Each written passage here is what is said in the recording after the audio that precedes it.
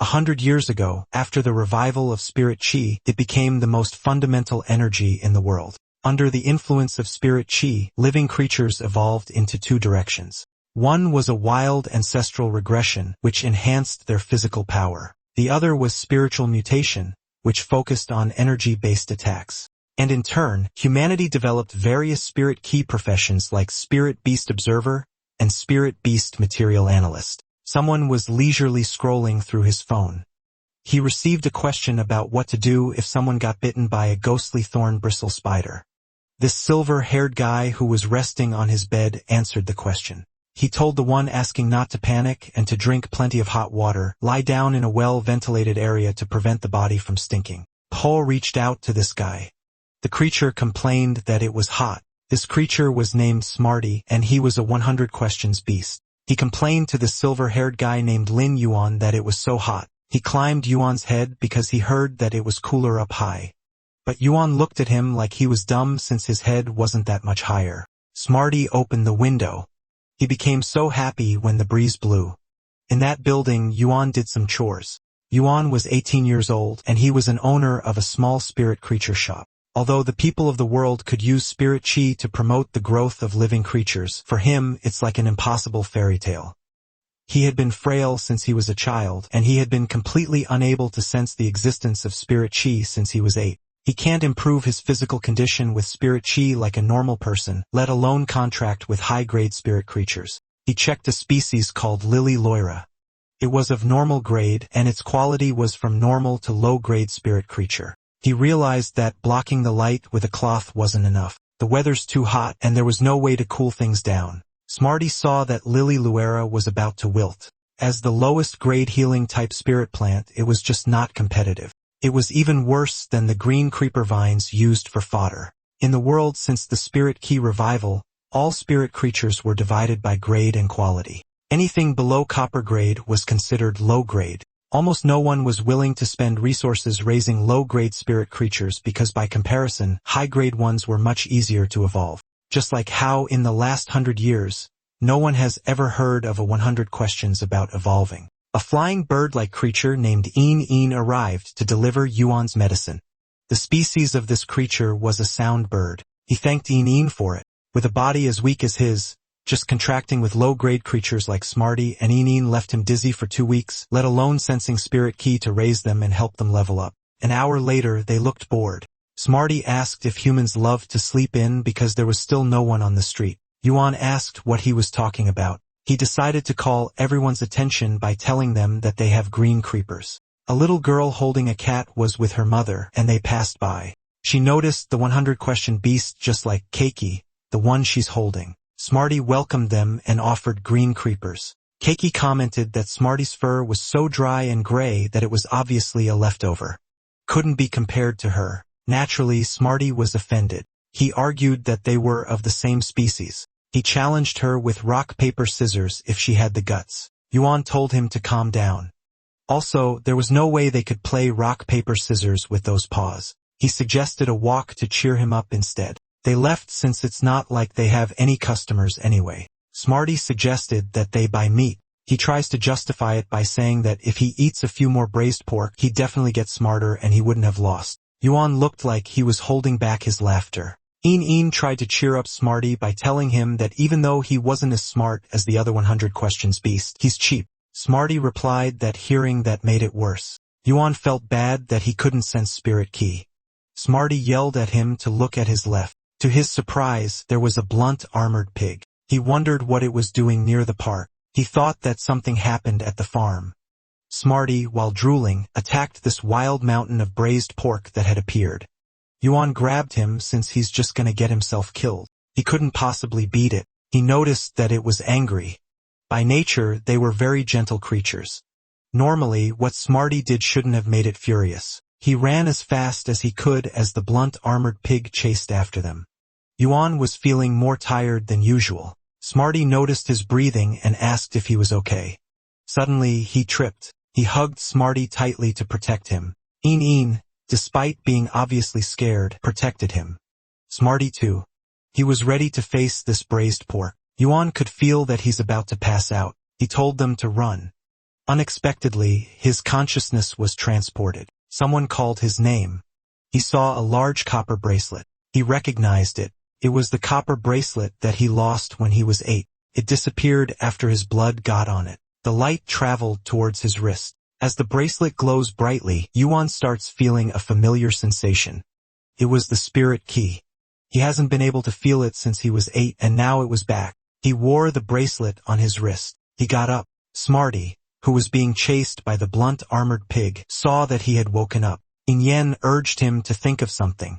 But even with that little bit of spirit key, there wasn't enough time to do anything. His wrist glowed, and so is Yuan's left eye. He saw a status window of this blunt armored pig. His name is Zai. It was a normal grade level 3 and a defense type with a normal domain quality. He could see the information quickly, and seeing that it was at level 3, he got worried because Smarty and the others weren't even level 1. He told Smarty to dodge since it was going to attack from the right, but it wasn't enough. Even if he barely dodges, the gap in their strength was still too big. He needed more power. He wished that the bracelet was contracted to him. Yin unleashed sound waves as revenge for hurting Smarty. Yuan noticed that the light was the same as the one on Yin. Smarty and Yin's bodies glowed. Yuan thought they're evolving because of the bracelet's power. The blunt armored pig roared loudly. Smarty tried to hold on so he wouldn't be blown away. He asked Yin how the pig's voice was louder than her. Yuan knew that even if they were evolving, the gap between level 1 and level 3 was still too big. He's aware of the pig's weak point, though. Smarty expressed that the braised pork was too strong. Yin asked Yuan on what they should do. He instructed Yin to sing to get its attention. Any notes would do as long as it was loud enough. She gave her best, and her off-tune affected the pig. Luckily for Yuan, she was immune to this after being a sparring partner for over 400 times before. The pig turned its attention to Yin and started chasing her. She realized that she had become a substitute for Smarty. Yuan instructed her to turn and attack its eyes because if it can't see, it would stop. Yin was about to use a move. Her body glowed, but it didn't push through. She finds it strange that she can't use that move anymore. Yuan's spiritual power ran out at the worst time. He begged the bracelet to hold on a little longer. Yin felt the energy coming back, so proceeded on attacking. She guided her feathers to cover the pig's eyes. While the pig shook off, it was Smarty's turn. Smarty dashed towards it. He targeted a specific area on the pig, and that was its nose. The pig ran to retreat and accidentally hit Smarty, and that made Smarty dizzy. He confirmed with Yuan if they had won. Yuan, who was barely holding himself up, replied yes. They were amazing at chasing it off, and then he lost consciousness. Yin and Smarty got alarmed. The pig ran as fast as it could, but it suddenly stopped when someone blocked its path. There was a man in a wheelchair and a beast on his lap, and he was being assisted by a woman. He wondered why there was a blunt armored pig there. The woman's eyes widened. When she saw the feather from the pig, she was able to recognize it from the little one at Yuan's house. She told old Li that she's going to leave the blunt armored pig to him while she goes to find Yuan first. He told her to hurry up and go. Li's eyes turned red as he borrowed the power of his beast. Yuan's consciousness was back at that place again. He had lost count of how long he's been walking there since he had dreamed it. It was the place where the bracelet was. He thanked it for sharing its spiritual power to him in times of crisis. As if it was responding, the bracelet glowed brightly. Yuan estimated that the place was about 40 to 50 square meters. He wondered if that was the so-called internal space of a spirit creature. He asked if it was its ability. Yuan checks the status screen of his spirit creature, Mobius, an unknown species at normal grade level 1 with spatial and mystic attributes. Mobius has 2 basic skills: True Data, which extracts hidden information beyond what the eye can see, and Calm Mind, a passive skill that stabilizes the spirit and can resist negative statuses as it levels up. Yuan already knows the power of True Data, and he suspects Calm Mind may have formed from helping Yin practice her singing. He was surprised to see that it has an exclusive trait. Usually, only those that have reached bronze rank have them. A normal grade having an exclusive trait led him to think that it could be a legendary divine treasure or a fantasy breed. Mobius possesses unique traits. It can house spirit creatures whose initial level cannot exceed its own. It only levels up when the housed creature does and copies that creature's initial skill without gaining new ones upon leveling, and each rank advancement increases its housing capacity by 1. After reading that, he realized that it could only form a contract with a level 1 normal grade spirit beast, and Mobius could only level up after he raised it. To contract one more, he had to raise a level 1 spirit beast until it advanced to a rank which was level 10. Raising low-rank spirit beasts was already incredibly expensive. At this rate, even someone with a fortune would be broke in minutes, not to mention how broke he was at the moment. He tried to think of it positively since it was better than nothing. At least he could feel spiritual power now. And maybe in the future there would be a chance to turn things around. Suddenly, he heard someone ask the doctor why he wasn't waking up when it's already been half a day and the diagnosis was just mental shock and some weakness. Yuan recognized that voice to be Auntie Zhang from next door. He realized that it was time for him to get out. When he woke up, Yin was pecking on him while Smarty was slapping him to wake him up. He got up and told them that he was fine. He asked why they were so worried that they couldn't even speak properly. Auntie was relieved to finally see him awake. The doctor informed him that his auntie was worried sick. He was given another checkup just in case. Yuan replied that it wasn't necessary, but Auntie Zhang pointed out that he was unconscious for almost 10 hours. She lectured him to get treated if he's sick, especially if he doesn't want a small illness to turn into a big one. He had no choice but to agree and lay back down. Auntie Zhang from next door had always taken good care of him and his little sister, but he deemed not to tell her yet about forming a contract with Mobius. When the doctor used its beast, the data was displayed to Yuan. The spirit creature was a cleansing Vimbicarp under the species Saprini/Craprinus. It was an elite grade level 4 water type elite quality creature. It has 2 skills. The first one was the tail sweep, where it leaps up and strikes with its tail. The second one was cleanse. It gently absorbs nearby mental trauma to help soothe abnormal mental states. As expected of an elite grade, it had such a rare skill. The doctor declared that everything was fine. Then he headed out since he has a wife waiting at home for dinner. The red and white beast of old Li brought them dinner. Li made that nutritious meal just for Yuan, but Auntie Zhang didn't force himself to eat it. But, of course, he wouldn't dare. Smarty and Yin got excited because it smelled good and it was braised pork. When he saw the rabbit, he remembered how it has always been pretty mysterious. It was not as lively as other terror rabbits.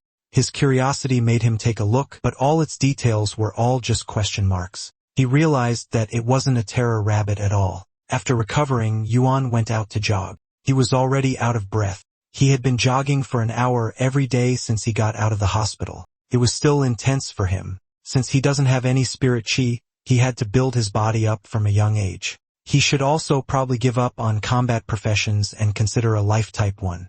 Uncle Li and Auntie Zhang had bought vegetables, and on their way back, they saw him. Uncle Li asked if was up early for a workout. He replied that he was trying to stay healthy. Yuan used his skill to Uncle Li, and it showed him details of bone-devouring worms. Its source was a worm of rotting bone, and it was at platinum rank or higher. It has a biological toxin element which causes mental curse. The rotting bone silkworm burrows into flesh and sacrifices itself to form a bone-devouring gangrene. Uncle Li sealed such a potent toxin in his leg for years. It led him to conclude that he must be at least king grade. If that was the case, he speculated that Uncle Li's beast must have been injured too and was taking that form to recover. What was certain was Uncle Li had been hiding some serious power. They told him to call them if he needed anything. Yuan told them not to worry much about him. They had been taking care of him since then, so it made him want to know if there was a way to heal Uncle Li's injury, and if he could do it. He changed his clothes and went to a shop. The first beast there was the green creeper under the Hexastar family creepvine subgroup. It was at normal grade level 1, a grass type and of normal quality. He was surprised to see that it turned into an elite one when it was just normal quality yesterday. He realized that his spirit ki was leaking out. He was channeling it into spirit creatures, making them absorb it and evolve. He tried to raise the difficulty and make the green creeper a healing type Lily Laura. The beast changed form, and when he checked, it had become a Lily Laura under the Crassulaceae family, Ionium genus. It was at elite grade level 1, a wood type, normal quality, and it has the skill heal where it recovers external injury and the skill fragrance where its volatile crisp grassy scent could relieve tension. He was glad that it worked. With its skill now, it was at least 10 times more valuable. He called out to Smarty and Enion to take a look at it. Enion happily announced to him that they had leveled up. He checked their stats, and Smarty, the 100 questions beast under the Felidae family, sapient cat genus, is at normal grade level 2. This creature is a psychic type with normal quality skills. His skill was precise memory, which could accurately remember every last detail when memorizing things. Smarty proudly states that he used to be able to remember 1 piece of braised pork, but now he could remember 30. Then he checked Yin's stats. She's a sound bird under the warbler family, song lover genus, and she's at normal grade level 3, a sound type creature with normal quality skills. She demonstrated how her singing had improved so much. Yuan was so happy. He claimed that he had found his golden finger and they're going to be rich. Then he realized that it was more than just getting rich. Evolving a spirit creature was incredibly difficult. Aside from the very few creatures that evolve naturally, most require a creator to use vast amounts of precious materials and medicines just for a chance at evolving a spirit creature that has reached its threshold. And yet he could do it all by himself. He realized that it was an unbelievable ability. Countless people would kill for it. One wrong move, and as the saying goes, the tallest tree catches the most wind. Yin was aware that he can't protect himself yet, so he took a mental note not to let this secret out. To use this ability safely, he has to become a creator step by step. Using that profession as a cover was the only way to stay safe in the long run. Otherwise, he'll just be asking for trouble. He was deep in his thought that he didn't notice the phone ringing until Een and Smarty pointed it out. He remembered that someone would come for her to contract her first beast creature. It was Xiao Shui. She asked how he was feeling. He replied that he's feeling much better than before. He was planning on cleaning the backyard too. That surprised her. She got worried because he doesn't have any spirit key to back him up. She told him to leave the backyard alone until she gets home. He assured her that it was nothing major since just a bit of tidying up. He told her not to worry. He reminded her of their promise, that she would study hard at school and not waste her talent. She replied that she already knows, and she was determined not to let him down. At school, class was in the next 2 days, and they'll be contracting their first spirit creatures.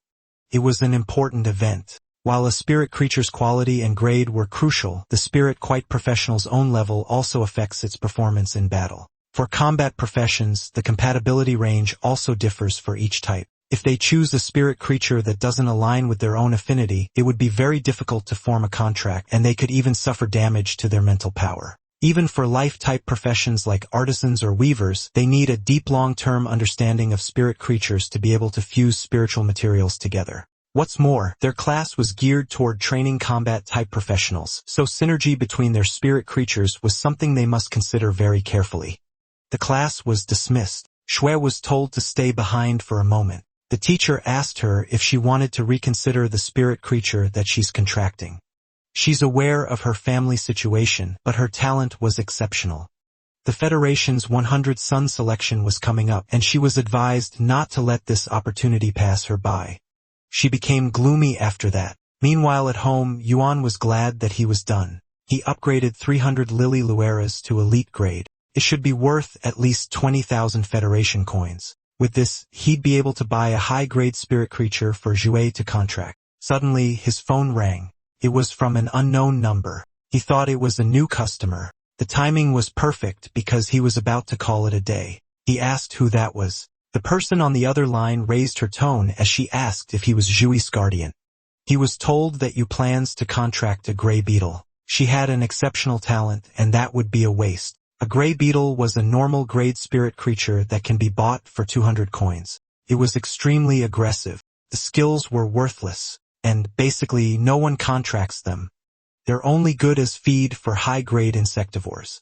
The teacher informed him that Shu's affinity range covers all defense-type spirit creatures. There were probably only a few people in all of Violet Thorn City with that kind of talent. She demanded that the Guardian prepare an elite grade defense type for her first contract spirit creature. He replied that he understood and thanked her. He promised to send a suitable spirit creature to the school within the next 2 days. For an elite grade, he would need to get at least 100,000 Federation coins. He was short on time. He had to upgrade all those normal grade green creepers to elite grade, and then sell them to get a top-tier elite grade defense-type spirit creature for Xiaoxue the next day. Yuan looked like a zombie after a whole night of spirit key transmission, but he was glad he managed to finish on time. The spirit creature market was a sketchy place, so he covered up even the bracelet just in case. He asked Smarty if he was really sure that he wanted to come along. Smarty replied yes, and his statement, "A good Smarty was a Smarty that guards the house," doesn't work on him anymore. Besides, haggling was one of the duties of a 100 questions beast. Yuan had noticed that Smarty had gotten stubborn and disobedient since he evolved. The ride had arrived, and the driver told the passengers to wait behind the yellow line. The bus was drawn by a spirit creature horse. The bus looked different from what Yuan knew. Smarty replied that it was because he was reading history books and not a modern transportation guide. A century after the spirit key revival, all sorts of spirit creatures have replaced some of their old steel machines. The driver told them to hold on tight, then they sped off. It was really fast and Smarty fell out of the window. Fortunately, Hao was able to grab him. The driver asked Yuan if he's heading to the spirit creature market too. So he picked a good day for it. Yuan asked why.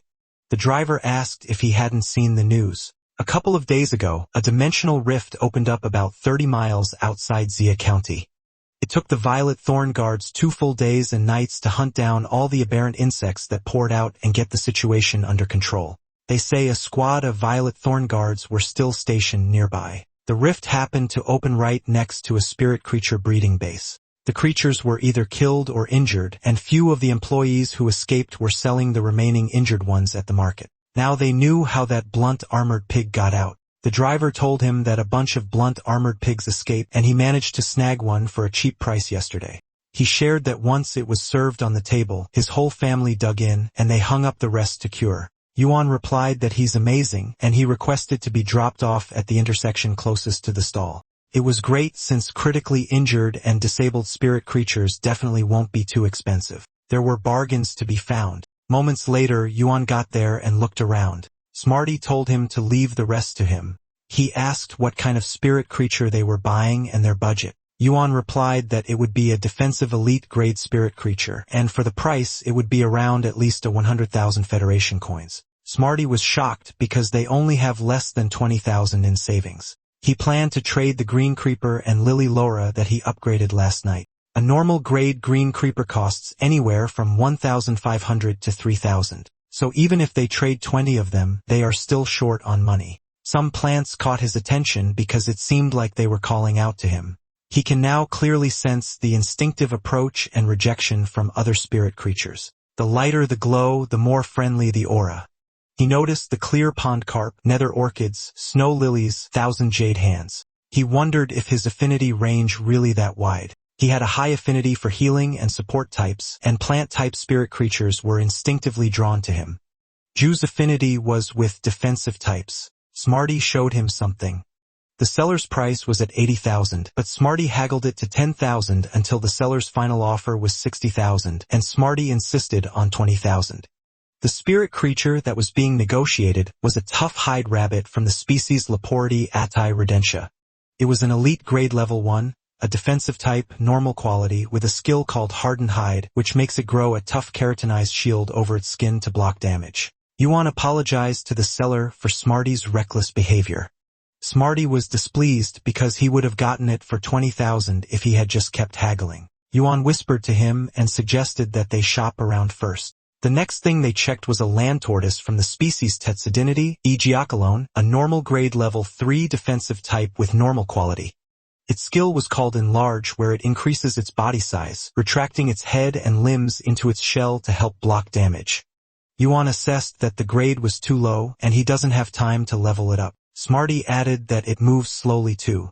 After that, they saw the phantom clawfox from the Vulpity/Glossus species. It was an elite grade level 1 defensive type at normal quality. It has the skill called Roll Out, which curls its body into an arc and moves by rolling, blocking damage with its spirit-packed sound. It wasn't much different from the rabbit. Smarty added that it wouldn't be able to protect Shue because it's shy. Smarty suggested considering the tough-hide rabbit again. Yuan wanted to keep looking because he had to be really careful about this. After looking around, he was at the last one. It was a coiled horn sheep under the Caprini ova species. It was an elite grade level 7 rock type at perfect quality. It has the parry skill in which it uses its large horns to block and defend.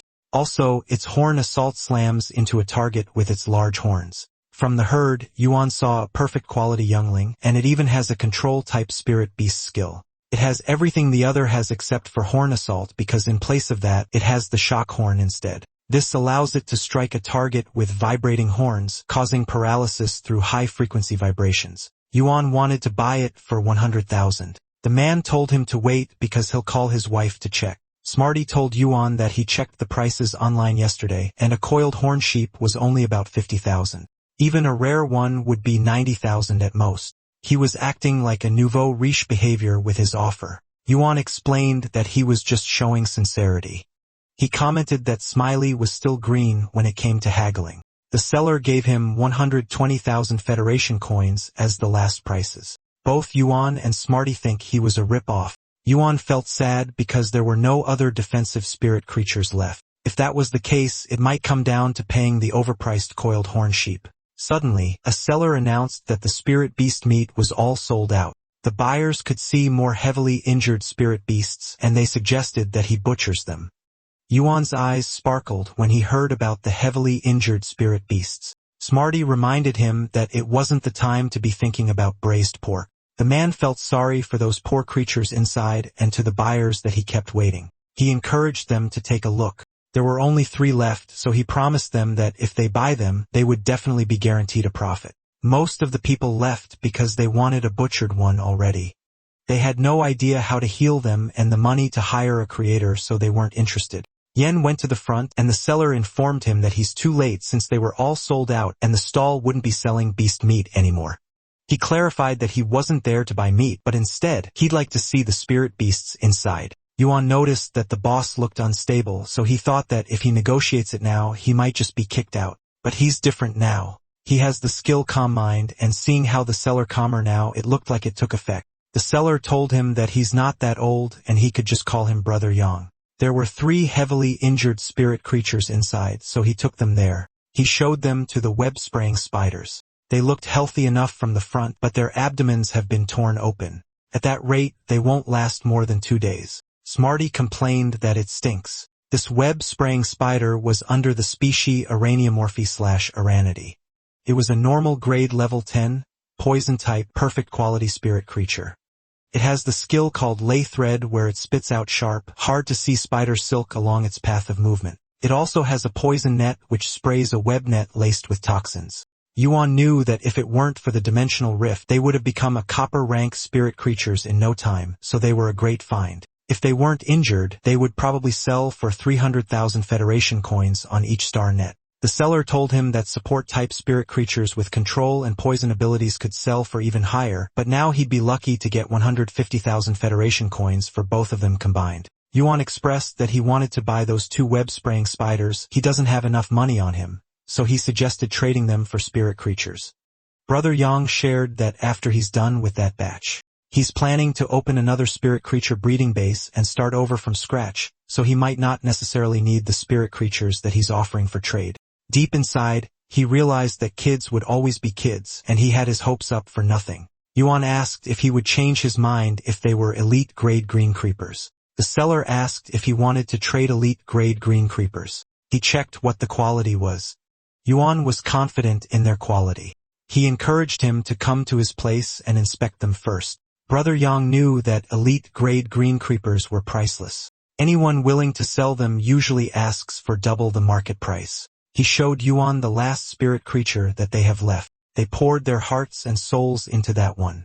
It was a rhino rockox under the species Bovidae/bison, an elite grade level 10 earth type. It was of epic quality. It has the skill called Rock Horns where it coats horns in rock and launches a reckless self-sacrificing charge. The other skill was called Sacrifice, wherein when its contractor is harmed, it willingly takes on a share of the damage. Yuan's eyes glimmered when he saw that. He asked how much it was being sold for. It was a good choice since it was an epic quality creature that was about to reach copper rank and it's a defensive type perfect for Shu.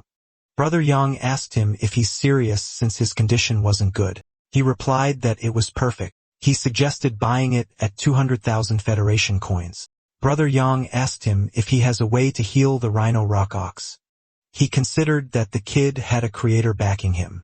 Brother Yang confirmed with Yuan if he's going to take all of those 3 in exchange for the elite grade green creepers. Yuan assured him that the green creepers won't disappoint him. Smarty seconded that Yuan doesn't lie. Brother Yang believed him, and now that he would be taking all 3 spirit creatures, he could pack up his stall and they'll head out in a bit to see the green creepers.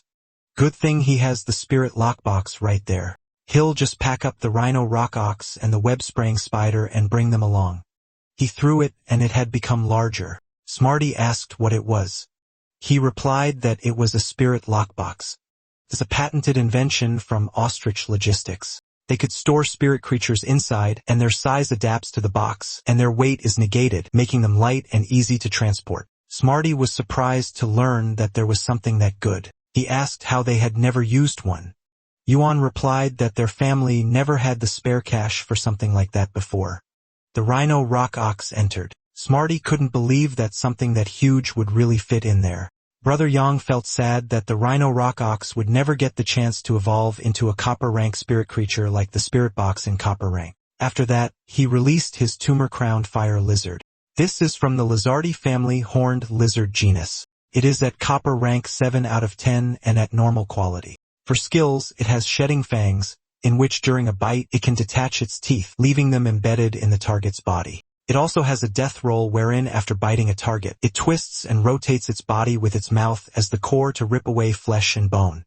It has an exclusive trait, which is the burning venom wherein proliferating poison glands connect to the salivary glands, infusing its saliva with a burning toxin. Cuddled on him. He was proud of the spirit creature, so he asked if Yuan thought it was impressive too. Yuan was so impressed that he checked it thoroughly. It was a rare chance to observe a copper rank spirit creature up close. Its burning venom trait gives it a powerful offensive edge. Brother Yang had observed that he's incredible to have mastered the specialized knowledge of a spirit creature researcher at such a young age. He thought that if he's not a natural prodigy, then he must have a master guiding him. He bet that he made the right call on this one. Suddenly, someone called Brother Yang. The other vendors complained that he suddenly summoned his tumor-crowned fire lizard all of a sudden. Their tough rabbit hide became too scared to eat. It was the same for the fairy monkey too. He apologized and informed them that they would be leaving at once. Yang, Yuan, and Smarty rode the tumor-crowned fire lizard and they sped off. It was way faster than a thick-hoofed donkey cart. Eventually, they have reached their destination. Brother Yang commented that Yuan's place was closer than he thought. He also noticed that Yuan was in great shape since most people can't help but feel sick their first time riding one of those. But it was nothing to Yang because the real thrill to him was riding a flying spirit creature and looking down at the world. Despite how sick he and Smarty looked after riding, he still thanked him because it was the first time he rode a copper rank spirit creature. He opened the door while setting his expectation that the place was a bit plain and telling him to make himself at home. Brother Yang subtly observed the place, and he could tell that it doesn't look like a place where a creator would be living in seclusion. If the kids' green creepers weren't up to par, then their deal was off since business is business. He was thinking of that until he saw the green creepers. He was fully convinced that a creator was involved since it was impossible to cultivate elite-grade green creepers of such high quality without a creator's help. It was far beyond his expectations. They were really prime quality, considered to be rare items that few merchants could even find on the star net. Before those green creepers evolved, he added energy ore to the soil so their root systems were all developed. Yuan was confident that there were no problems with their quality. Brother Yang saw that the sap from the cutting was so rich. He realized that the kid wasn't exaggerating when he said it was top-tier elite grade. He was hopeful that his luck was finally turning around. He recalled his experience when he visited a master creator. To get their help, one must offer them the spirit materials they like. At his level, he had no way of obtaining those materials, so he thought of getting on Yuan's good side. Yuan asked if he's satisfied with those green creepers. He replied that he was very satisfied and it was time for them to talk about the price. He acknowledged that all green creepers were prime quality, elite grade. They would sell like hotcakes on the StarNet for 30,000 apiece. His best offer was 3,000 per pot, and he'll take 100 pots. Smarty was shaken when he heard those numbers, so he tried calculating it. Yuan readily accepted the offer. He happened to need a large quantity to raise his spirit key profession rank, and green creepers were the most convenient way. It was no small transaction, and yet Yang noticed that the young man was completely calm and unflappable. He thought Yuan was used to big deals. He started thinking that the ordinary clothes and small shop was a smokescreen set up by the person backing him. He asked how many days he needed to prepare the goods. Yuan replied that he needed 7 days. He came up with that after considering that he spent an hour per pot, 2 days to deliver spirit creatures to Shui, and factoring in time to rest. Meanwhile, Yang was thinking that he had received a blessing in disguise and his luck had finally turned. After the exchange of Rhino Rock Ox and Green Creeper, Yuan instructed him to pick them up in 7 days. Yang asked if he's certain that he doesn't want a deposit for the remaining 70-plus pots. Yuan replied that they could just settle the full amount when he came to pick them up. He told him he'd be back in 7 days. Yuan replied that he'd see him then. After that, it was time for the most troublesome task. He placed the Rhino Rock Ox in the backyard. In Yen asked if he was going to live with them permanently. Smarty replied that they can't afford to keep him. Yuan responded that they have to save him first. The Rhino Rock Ox was already extremely weak, so he had to hurry. He used his skill and saw the scars slowly recovering. After he confirmed that it was working, he sped up a little. He unleashed more power. The Rhino Rock Ox started making loud sounds. Yuan wondered what was happening. It was like the Rhino Rock Ox was encased in a crystal. He thought that it was a barrier to advancing to copper rank. They continued on, and it was already dusk. Eventually, nighttime came and they were still at it. He was with this big fella and smashing the wall. Finally, a crack had formed and a powerful energy erupted. It was a success. The Rhino Rock Ox had become an iron-horned rhino ox from the giant horn family bull genus. He was a copper rank level 1 out of 10, metal type, normal quality. It has the rock horn skill where it coats its horns with reinforced metal to deliver a reckless self-sacrificing charge, and also the skill sacrifice wherein when its contractor was harmed, it actively takes on a portion of the damage. And then for the exclusive trait, Yuan could choose between scaled hide, wherein it grows a layer of scale-like armor on its skin surface composed of the same material as its skin. Another option was the tireless trek, which conserves stamina while running, and lastly, pain siphon, in which it absorbs an option of damage taken and converts it into life force. Yuan was having a hard time deciding on which exclusive trait to choose because out of 3, 2 were pretty good. A skill like tireless trek was completely useless for a defense-type spirit creature. As for scaled hide, it should create a relatively thick layer of scales on its body besides increasing its defense. The scraping from the scales could add a bit of damage during a charge, but it was still pretty good. But with Pain Siphon, it could absorb a portion of the damage it takes and heal itself at the same time. It makes it a skill for a tough brute that begs to be hit. Getting tankier the more it attacked was really great, and so he chose that. Now its status is complete. If Yuan used rock horns and Pain Siphon properly to create a positive feedback loop, it's less of a defense type and more of a heavy offense type spirit creature in defensive clothing. It's the perfect first spirit creature for Zhou. Yuan was confident that no one would dare to get near her now. Funnily, Smarty commented that it would make Shui and the iron-horned rhino ox a beauty and the beast combo, but Yuan didn't care about that since the most important thing was Shui's safety. And besides, he pointed out that Smarty was a beast too. Yuan could feel that his spiritual power increased too aside from the iron-horned rhino ox ranking up. The higher the rank of the spirit creature he evolves, the more spiritual power feedback he receives. Just getting the iron-horned rhino ox to break through to copper rank took almost all of his strength. If it were a top-tier creator, using all sorts of heavenly and earthly treasures, he wondered what level it would evolve. Smarty, drenched from the iron-horned rhino ox's licking, asked how he's going to send it to Shu.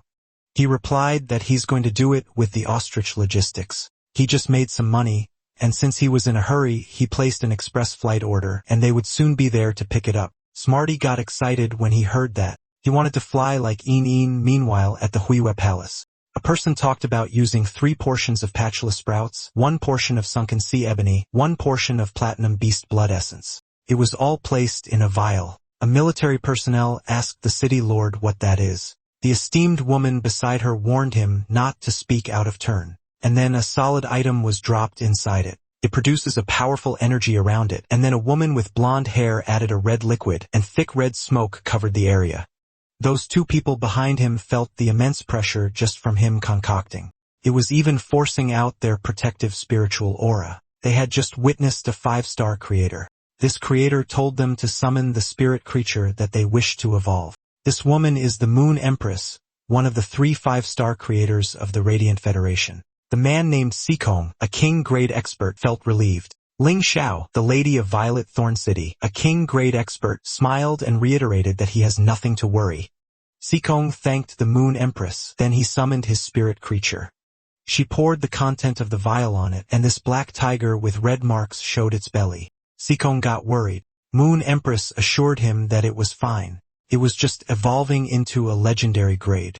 He would need to fuse the will rune that he had comprehended, and it would evolve into a fantasy breed. He thanked her and vowed to serve her like a loyal dog. He would go through fire, a day and water, and die 1,000 deaths for her. The spirit creatures I changed. It roared loudly. It woke up a cute rabbit with a crescent mark on its head. Seeing it being woken up, the black tiger with red marks started to tremble. Moon Empress told him that going through fire and water won't be necessary. But she brought up the issue about the selection of creators. Each promotion exam was held every 3 years, and they could only advance 1 level at a time. Given that procedure, they couldn't select truly talented creators that way. Sikong confirmed if she's suggesting that for that year's exam, one examinee could test for multiple levels consecutively. She clarified that it would only be from level 1 to level 2. She wanted anyone who passes the level 1 creator exam within 2 hours to be exempted from 3 lifestyle profession exams and could directly take level 2 exam. She told him to go and give the order. He replied yes. Xiao inquired if it was because she felt that no exceptionally talented young people have appeared in the Federation's creator exams in recent years, and that they couldn't even comprehend a single will rune. Moon Empress clarified that it was a merely private matter for her. As fellow 5-star creators, both Bamboo Lord and Kitchen Sovereign have taken apprentices.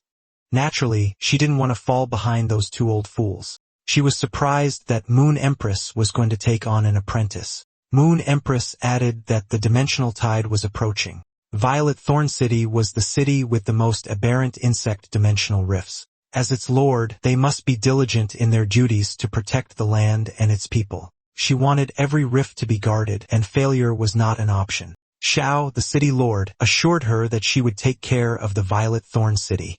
Meanwhile, Yuan was high up in the air. The driver asked him if he's alright and assured him that the ride would get smoother once they were above the clouds. Yuan suppressed the urge to vomit. The driver noticed that his 100 questions were lively. It was a shame that they were overloaded on the trip.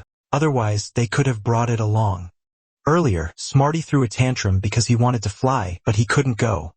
Ineen held him and reasoned that she's flying him already. Yuan promised to bring back something tasty. Yuan told the driver that it was okay since there would be plenty of other chances. He was told that they're already there, so he should go sightseeing. It was such a magnificent view. The moonlight illuminated the river, making it look so magical. Yuan agreed that it was a once-in-a-lifetime experience. Then he sensed something condensing in his sea of consciousness. He wondered if that was a will rune. A will rune was the essence of a certain attribute that a spirit key professional comprehends from the natural world. It could be understood as a necessary item for cultivating a fantasy breed. When Yuan held the will run in his hands, he became certain that it was truly a will run that represents mountains and rivers. He thought of the types of spirit creatures it's suitable for, but he got distracted when the driver asked if he's alright. He replied yes. Then he asked how long till they reached the Violet Thorn City, since they had been flying through the mountains for a while now.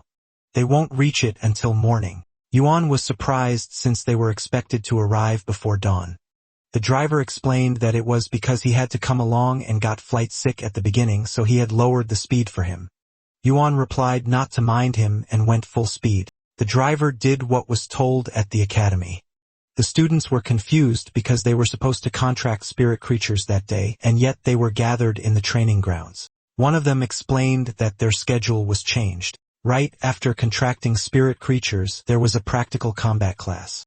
It was such a surprise that the practical combat class was moved up so much. They heard a rumor that it was because of the selection for Violet Thorn's 100 Sons. All the academic year's course schedules were moved up just to pick out the truly talented people. It was deemed the truth because one student had a friend from another school who complained to him about it. The teacher told them that the session informed them that the practical combat class for third-year grade, and it also served as the first practical combat drill for the first-year combat class. In a moment, after the students have formed their contracts, they would be matched against third-year students for practice battles according to the numbers they draw to familiarize themselves with their spirit beast skills. The female student beside Zhu expressed that she was nervous. She asked if Shui would really contract a gray beetle. Shui replied yes. She held it in her hand. The battle started, and a blunt armor pig chased after a small spirit creature. The first year's gliding squirrel has fled the battlefield, so the third year won. One first-year student complained that it was unfair. They had just signed their contracts, and now they're battling their seniors who already have combat experience. The situation was completely one-sided. Shui was next. She was the best in their class, so they hoped she raised the flag of their class. The teacher announced the 9th battle. He asked the candidates if they're ready. The third year replied yes. The first years recognized him. He's Feng Lixing. His family has a relative in the Creators Guild. Lixing was participating in the Violet Thorn's 100 Sons and was just a few practical combat victories short. Shui was highly regarded too, but there was a problem with her spirit creature. Deep inside, Lixing felt lucky. He had just received the news from the Creators Guild last night, and now he ran into this bunch of stepping stones to rack up his win rate. To him, it felt like heaven was on his side. Not just the Violet Thorn's 100 Sons, but even becoming a disciple of the Moon Empress was now much attainable, and he's not far from the meteoric rise. He also heard that the first year named Zhu plans to contract a gray beetle. If that was the case, she doesn't even have a sliver of a chance to win. Zhui was determined. She wouldn't give up even if she only had that gray beetle. She was about to say that she's ready when someone called her. It was her teacher. She was dragging a spirit creature. It was the best that she could do. It was a yellow spotted dog in elite grade. She didn't want her to waste her talent on a gray beetle. Suddenly, someone told them to wait, and a large bird flew across the sky. Yuan jumped and landed near them. He thanked the teacher for her kindness and informed them that he brought Shui's spirit creature. Shui was surprised to see her brother. He was glad to have made it in time. He encouraged her to trust him and form a contract with it. The teacher was suspicious, though. She probed if they could truly rely on it, because if not, there's the yellow spotted dog, though. It's not very obedient. Lixing laughed out loud. Then he told them that it doesn't matter what spirit creature it was, because whether it was a gray battle, a yellow spotted dog, or anything else, he was confident none of them could defeat his longtime spirit creature, the Strength King Beetle, a copper rank level 1 insect from the Scarabaeidae Dynastini line equipped with prime skills like Giant Horn Ram and Valiant Charge, and an exclusive trait, Insect Observation, which lets it see through the camouflage of spirit creatures below copper rank. The teacher got nervous because it was a huge Strength King Beetle. She knew that even the yellow spotted dog couldn't take a single hit from it. Shu asked him if what he gave her was a copper rank spirit lockbox. It made her wonder how their family got so much money. One of her theories was that her brother sold the store. He told her not to overthink it and focus on the task at hand first. She promised him that she would be fine. She wouldn't let his efforts go to waste. She released the spirit creature, and the contract was formed. The students asked what spirit creature was that because they had never seen anything like it. The skin was steel. Lixing admits that its entrance was impressive, but he still has the advantage of combat experience. He pitted them for being bankrupt just for getting a big iron OC that was about to lose. Shrew responded that they wouldn't know it until the match was over. She made the iron-horned rhino ox use rock horns. The teacher was thrilled to see the copper-rank iron-horned rhino ox, and its atavism was very thorough. It could be called the cream of the crop among copper-rank defense-type spirit creatures. Its rhino horn alone was worth 700,000 Federation coins. Yuan reminded her not to evaluate it purely based on money. She explained that it was a professional habit for a spirit creature analyst. The rhino horn clashed with the beetle's horn. Lixing called Shui naive for attacking so carelessly. After that, he was ready to show her the fighting power of a power assault-type spirit creature. He used the giant horn ram.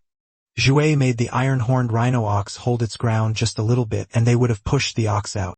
Lixing noticed that Zhui was truly talented, as she was able to use spirit chi to support a spirit beast so soon after the initial contract. The teacher was relieved that it wasn't knocked out of the field directly. She commented that Shui was reckless. She attacked because she was just provoked a little. It just showed her lack of combat experience. But Yuan knew that wasn't it. If Xue familiarized herself with the iron-horned rhino ox's skills the moment she contracted it, then attacking proactively was a tactic to probe the enemy. The students got confused on what the beetle was doing since it was running fast around the big iron ox. Lixing heard them, and in his head he thought of them as idiots. There was no other reason that a power assault-type spirit creature starts moving aside from finding the perfect opportunity to land a fatal blow. He uttered that the little girl must not have imagined what she's about to face. The beetle charged. Xue got worried about the iron-horned rhino ox, but she couldn't see clearly because the whole area was covered with smoke. It was such a powerful charge that they already expected that the big iron ox wouldn't make it. The opponent was a power assault-type spirit creature famous in school for its one-hit kills. Even the teacher thought the same way. It was hopeless even if Shui tries her best to channel spirit chi to help it stabilize. And even if it withstands the first hit, it would just be worn down by the constant assault later. They complained that making a third-year fight, a first year in a practical match, was just too unfair, but Yuan thinks it's fine because he had chosen a skill exactly for that kind of situation. Xue instructed the iron-horned rhino ox that it's time it activated the pain siphon. The students were all confused. The spirit Xue around the iron-horned rhino ox changed, and its wounds were healing. They were curious if it was one of its skills. When the teacher heard about pain siphon, she got excited because it means that it could absorb a portion of the damage received and convert it into vitality. It was a rare, exclusive skill. Yuan was proud of Xue. Even though it was her first practical combat and her first time seeing an iron-horned rhino ox, she could still control the situation and seize the opportunity. Lixing shouted that even if it has an iron hide, it was just a slightly tougher punching bag. He made Strength King Beetle continue the attack. The students were amazed with the iron-horned rhino ox because its life force hasn't lessened at all after so many hits. But it just kept taking damage. The teacher probed Yuan if the iron-horned rhino ox that he picked doesn't have a single counterattack skill. She couldn't take that. Xue was just taking hits without fighting back. He told her to calm down and reminded her that she said Xue has an affinity for defense-type spirit creatures. He trusts that she must have her own plan. Lixing instructed the Strength King Beetle to settle this in one blow. He wanted him to use the giant horn ram with all his might. The Strength King Beetle did what he was told. Zhu activated rock horns. They couldn't believe that iron-horned rhino ox used the field directly. It was questionable if that was even allowed. Meanwhile, Yuan was so proud that she adapted to the terrain. It was a great move. Lixing got annoyed that she resorted to cheap tricks. He instructed iron-horned rhino ox to smash them. Debris flew everywhere as the Strength King Beetle continued to charge. Zuck made the iron-horned rhino ox continue using the rock horns. Their horns clashed. The students' jaws dropped when they saw the big iron ox withstood it. They couldn't fathom that the two were evenly matched, but they could tell that the Strength King Beetle had the upper hand. The teacher started to explain that it's because the Strength King Beetle skill Giant Horn Ram was a self-sacrificing attack that disregards its own injuries. And when facing the iron-horned rhino ox's defense, each attack also caused some damage to the Strength King Beetle itself. Furthermore, this Strength King Beetle was likely specially raised according to Lixing's own preferences, pursuing only maximum attack power and precise attack locking.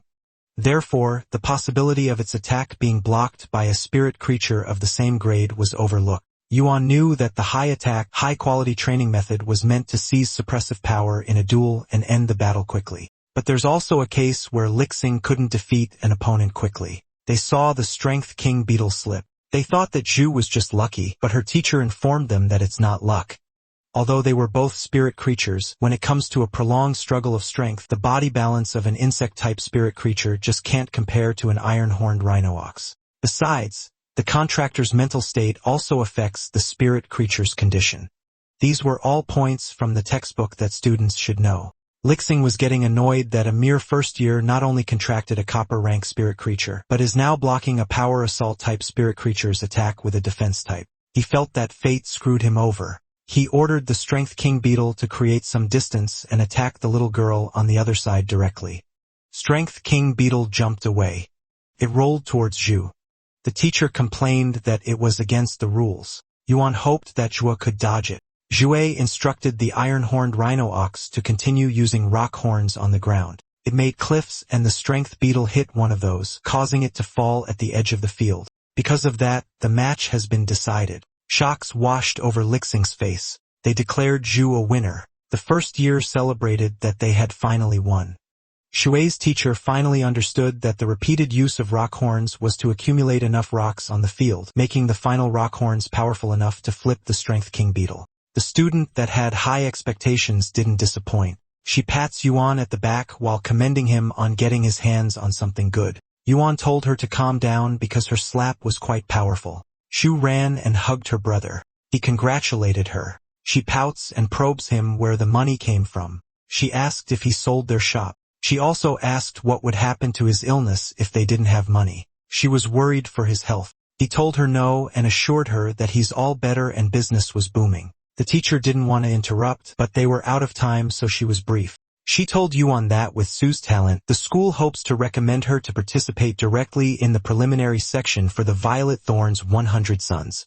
The Violet Thorns 100 Suns selection was the most basic regional selection. The ultimate goal was to qualify for the Radiant Federation's 100 Suns selection. That was the truly top-tier national competition.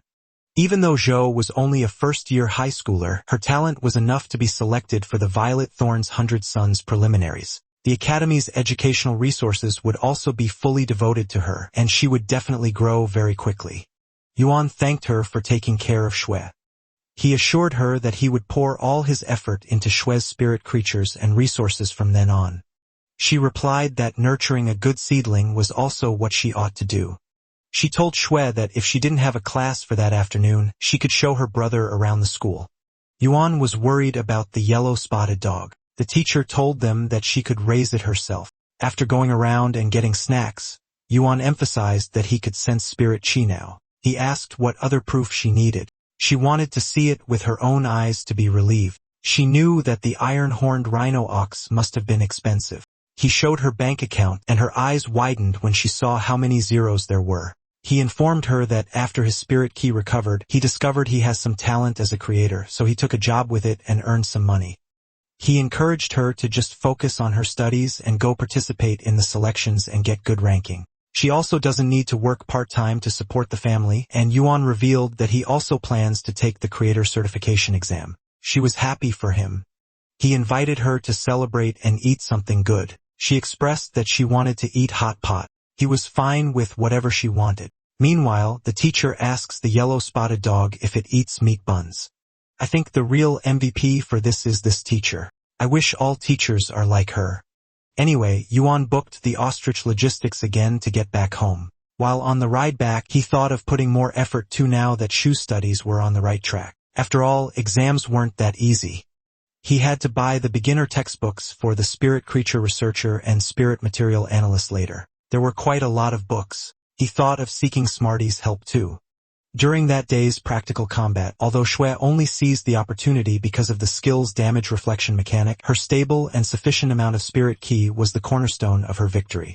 But compared to her, his spirit ki amount wasn't enough to be called a true spirit ki professional. Even if he wanted to level up Mobius, the exclusive trait Lock Spirit had harsh conditions. It has to start from normal grade level 1. He was surprised when they suddenly flew so fast. The driver was showing off the top speed of the black-winged falcon to get good reviews since Yuan was almost late when he dropped him off earlier. Yuan told him that he still has things to buy, and the driver suggested that he just place an order on Starnet via Ostrich Logistics, and it would be delivered the same day. When they arrived home, the bird was already drained. Yuan asked him if it was still okay. The driver assured him that there was nothing to worry about. Now that the trip has been completed and everything was delivered just as he wanted, the driver reminded him to give them good reviews. Yuan promised he would, and then he thanked them for their hard work. He had tons of boxes at home from his online shopping.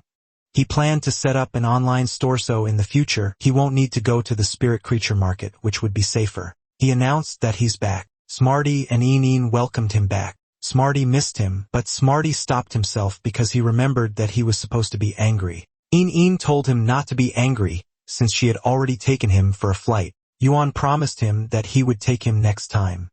Smarty was stubborn to the point that not even braised pork would cheer him up. Internally, Yuan thought of his behavior as childish, but the good thing was he came prepared. He told him that he had an apology gift for him. Yuan opened the can of cat food. Smarty couldn't resist it since it smelled so good. Because of that, he shortened the duration of his anger. Yuan told him that if he liked it, he'll buy it for him every day. Inin asked if there was something for her. Yuan happily showed her an elite-grade green creeper exclusively got her. That pot would be her personal ration from then on. It was a surprise that he offered her that because previously he wouldn't let her eat it. Smarty noticed Yuan carrying the boxes, so he asked him if he's not eating. He told them they could eat first because he still had to sort out the goods. When he was done, the store had been filled with pots. Even Smarty commented that it was way too much. He admits that he didn't really expect there to be so many. Inyen noticed that there was a different plant, so he checked it. There was a card that notified him that the purchase of 100 pots of green creepers makes him entitled to receive 1 lily luara of the same grade for free. He didn't expect them to have that kind of promotion.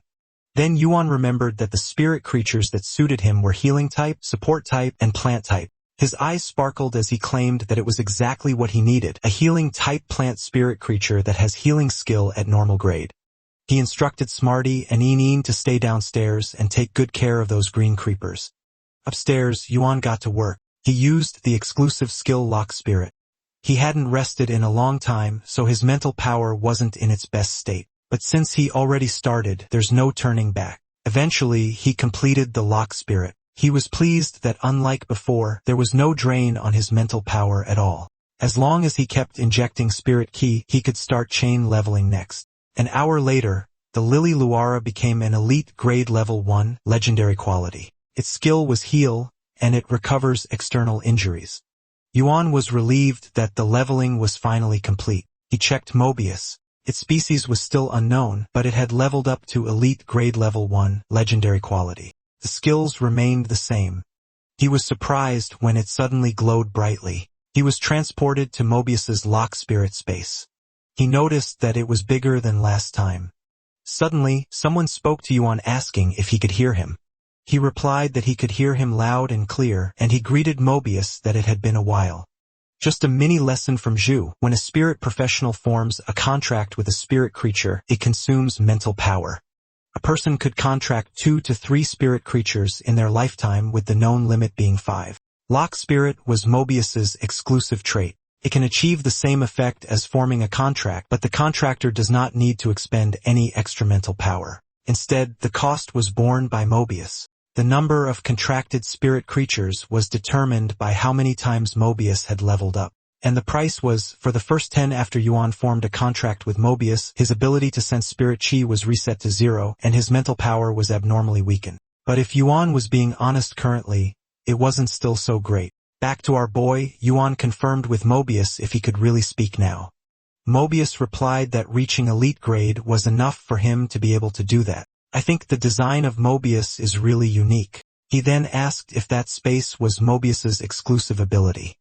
Mobius replied yes, and Yuan, his contractor, could modify it at will and store spirit creatures. Yuan asked about the function of the pool since he couldn't sense any spirit key on it.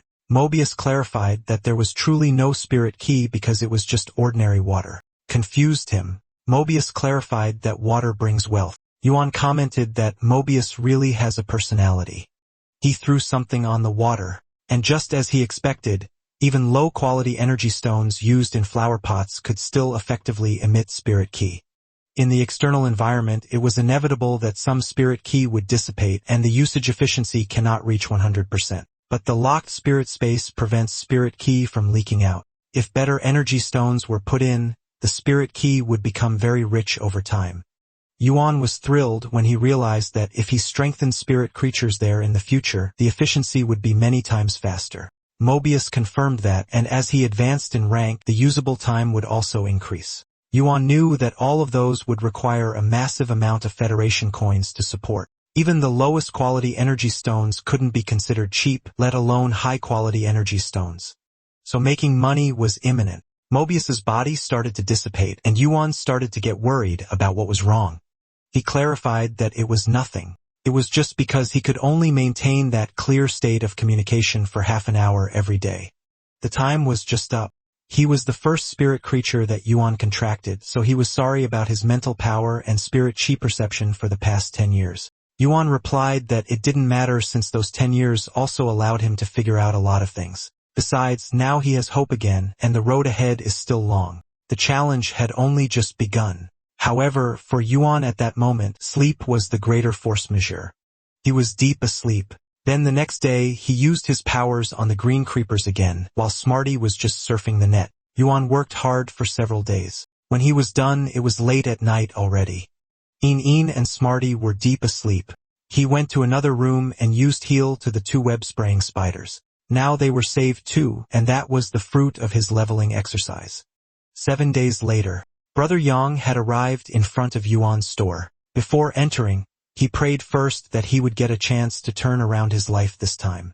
Then he thought about it and admitted that producing 100 pots of green creepers in such a short time was indeed too difficult. He was so lucky that he was to run into a spirit creature store with a creator behind it. He opened the door. Yuan expected him. There was no denying that it was because Yuan agreed immediately to their deal and he had an urgent need. Yuan showed him inside. Yang already conditioned himself that it would be fine even if only 30 pots were completed. It was just enough to have hope for his newly rented spirit creature breeding base. He looked to the right and saw the pots. And on his left there were several more pots. There were pots everywhere. Yuan informed him that they were all there.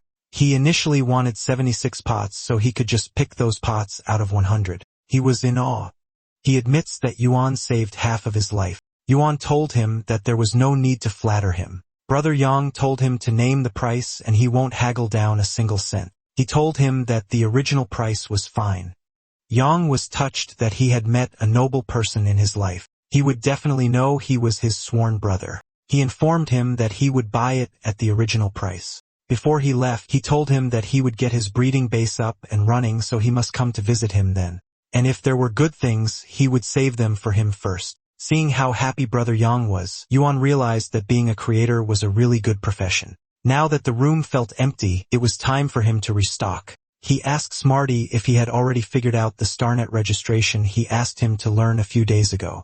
Smarty yelled that something bad happened. It made Yuan rush to his side. He was crying when he went to Yuan and told him that he got fat and couldn't eat energy biscuits anymore. Yuan assured him that his fur just got fluffy. And looking at his stats, Smarty had leveled up to elite grade. Yuan asked if he felt that he became smarter. He replied yes, but he believed it was because of his own extraordinary natural talent. Before, he could remember 1 energy biscuit worth of things before. Now, he could remember as much as 5 energy biscuits. Yuan noticed how Smarty's favorite changed from braised pork to energy biscuits now. He told him that he would have a lot of things to ask for his help with. Smarty confidently replied that he could trust him with it. Yuan looked for In. At that moment, Yunyan yelled at them that something bad happened. It was the same scene again, and Yunyan knew what was coming. Yunyan showed herself worried that she shrunk. She wondered if she was sick. Smarty already knew what to reply, that she just leveled up. He asked Yuan if that was right. Yen checked her stats, and she was already at elite grade level 2. Her skills were Sound Spike, wherein she fires a spike made of sound towards a designated target, and Turbulence, where she flaps her wings to generate continuous rapid and irregular airflow.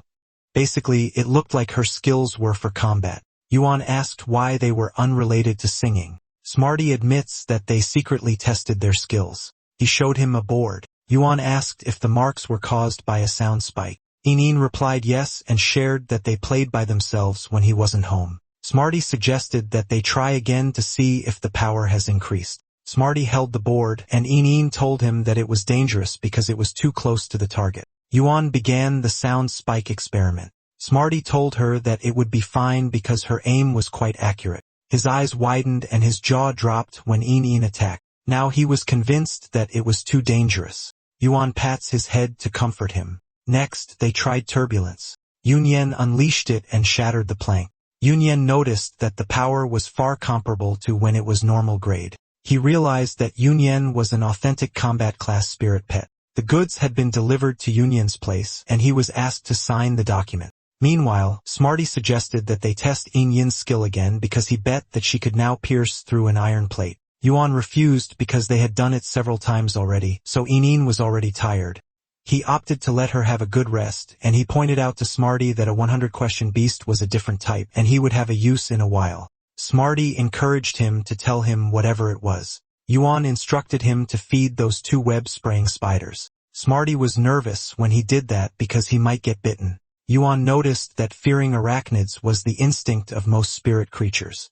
Yuan was just teasing him and helped him later on. Then he instructed him to record the information of the spirit creatures in the store. From then on, matters to the data would be handed over to Smarty to manage. Smarty noticed that the web-spraying spiders were emitting different lights. The one on the left was green while the right one was purple. Yuan knew that it was the sign that they were about to advance in rank. They sprayed webs and turned themselves into a cocoon. Smarty was impressed that Yuan had made those two advanced at the same time. Yuan explained that it was the same with the iron-horned rhino ox back then. They were already in a state awaiting evolution, but unfortunately met with an accident and were heavily injured. After replenishing enough vitality, advancing was just a matter of course. 2 hours later, the spider came out. One of them had an evolutionary direction towards prehistoric reversion. Its exclusive trait was fierce poison which causes its body, including the webs, to carry intense toxicity. The other one went on a spiritual mutation. This exclusive trait is sticky web. It increases the stickiness of the web, making the web-spraying spider's controllability stronger. Smarty was amazed that they were actually completely different evolutionary directions. Yuan admitted that he didn't expect it either. It seemed like Brother Yang had laid a good foundation. Smarty asked if they were going to sell them. He already registered the shop on StarNet. Yuan decided to take a look. He asked why they still have to input a shop name. Smarty specially left it for him so he could participate too. He started typing. He chose the name No Lost Spirit Creature Store, and his username was Deep Mountain Old Forest. Smarty commented that he went through so much trouble to apply for the shop and it was given an old-fashioned name. After that, Yuan confirmed if the StarNet receiver had been installed. They still have to test the StarNet card later. He was informed that it was almost done. He scanned a card. They were impressed with its scanning. Yuan tapped the card on the pots, and then they went inside the room where the spiders are. Smarty asked if those spiders needed to be scanned too. Yuan replied that it was the top priority, and then Yuan playfully scanned Smarty like he was attacking him. After playing for a bit, their background changed. Smarty asked where they were. Yuan told him that it's the storefront inside StarNet. The complicated application procedures weren't just for an ordinary online store. Smarty was impressed by how big the place was. It was twice the size of their home. Although StarNet was a world composed entirely of data, the data actually exists in reality. It's just presented there in the form of a virtual image. Smarty wondered why the decorations from their home weren't there. Yuan replied that it was because the decorations inside StarNet cost extra money. It was for such a practical reason. Yuan learned to navigate the menu bar. And after that, they went to the StarNet community to look around. Yuan told him not to run around. Smarty's eyes sparkled when he saw a pig that could serve at least 80 meals of braised pork. Then he pointed out a store to Yuan. It was a furniture decoration store. Yuan decided to check inside for furniture that they could decorate the shop with. An intelligent robot approached them and asked what furniture they needed. Smarty was in awe when he saw it. Yuan expressed that he wanted 2 flower stands and a 1.5-meter high counter. The robot led the way and brought them to what they needed, but it made them pale as their jaws dropped. Yuan decided not to buy for now. And even if they had the money for it, he doesn't think it was the way to spend it. Smarty was thinking that as long as he puts 120% effort, it's not impossible to handcraft it. Yuan asked the intelligent robot for the cheapest chairs. At the very least, they had to buy a few chairs so the guests would be comfortable when they came. But it was worth 15,000. Smarty haggled 1,000 Federation coins at most. The intelligent robot simply informed him that it was not at the scope of his authority. It made Smarty sad that haggling didn't work. Yuan comforted him that it was not him. It was just that the other party was a robot. They visited the bookstore next. Smarty asked what for. Yuan reminded him that he plans to take the creator exam, so it was a given that he has to buy textbooks. He gets overwhelmed with the number of books inside, so he entrusts Smarty to choose. Smarty started saying the titles to the intelligent robot, and in total there were 327 books with a catalog included as a gift. He was asked if he wanted them to be packaged. Yuan told the robot to package it into a knowledge chip and send it to the address that he gave. The robot asked him to sign the confidentiality agreement and promised that the purchased books would not be used by anyone other than relatives. Otherwise, the Creators Association would pursue him for liability of leakage. Now that their business was done, it was time to go back. Yuan commented that the intelligent robot was really nice. He also considered getting one to watch the store. When they showed up, someone was spooked. She noticed that he used in-store teleportation, so she asked if he was the owner. She complained that their shop doesn't even have a single intelligent robot. She could only wait there foolishly, not knowing when he would come back. He apologized and explained that the small shop had just opened, and they haven't had the time to prepare an intelligent robot yet. Deep inside, she was annoyed that this little girl was at the same age as Shui, and yet she acts high and mighty. She called him uncle and asked how much for those 2 spiders. Yuan was dumbfounded that he was addressed as uncle. The customer wanted Yuan to introduce him to the spiders and tell them their prices too. She also demanded him not to charge too high since the shop's name was no loss. Smarty rolled on the floor laughing when she called Yuan uncle. Yuan informed her that the smaller one with long-spent weaving legs was a web-spraying spider that has awakened the exclusive trait sticky web. She realized that it wasn't poisonous. Then he showed her the larger one. It was a greenish web-spraying spider, and its exclusive trait was fierce poison. She was surprised and lost her balance. She fell on the floor, and her behead was accidentally removed. It revealed her baldness. When Yuan saw it, he compared it to a braised egg. But he couldn't roast her since he's a professional. He endured and maintained his professional demeanor. But Smarty drooled and just said braised egg up front. Yuan was horrified. The girl touched her head and realized that her behat was gone. She turned red. She tried to explain that it was the after effect of treatment after being stung by a ghostly thorn bristle spider, and it would grow back in a few months. She made sure to emphasize that she's not a braised egg. The ghostly thorn bristle spider somehow heard it before. Then he asked if she was interested in spider-type spirit creatures. She was speechless. He probed her for an answer, and that made her annoyed. She clarified that she doesn't like spider-type spirit creatures at all. Yuan then asked why she was looking for spirit-type spirit creatures and even coming into contact with a dangerous type like the ghostly thorn bristle spider. She admitted that it was because her affinity direction was spirit-type spirit creatures. Having heard that, Yuan agreed in his head that there were types of affinity that don't quite fit a person. And the person who hates spider-type spirit creatures the most just happens to only be able to contract spider-type creatures. But from another angle, Arachnida was also an exceptionally broad category of spirit creatures, so her development direction was exceptionally broad. Moreover, she was actually effectively treated after coming into contact with a ghostly thorn bristle spider, which means that she has the power of money. Funnily, if it was him, he would definitely suggest she find a place to bury herself first. She told him that what she wanted wasn't there. Yuan stopped her from leaving. He told her that if she needed one for combat, then control and poison use were both popular types, and they both have exclusive traits. She argued that the exclusive traits of those 2 web-spraying spiders were too weak. She just wants to contract a spider-type spirit creature with strong control abilities. Yuan was dumbfounded that she considered those 2 weak. She clarified that it had nothing to do with the strength of those 2, and she just wanted to grind for a web-spraying spider with the exclusive trait transparent web, even if she had to go the custom order route and buy a few elite-grade epic quality ones. Yen could tell that the girl was both rich and stubborn. Transparent web was an extremely rare exclusive trait. Even with custom orders, if luck was bad, they might not get it even after grinding through 10 or 20 web-spraying spiders. But Yuan thought that he might be able to do it. He told her that he might be able to get it. He asked how many she wanted. She was offended and asked him if he thought she was innocent, cute, and gullible. She told him that even if he was a little handsome, she won't easily believe him. Yuan was getting annoyed, but he got sidetracked when it sank in that she said he was handsome. He was determined to get this order not because she has a sweet mouth, but because he can't bear to see this sick little girl continue to hit a wall everywhere. Yuan was just too kind. He told her to suit herself and maybe, eventually, when she grinds through a 100 shops, she'd eventually find the web-spraying spider that she wanted. She stopped him from walking away. He asked what she needed when she didn't trust him. She asked if he really has a way. He told her that if she doesn't trust his words, then there would really be no way.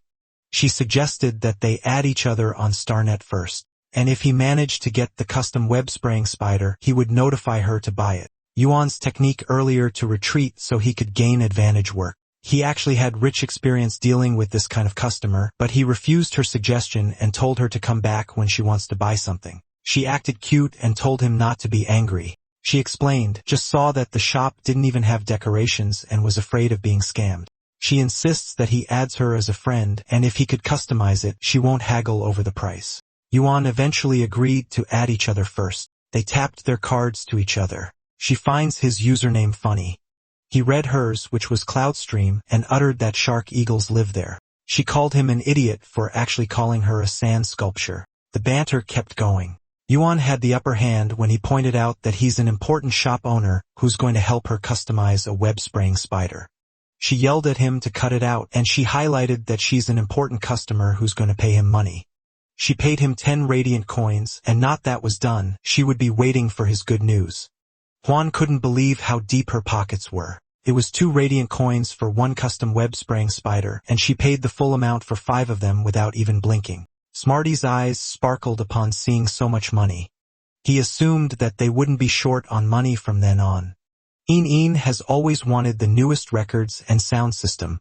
Yuan admits that it would be difficult because what he received was the deposit, and it would only arrive in the account after completing her custom requirements.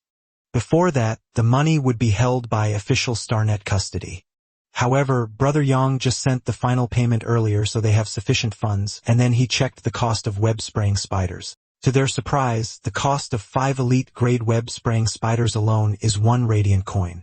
Smarty asked why it suddenly dropped by almost a third. The 3.3 radiant coins Brother Yang hasn't even warmed up yet. Yuan thought about it, and if he goes the normal cultivation route, he doesn't know how much money he'll have to spend buying spirit materials. Now he knows why that braised egg girl gave 10 radiant coins so decisively.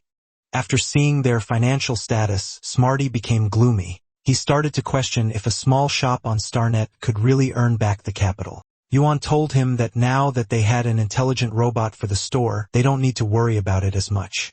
But he definitely has to be thrifty. He doesn't know how much more expenditure was needed to expand the storefront. Smarty was doubtful because before they left, not a single customer came, and the old model robot he brought looked stupid. He told him to look at the bright side. As long as they do a good job on Braised Egg Girl's order, at least they'll have a large amount of funds in the future. That didn't cheer Smarty. He looked defeated as he went upstairs to play with Een instead. Yuan assured him that he'll earn it back very quickly. He went to ask Mobius. He went to his space and asked if he's around because he wanted to talk about the spirit creature for his next stage of locked spirit. Mobius told him that it wasn't okay. He lectured him to spend money sparingly because resources were limited and they must strictly control it. Yuan agreed that money was important, but improving one's strength would also allow them to earn more and faster. Then he informed him that he already had considered the next spirit creature for his next stage of locked spirit, but he still wanted to hear his opinion. His target was a spirit siphon goldfish. Yuan didn't expect Mobius to be this easygoing. Mobius had no issue with the spirit siphon goldfish. However, he did warn Yuan that the spirit required for it to rank up was more than 10 times that of other spirit creatures at the same level. Yuan accepted this without hesitation. Although Yuan wasn't completely certain, he could vaguely sense that whenever his mental power weakened, Mobius would compress it to protect him. Because of that, Yuan felt responsible for finding a way to help Mobius recover as quickly as possible, and Mobius trusted him with that task. With that settled, Yuan activated the StarNet search function. He was immediately stunned. With just a simple search, rows of storefronts appeared around him, almost forming an entire spirit siphon goldfish street. Unfortunately, most of them only sold normal grade ones. What he really wanted were elite grade options. So he checked whether it was possible to directly filter for the highest level storefronts. After clicking a few settings, a massive store popped up. The shop was located about 800 meters in. The space inside was clearly compressed, likely for better display effects. The products were neatly arranged, complete with specialized interface introductions. The overall layout was impressive, worth studying. A woman approached him and asked what he needed. She offered to assist him personally, explaining that the shop employees were currently on leave. Yuan was pleasantly surprised to meet an actual person instead of an intelligent robot. The woman introduced herself as the shop's proprietress, Zhou Jusin. Yuan told her that he wanted to buy a spirit siphon goldfish. She nodded and led him toward the aisle. She showed him the pool containing all the normal grade ones. Regardless of breed, they were all priced at 0.5 radiant coins. The red goldfish, with a body more than twice the size of the others, was elite grade, priced at 5 radiant coins. Just as rumored, the spirit siphon goldfish really did recover spirit chi quickly. Simply standing near it made the surrounding ki noticeably denser, but the price made Yuan hesitate. Even a normal grade spirit siphon goldfish was more expensive than an elite grade web-spraying spider. It seemed his original plan of buying an elite grade 1 right away wasn't realistic. Seeing his hesitation, Zhou Jiaxian explained that the breeds on display weren't considered particularly good. Better breeds would cost at least 7 radiant coins or more. However, for normal grade goldfish, the price was the same regardless of breed. After all, evolving this creature was notoriously difficult, so very few creators were willing to take commissions for it. Yuan thanked her for the advice. He addressed her as boss, but she laughed and told him to just call her sister Xin. She then asked if he wanted to choose based on appearance alone. In terms of nurturing potential, Yuan knew he had to choose the dragon eye type. If it underwent atavism and awakened a dragon bloodline, it would be like a carp leaping over the dragon gate. Still, he wondered if he could really be that lucky again, like when the iron-horned rhino ox ranked up. He quickly dismissed the thought and refocused. His real plan was to test whether the locked spirit space could accelerate the goldfish's growth. If successful, the shop's core product would be secured. He pointed out his choice. Sister Xin took note and asked if he needed anything else. Yuan remembered that the water pool in the locked spirit space still needed testing for its spirit tea capacity. That led him to purchasing additional energy ores. She offered a discount if he bought in bulk, lowering the price to 500 Federation coins per caddy. Yuan decided to buy 2,000 caddies. She froze in surprise. Yuan asked if he could pay by directly scanning his star card. She confirmed that he could and explained that Ostrich Logistics would deliver everything to his registered address. The sheer volume of the purchase made her assume she was dealing with a major client. She then mentioned that if Yuan was concerned about feeding the spirit siphon goldfish, she recommended butterfly shells. While relatively expensive, they were known for their miraculous effects in promoting spirit creature growth. Yuan thanked her for being so considerate. Yuan felt a sharp sting as his last bit of radiant coins disappeared. Still, this supply should be enough to feed the spirit siphon goldfish for 3 to 5 months. She suggested that they add each other as StarNet friends. That way, if he needed anything in the future, he could contact her directly. As long as he could pay the price, she could source it for him. Yuan replied that it would be an honor. He was genuinely glad. Rare materials were always scarce, and being able to order them directly would save him a lot of trouble.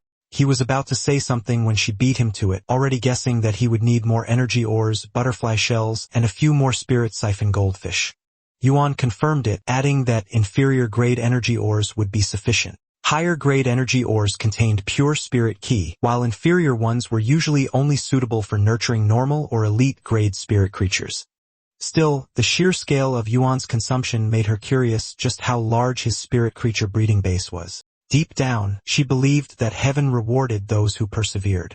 If she could secure Yuan as a long-term client, her shop would enjoy a steady stream of orders. To strengthen her competitive edge, she came up with an idea. She offered him special services reserved for long-term customers. Yuan immediately became interested. She explained that not only could the shop acquire a portion of the spirit creatures produced by long-term clients, but they could also provide heavily injured spirit creatures. These were guaranteed to be fresh, high-quality spirit materials. Yuan's eyes lit up. He asked when the next batch would arrive. She told him it would be in 3 weeks and that she would notify him via StarNet if anything changed. By then, Yuan's capital flow should be stabilized, so he saw a lot of potential in this arrangement. Only then did he realize he had been in the shop for quite a while, yet no other customers had entered. Puzzled him. This place was too good to be empty.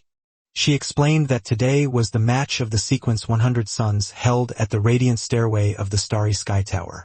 Whether shop clerks or customers, most people had gone to watch.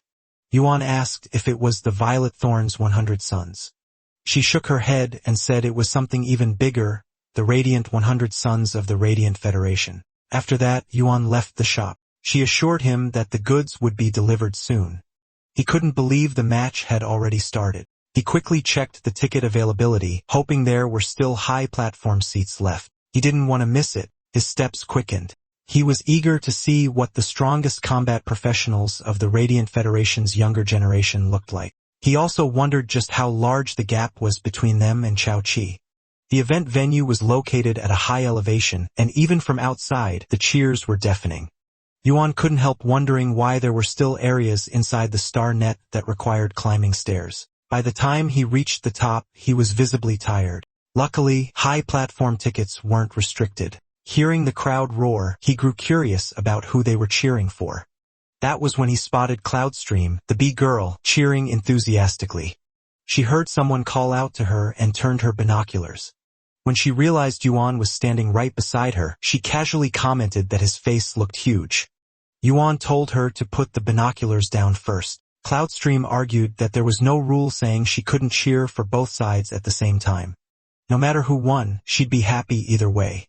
Then she asked Yuan who he was supporting.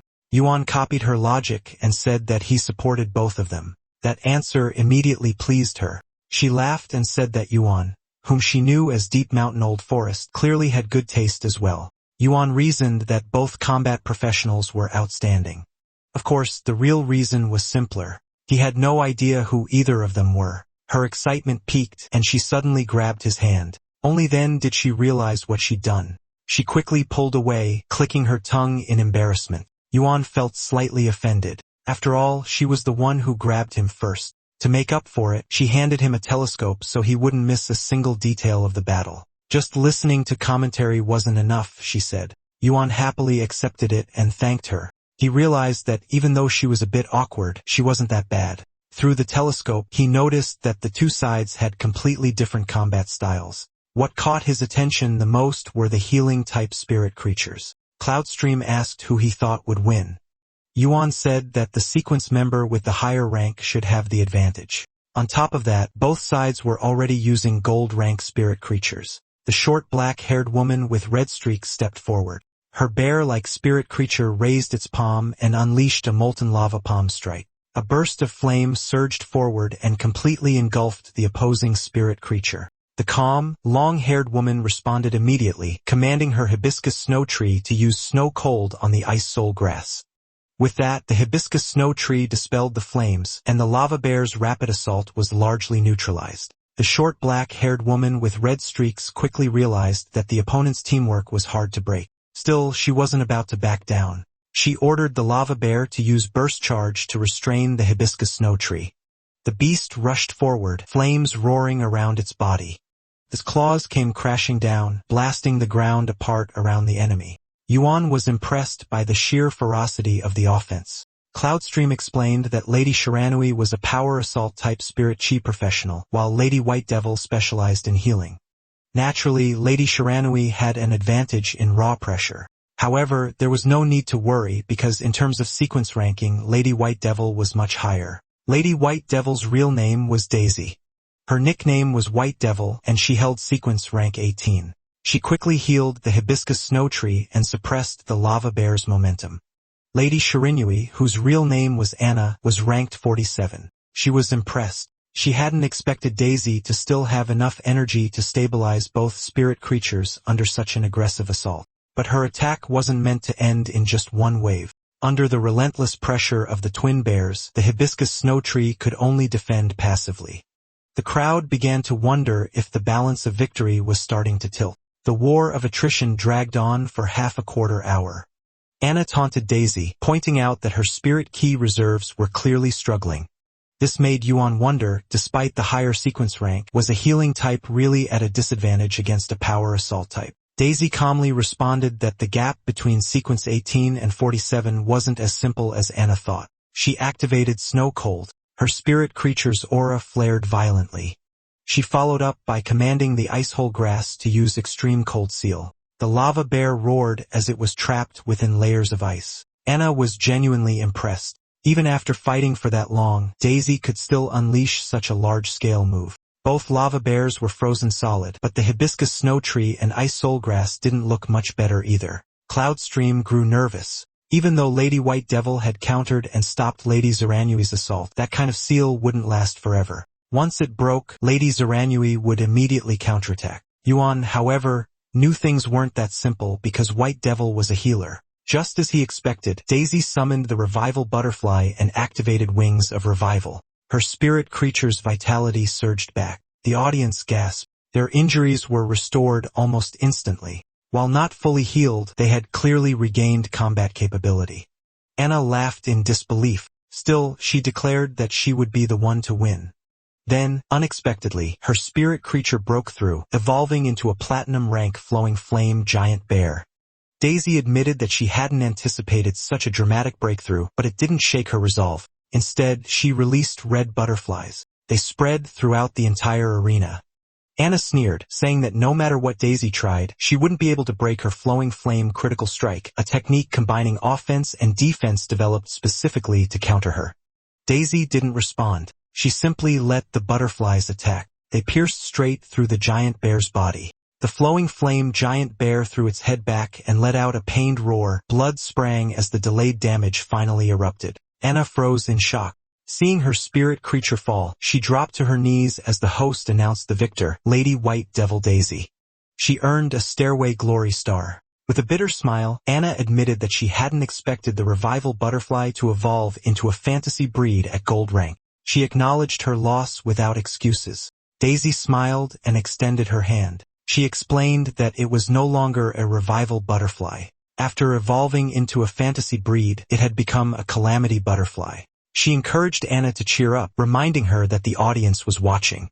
The crowd erupted in cheers. Cloudstream excitedly shook Yuan, saying that Lady White Devil was insanely cool. And even though Lady Shiranui lost, as expected of someone who commanded bears, her offense was explosive and unforgettable. Yuan quietly reflected that his sister's battles at school were nothing compared to what he had just witnessed. For the first time, he truly understood the strength of the Radiant Federation's top young combat professionals. It was time for Cloudstream to say goodbye. Before leaving, she reminded Yuan not to forget her web-spraying spiders. Yuan still couldn't get over how terrifying a fantasy breed was. A gold rank healing type spirit creature had actually crossed ranks and defeated a platinum rank combat type spirit creature.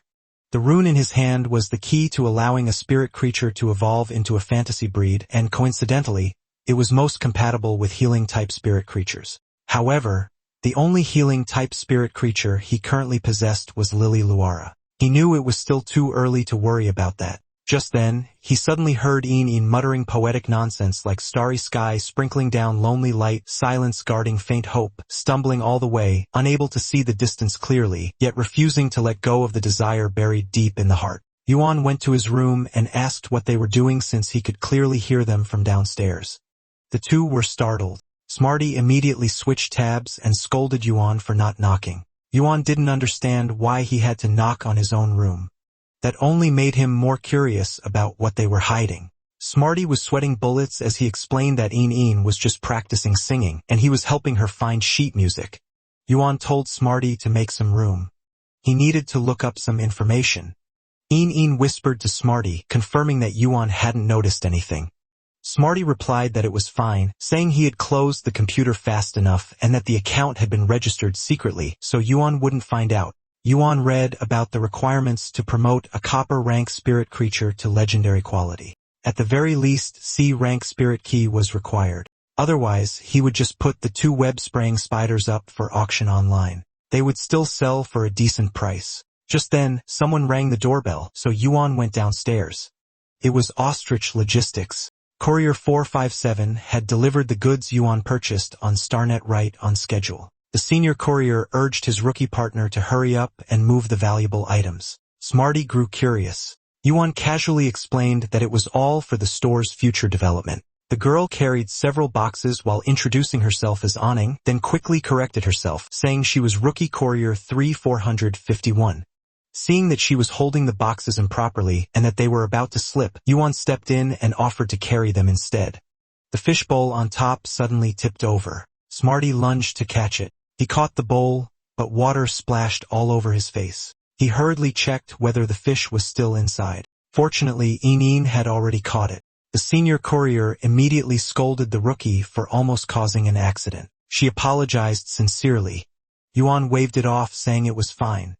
Everyone slipped up sometimes. Meanwhile, Smarty was drooling as he stared at the fish. Seeing the boxes piled up inside the shop, Een was amazed. Smarty asked piled up inside the shop. Een was amazed. Smarty asked if they were opening enro farm.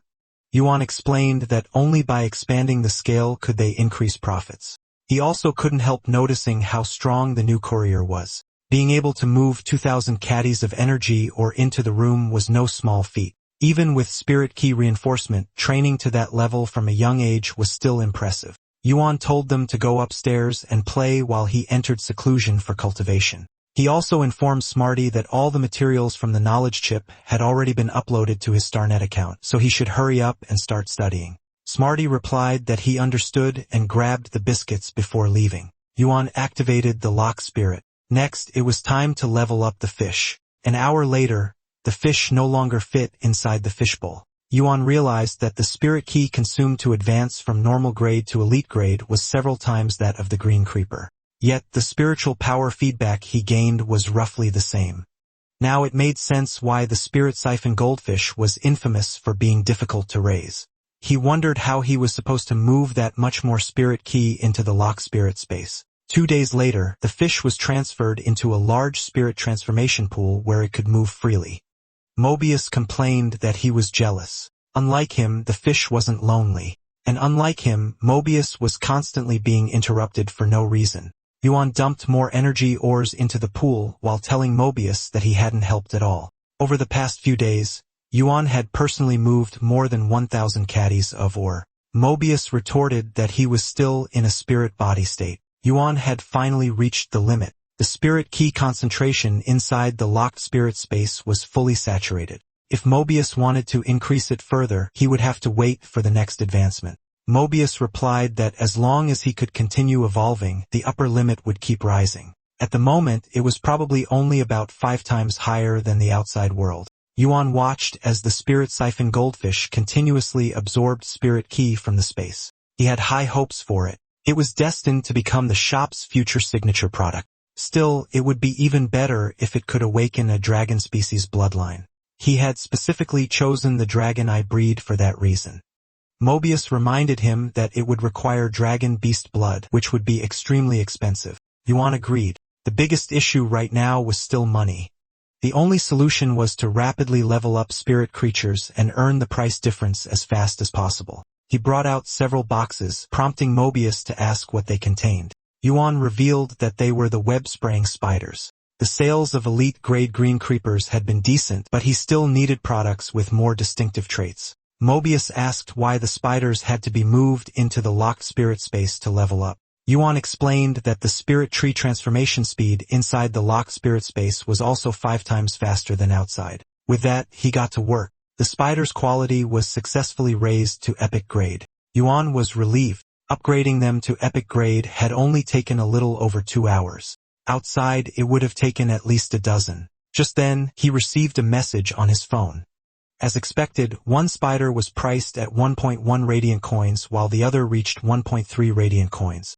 Encouraged, Yuan planned to put the remaining 2 up for auction as well. His immediate goal was simple: earn his first small target. Mobius commented that Yuan was slowly turning into a money grubber. Then another notification popped up. Yuan had received a 500 Federation coin tip from Lord Sunlin along with a message encouraging him to keep up the good work and maintain daily live streaming. Yuan was baffled, since when could a StarNet shop receive tips? Then it clicked. He rushed upstairs where he could clearly hear Een singing.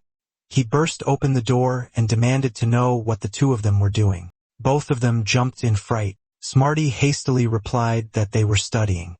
Yuan tried to approach the computer to verify that claim, but the 2 blocked his way. His eyes widened when he discovered that they had become visual streamers. The chat was filled with praise for the beautiful voice. Many viewers were completely hooked by the song and searched for it on StarNet only to realize it was an original. Some viewers even sent tips while others were confused as to why the streamers' faces were blocked by GIFs. The chosen streamer name is Ka-in Luo. Yuan shared that if it weren't for the shared income and expenditure system, he wouldn't have known that they were starting a career behind his back. Een was proud of the name.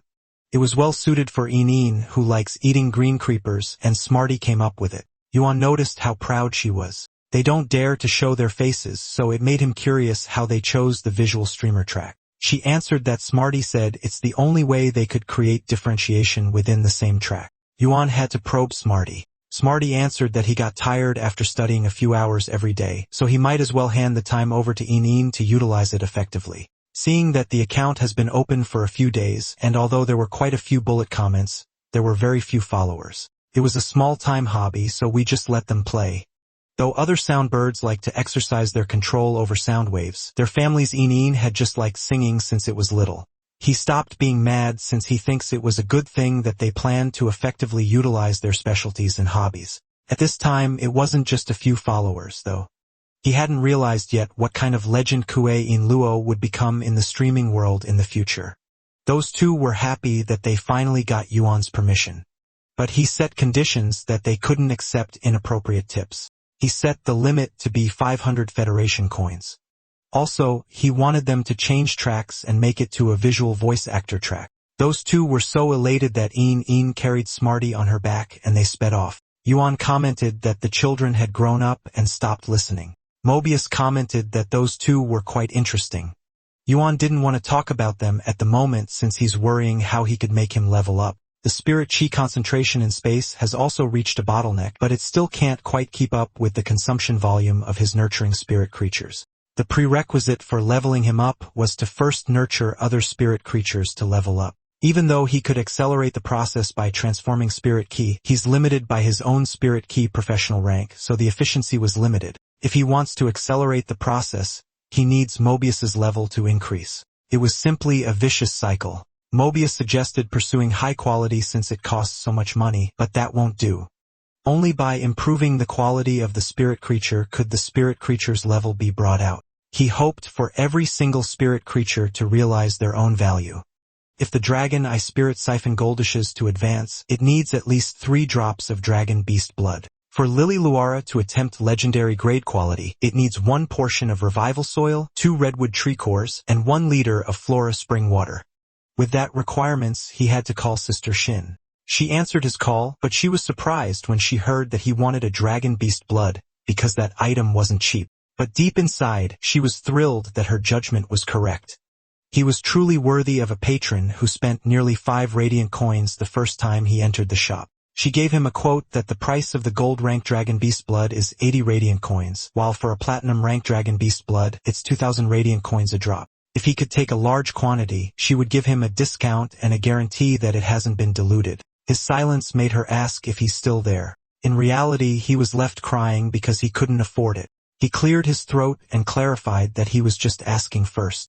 And aside from that, he wanted to order 4,000 caddies of inferior energy stones and 3 spirit siphon goldfish, normal grade. She could easily get him his order. After the call, she calculated based on the restocking speed and expects that he would be needing the Dragon Beast blood by the next time he comes. She planned to prepare since she now has a pretty good patron. 2 hours later, more fish were swimming in the pool. Mobius commented that the delivery was way too fast. Yuan had just finished upgrading 5 web-spraying spiders to epic quality. But the money he earned for the past few days was down to only 0.4 radiant coins again, and the spirit key in the space has been consumed by more than half. He envied those goldfish for living a carefree life. He started feeding them. The first goldfish in the pool started acting aggressively. Yuan was confused since those fish originally live in the same pool. The transformation pool was only bigger, and yet they started fighting. Mobius answered that he was too naive. He explained that it's the natural selection, survival of the fittest. Evolution is inherently the most creative ability nature bestows upon living beings. So no matter what kind of spirit creature, they would not easily share the spirit key supplying themselves with other spirit creatures even if they were former partners. Yuan knew it was the reason why the strong get stronger and it's difficult for the weak to rise. Mobius was glad that he was enlightened, though he added that nature was also balanced. The more powerful the individual, the more they should understand coexistence and order. His calm mind temporarily eliminates the aggression of the Dragon Eye Spirit Siphon Goldfish. And barring any accidents, he expects the other 3 to evolve to elite grade in 5 days. Yuan entrusted that to him and added more. He checked his phone and was glad to see that the green creepers sold out so fast. Mobius had just finished upgrading a few web spiders, so he decided to restock them. Yuan realized it was time to deliver to that braised egg, so he left. He entered his online shop and saw someone arguing when the shop already stated that the product was sold out. The girl complained that when she saw the monk, she let him order first, but he actually dared to sweep everything away. The monk simply replied that the Buddha taught them not to rob. She got angrier and grabbed him by the collar. She was angry that she already helped him, and yet he dared to lecture her. She challenged him to meet offline. Yuan yelled at them to stop arguing, or they could take it outside his shop. He displayed the web-spraying spiders. The monk was shocked. He could tell that it was a work of a 2-star creator. The girl couldn't believe that it was an epic quality. Yuan clarified that those were custom ordered and not for sale. The monk got interested in the requirements for a custom order. He explained that he's temporarily not accepting custom orders for that month, and would resume the business next month at earliest. Simultaneously, those two asked if he still had elite-grade green creepers. Unfortunately, they were sold out and he won't be selling anymore after that. He introduced them to his next products, which were copper-rank green creepers and an elite-grade spirit siphon goldfish. He opened pre-orders for it. The girl offered 5 radiant coins to order a copper-rank green creeper. The monk bids 8 radiant coins for the spirit siphon goldfish. They both wanted those to be reserved under them so it won't be snatched away. Given their stance, Yuan realized that those two were used to buying when he even researched about the market price. He warned them that if they argued again, both of them would go straight into the shop's blacklist. He didn't know that those two were actually working together behind the scenes. Yuan was left exhausted. He realized that he had to set up the shop rules immediately and then place it in the most conspicuous spot. The monk said that he would be waiting for his good news, then turned around and left. Seeing that the girl was still standing there, Yuan asked if she had other business. He told her that he no longer had any spirit creatures available for sale. She hesitated for a moment before asking if he could heal a spirit creature. That immediately piqued his interest. She explained that it was a spirit creature with a damaged foundation and serious injuries.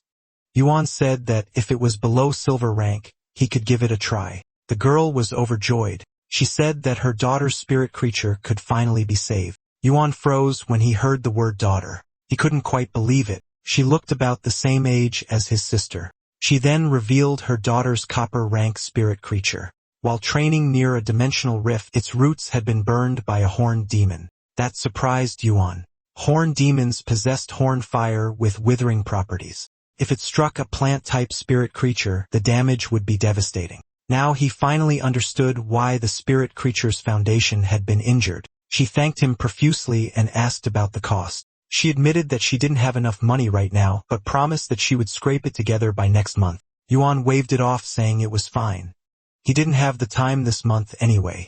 He told her to bring the spirit creature next month instead. As for payment, he didn't want money. What he wanted was something else, revival soil. She was stunned, unable to believe that this alone would be enough. Naturally, she accepted the deal without hesitation. She promised to find it for him. If she succeeded, they could discuss the treatment fee again. Yuan was genuinely surprised. Even Sister Shin couldn't obtain revival soil, which meant this woman definitely had connections. With that, his revival soil problem could be considered solved. Flora spring water could be handled with money. That only left the redwood tree core. He wondered if it could only be obtained through an auction at the treasure pavilion. Deciding not to think too far ahead, Yuan sent a message to Cloudstream, telling her that the web-spraying spiders were ready, and that she should come quickly.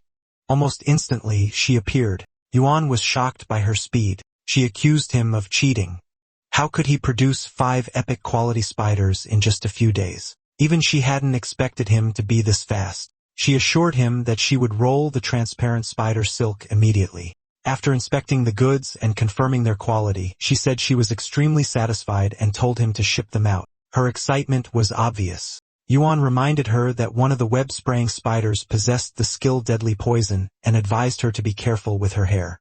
She immediately snapped back, yelling that she didn't get stung on purpose and that her hair was already growing back. After the payment was transferred, she left. Yuan wondered why she was always so prickly, but at least he finally had capital again. It was time to expand production. He immediately placed orders for more materials so he could keep the money flowing. The butterfly tail spirit siphon goldfish were also selling well, and he needed to restock green creepers as well. Noticing Smarty's eyes bulging, Yuan asked if he'd strained them from studying too long. Smarty said no. It was just that there were concepts he didn't quite understand. He asked about the complexity of spirit creature evolution. Yuan asked him what exactly he meant. Smarty explained that spirit creature evolution didn't solely aim to strengthen survival or combat ability. If that were the case, spirit creatures wouldn't be able to sustain themselves during evolution. The theory was abstract and difficult to grasp. Yuan tried to think of a more concrete example, so he pointed to the green creeper, something Smarty was extremely familiar with since he ate it every day. Yuan asked him to imagine that he was a green creeper and what direction he would evolve in to ensure survival. Smarty answered that he would get rid of the leaves so he wouldn't be eaten, evolve toxicity to avoid accidental consumption, and become extremely durable while needing less water. Yuan imagined a poisonous cactus instead. Then he told Smarty that this line of thinking was completely wrong. Smarty was shocked. He thought his logic was perfect for survival. Yen then showed him the evolved copper rank form of the green creeper. Smarty immediately realized how different it was from what he had imagined. It was fresh, juicy, and actually tasted good. Practically looked like it wanted to be eaten. Yuan explained that the green creeper's evolution path was equivalent to declaring to all spirit creatures that it could produce food and delicious food at that. As a result, other spirit creatures would protect it, nurture it, and ensure its survival. That was how it secured its position in the ecosystem.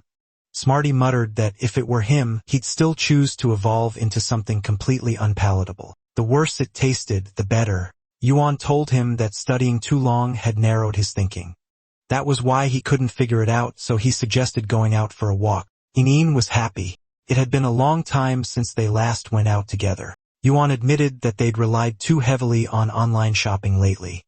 At a massive screen, they watched the city lord Ling Xiao announce that the Radiant Federation Creators Guild would reform the Creator Certification Assessment. Anyone who completed the 1-star Creator Assessment within 2 hours could skip 3 Lifestyle Profession Advancement Assessments and directly challenge the 2-star Creator exam. This was incredible news for Yuan. It meant he could directly aim for 2 stars. He silently vowed to secure it no matter what. Inin also expressed her support. The next news segment focused on the Federation.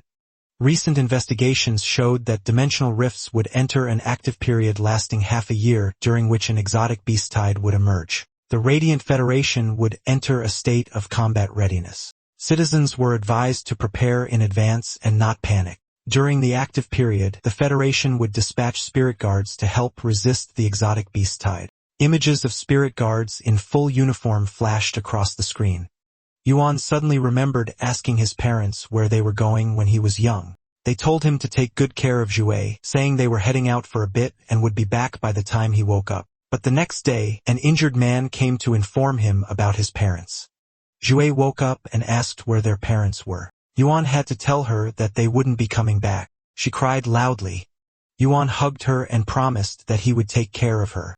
As he did, he tightly gripped his parents' badges in his hands. Standing there frozen, Yuan didn't notice Yin and Smarty panicking as they tried to get his attention. He finally snapped out of it, hugged them both, and assured them that he was fine. That was their cue to head home. Only then did he realize the badges his parents carried were the symbols of the spirit guards. When Yuan got back home, he immediately sat down and began researching on his computer. Just as he expected, the dimensional rift that opened on the outskirts of Xia County 10 years ago was indeed resolved by the spirit guards. He read through several news reports. According to the data, a powerful energy source was detected deep inside the rift.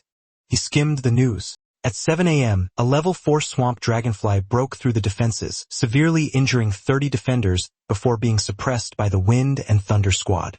At 3 p.m., a level 5 rotting bone silkworm emerged using corrosive attacks and corpse control. The Captain General soon arrived with elite forces and began sealing the rift while exterminating the threat. By 8 p.m., the creature was heavily injured, but the land remained corroded. There were no civilian casualties, though 120 were seriously injured and 53 went missing. The rift was expected to be sealed within 72 hours. The rotting bone silkworm felt painfully familiar to him. He also read that bone-devouring gangrene was a mutual destruction skill, one the rotting bone silkworm could only activate by sacrificing itself when pushed to its absolute limit. Putting all these pieces together, Yuan realized that Uncle Lee was a member of the spirit guards. His gaze slowly dropped to the badges his parents left behind.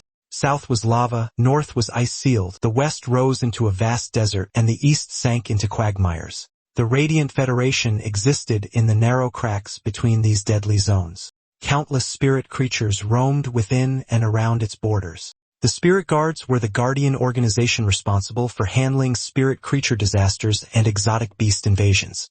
Yuan wondered if his parents had been stationed at such a dangerous post. They had never mentioned it. He noticed faint inscriptions on the badges. After wiping away the dried blood, the number 2837 appeared. He wondered if that was their serial number within the spirit guards. He tried to dig deeper online, but a red exclamation mark suddenly flashed on the screen. He had triggered a restricted clearance level. Online searches were no longer permitted. He considered asking Auntie Zhang, but she was accompanying Uncle Lee for a medical checkup. They were old friends of his parents. Yuan suspected they knew the truth. Judging from Uncle Lee's injuries, he was likely a witness to the events back then, perhaps even a spirit guard himself. Suddenly, someone knocked on the front door. It was already late at night. Yan initially thought Auntie Zhang had returned, but she wouldn't knock like that. Shui was preparing for the 100 Suns recently, so she wouldn't be coming home. Even if she did, she would notify him beforehand. Anyone related to Starnet transactions contacted him through his phone. That made Yuan both wary and curious about who it could be. The knocking pattern changed as if a different person had taken over. The worst-case scenario flashed through his mind. His ability to upgrade and evolve spirit creatures had been exposed, and someone had come to kidnap him. Smarty and Eneen woke up and asked who it was. Smarty jokingly asked if Yuan had stolen someone else's business. Yuan told him to stop talking nonsense. He barely had any stock. There was no way he had stepped on anyone's toes. He quietly instructed Yunyan that if he retreated after opening the door, no matter who came in, she was to immediately release turbulence and sound spike at the entrance. He cracked the door open slightly and asked who they were looking for. Outside stood a man and a woman. The man asked whether he was the child of Lin Jian and Chu Yen. Yuan asked if they knew his parents. The woman immediately took out a badge, clearly knowing he would recognize it. She said softly that she hadn't expected him to have grown this much. She introduced herself. They were from the spirit guards. Her name was Su Jin, though she preferred to be called Auntie Su. The man beside her was Dong Hai. He asked whether Yuan had recently attempted to access the spirit guard's internal database. They had traced him through that. That confirmed it.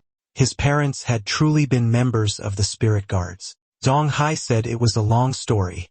The aftermath of that battle had been extremely chaotic. Back then, many spirit guards carried out missions under hidden identities, which made later investigations difficult. The headquarters follow-up handling still had unresolved gaps. They apologized for coming so late. Then he handed Yuan a blood-stained piece of cloth. Yuan asked what it was. Dong Hai said it was for Yuan and Shui's future.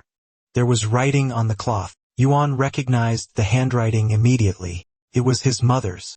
Dong Hai explained that spirit guard missions were incredibly dangerous. That was why Auntie Zhang and Uncle Li chose to keep the truth from him. They silently accompanied and protected the siblings all these years. He hoped Yuan wouldn't blame them. Rubbing his eyes, Yuan said that he didn't blame them. If anything, it was thanks to them that he and his sister were able to grow up safely. Dong Hai, who told him to call him Uncle Dong, also promised that he had Yuan's back. If Yuan ever needed help, he could come to him. Auntie Su cleared her throat, reminding Uncle Dong of something important. That item had been exchanged using all of his parents' accumulated merits, along with repeated applications from old Zhang and others. Yuan asked what item they were talking about. Uncle Dong told him it was a source seed. Yuan asked what that meant. Auntie Su explained that dimensional rifts didn't only bring exotic beast tides, they also birthed various treasures known as source-type items. Only when a source-type item was removed would a rift finally close. The source seed was one such item. A source-type treasure capable of sealing a level 2-dimensional rift. Uncle Dong thought the source seed suited Yuan perfectly. He heard from old Li that Yuan had an accident during cultivation when he was young, which left his body weak. Contracting spiritual beings consumes a lot of energy, but a source seed only needs fresh blood to grow. It does not rely on mental strength or spiritual energy. Nguyen carefully examined the seed. Auntie Sue explained that the source seed could be cultivated into a spiritual being. Its abilities and growth path could be guided freely during cultivation. Because of Yuan's poor health, she suggested raising it into a healing-type spiritual being. This would greatly help his body in the future.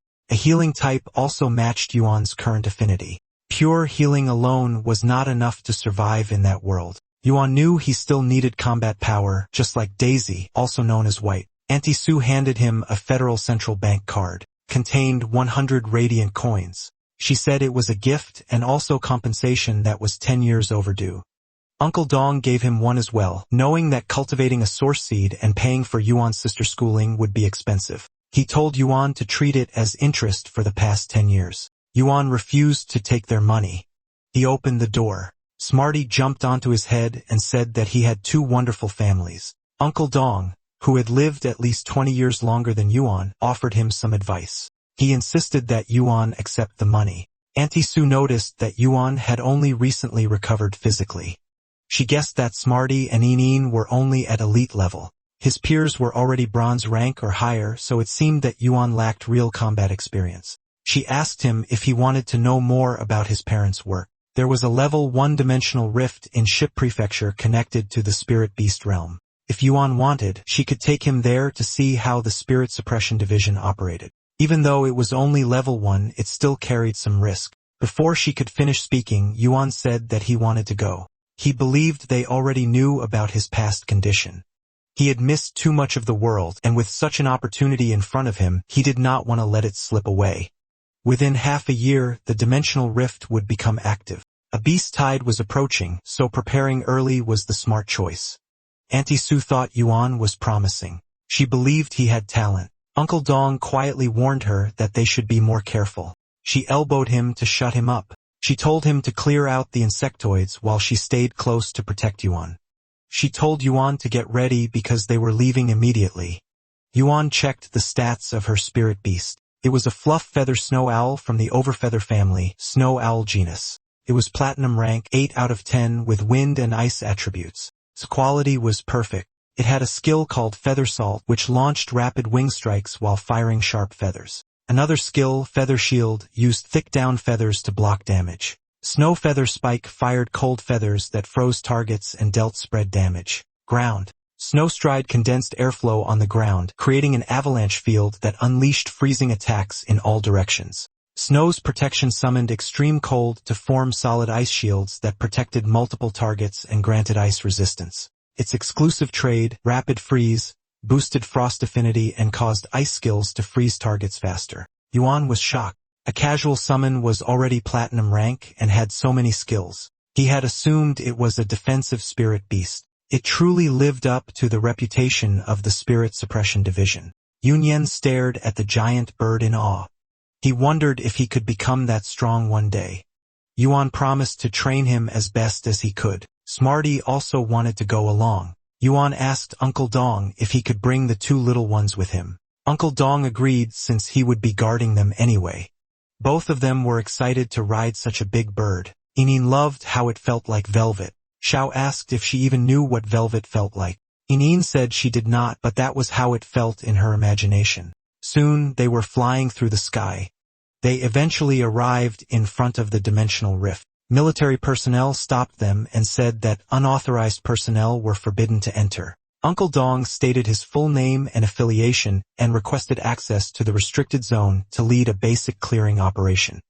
After his identity was confirmed, they were allowed inside. They flew forward. The area was already within the range of the dimensional rift. From time to time, insectoids would fall from above. That was why so many violet thorn guards were stationed there. Yuan promised himself to stay cautious. Sudden loud noises echoed around them. Yin and Smarty both clung tightly to Yuan. A spirit beast suddenly appeared behind them. Uncle Dong punched it. Yuan watched in shock as Uncle Dong shattered the insectoid with a single punch using only body-tempered spiritual energy. At that moment, he truly understood the strength of the Spirit Suppression Division. Auntie Sue told him not to be nervous. Most of the insectoids were only elite level. Very few had reached bronze rank. Even so, Yuan knew elite level enemies were already dangerous for him. Uncle Dong moved ahead of the group. He summoned his wolf-like spirit beast. He placed it right in the center of the battlefield. Yuan felt uneasy seeing it surrounded on all sides. Uncle Dong told him not to rush. He said the beast needed some time to prepare, then he commanded the pack to hunt. The spirit beast was a shadow dreadwolf from the dreadwolf genus of the Dark Fang clan. It was monarch rank 10 out of 10 with outstanding quality. Its ultimate skill was Eclipse Domain. It had Bite, which tore enemies apart and caused bleeding. Claw Strike ripped enemies with deadly force. Pounce Lock used gravity to suppress and capture targets, with effectiveness based on the enemy's strength. Black Ray fired dark element energy from its mouth, dealing heavy magic damage. Van Owl Howl released a powerful sonic attack. Its passive skill, Night Stalker, enhanced tracking and senses. Its special trait, Shadow Entity, made its energy nearly endless when fighting in darkness. Yuan was deeply impressed. The skill set and trait were perfectly suited for long battles with high burst damage. Just watching the fight made the trip worthwhile. In a blink, the enemies were wiped out. Uncle Dong told Yuan that it was not dangerous at all. Yuan noticed that Een was acting strangely, so he asked her what was wrong. She said that something was watching them. She was right. A crow hovered nearby. Its eyes were red, its chest was open, and white bones were exposed. Yuan still believed the trip would not be dangerous. Smarty felt relieved hearing that. Een suddenly jumped out of Yuan's arms and warned him to be careful. She said something felt wrong. Yuan shouted for her to stop. That was when he realized Auntie Sue and Uncle Dong were gone. A strange feeling washed over him. When he looked again, he realized he was riding on the back of the eerie giant crow. Uncle Dong said he felt uneasy. Auntie Sue reminded him not to lower his guard because it felt like something was still waiting for them.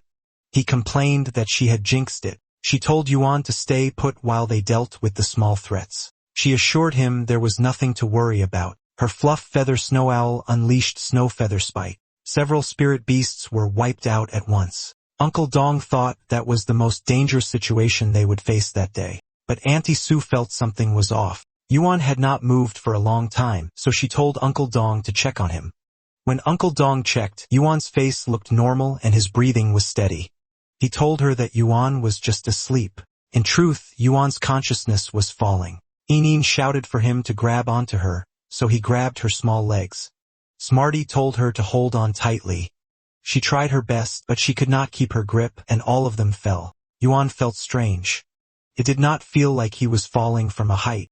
Instead, it felt like the ground was welcoming him. Since he was not injured at all, he wondered if the enemy did not want him dead. A voice said he was right. It said that the beings outside the rift controlled all the land and resources, while those inside had to fight and bleed just to survive. It was the crow. It offered him a bet. If the crow won, Yuan would have to stay there forever. Yuan was shocked that it could speak, but the crow did not want to talk any longer.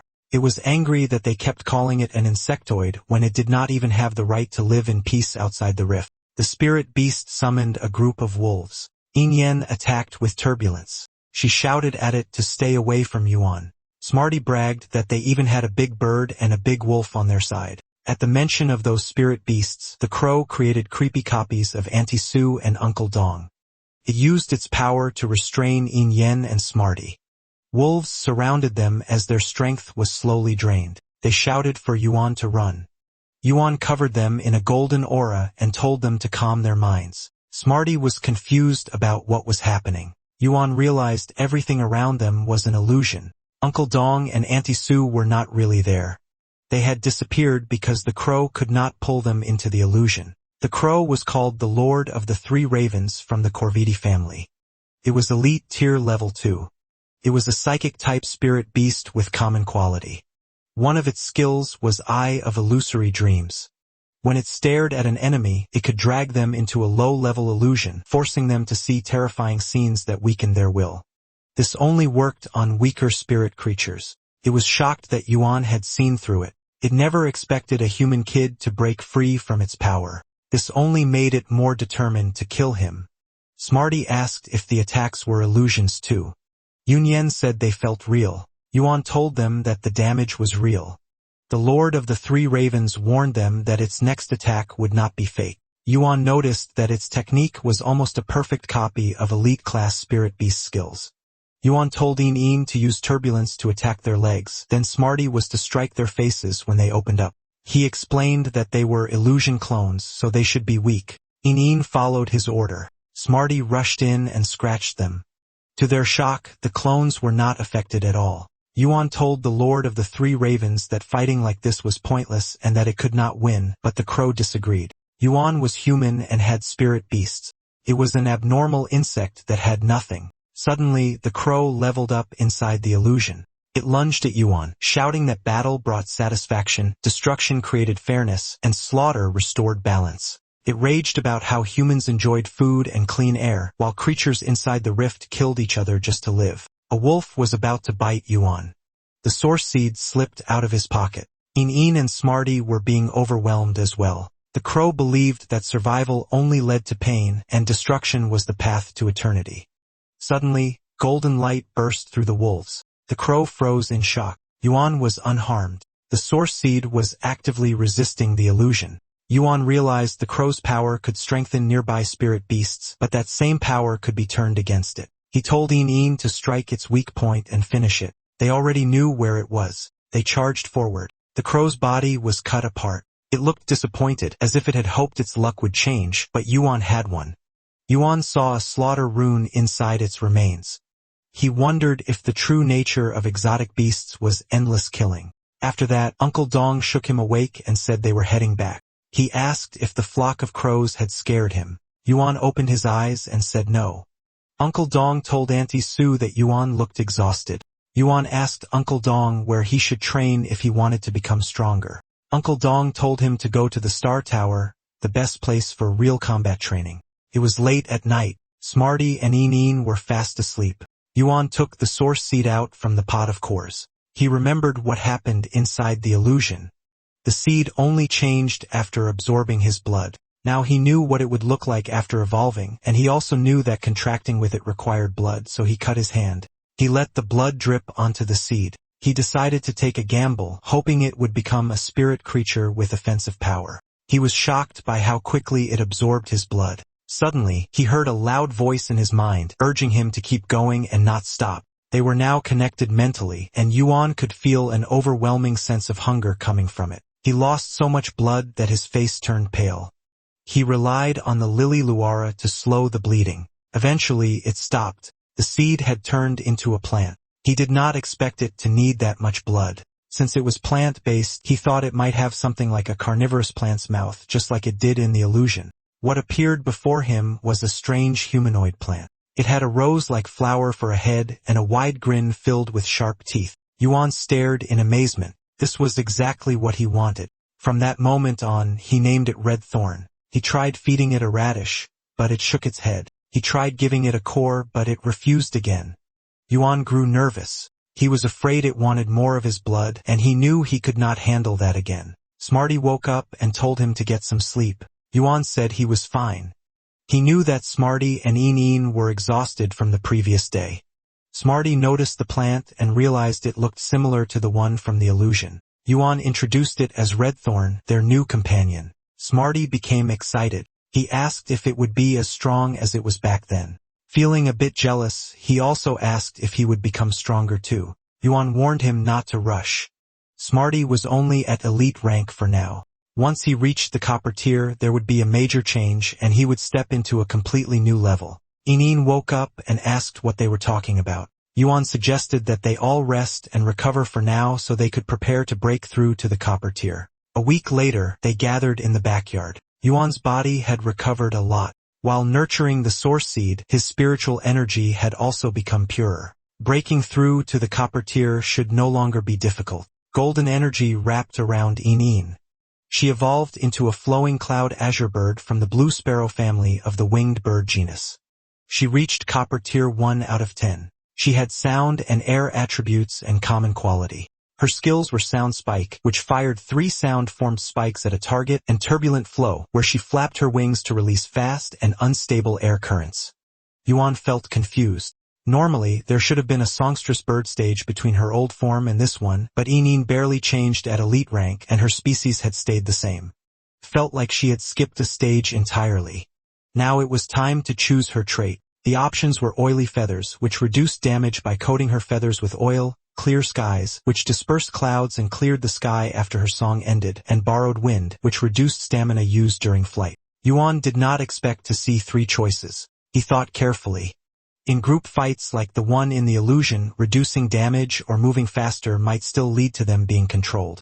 But an ability that changed the weather could help them escape danger or even counterattack, just like Daisy once did. In the end, he chose clear skies. Smarty told Een that she looked more refined now. Een was delighted. She said she could now sing and dance at the same time during her live streams. Smarty got excited and said it was his turn next. Yuan told him not to rush. When the process started, Smarty looked uncomfortable. Yuan was about to suggest stopping, but Smarty insisted on continuing. Yuan finished it as quickly as possible. Smarty's spiritual energy was very stable, so Yuan believed there would be no issue. Smarty suddenly told him to wait. His nose felt itchy. When he sneezed, his appearance changed. Yuan was disappointed by how plain the evolution looked. Een encouraged Smarty to check himself, so she brought over a mirror. Smarty was thrilled. He said he now looked like a scholar. The trait selection appeared with 3 options. The first was Dust Ward, which repelled dust and kept the surroundings clean. The second was Item Form, which allowed him to turn into an item for his contractor to use. The third was Pain Amplification, which multiplied the pain felt by enemies after he attacked them based on a mental force check. From a combat standpoint, Dust Ward countered earth and sand users. Pain Amplification increased damage output. As for Item Form, it felt like a gamble. Smarty suggested choosing Item Form. Yuan asked if he was sure. Smarty explained that he was not a combat-type spirit creature, so the other 2 options would not help him much in battle. Yuan thought the explanation was brutally honest. Smarty rushed toward him and threatened that if he turned into something useless, he would cut off his own tail and end it all. Smarty's new status appeared. He was now a Bikesun beast from the spirit feline family of the Wisdom Cat genus. He was Copper Tier 1 out of 10. He was a mental-type spirit creature with common quality. His skills included precise memory, which allowed him to remember even the smallest details, and knowledge analysis, which let him analyze stored information from multiple angles.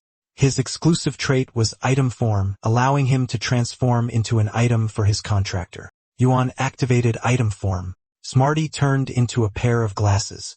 Smarty was disappointed. Yuan told him they would not know its real power until he wore them. Yuan put on the glasses. When he looked at Een, information appeared. It showed that she was happy with her evolution. It also revealed her thoughts, like how she was craving chestnut and meat floss bread from the next street. A profile of the flowing cloud azure bird appeared as well, explaining that they usually lived in high mountains. There was even a reminder telling Yuan not to forget to brush her feathers. He was deeply impressed. Then he noticed something else. Redthorn's thoughts contained only one thing: aberrant insects. Yuan realized that this must be what Redthorn wanted to eat. Sister Shin answered Yuan's call and told him that she had insect corpses and could give them to him for free. Even a 100 wouldn't be a problem. After the call, she fell into thought. This time, Yuan didn't ask for spiritual materials.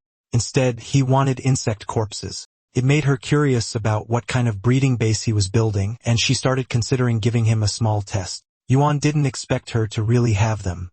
Smarty was the one who told him she would. Soon enough, he received the delivery. He fed one of the insect corpses to Redthorn, but Redthorn swallowed everything in the bucket in one go.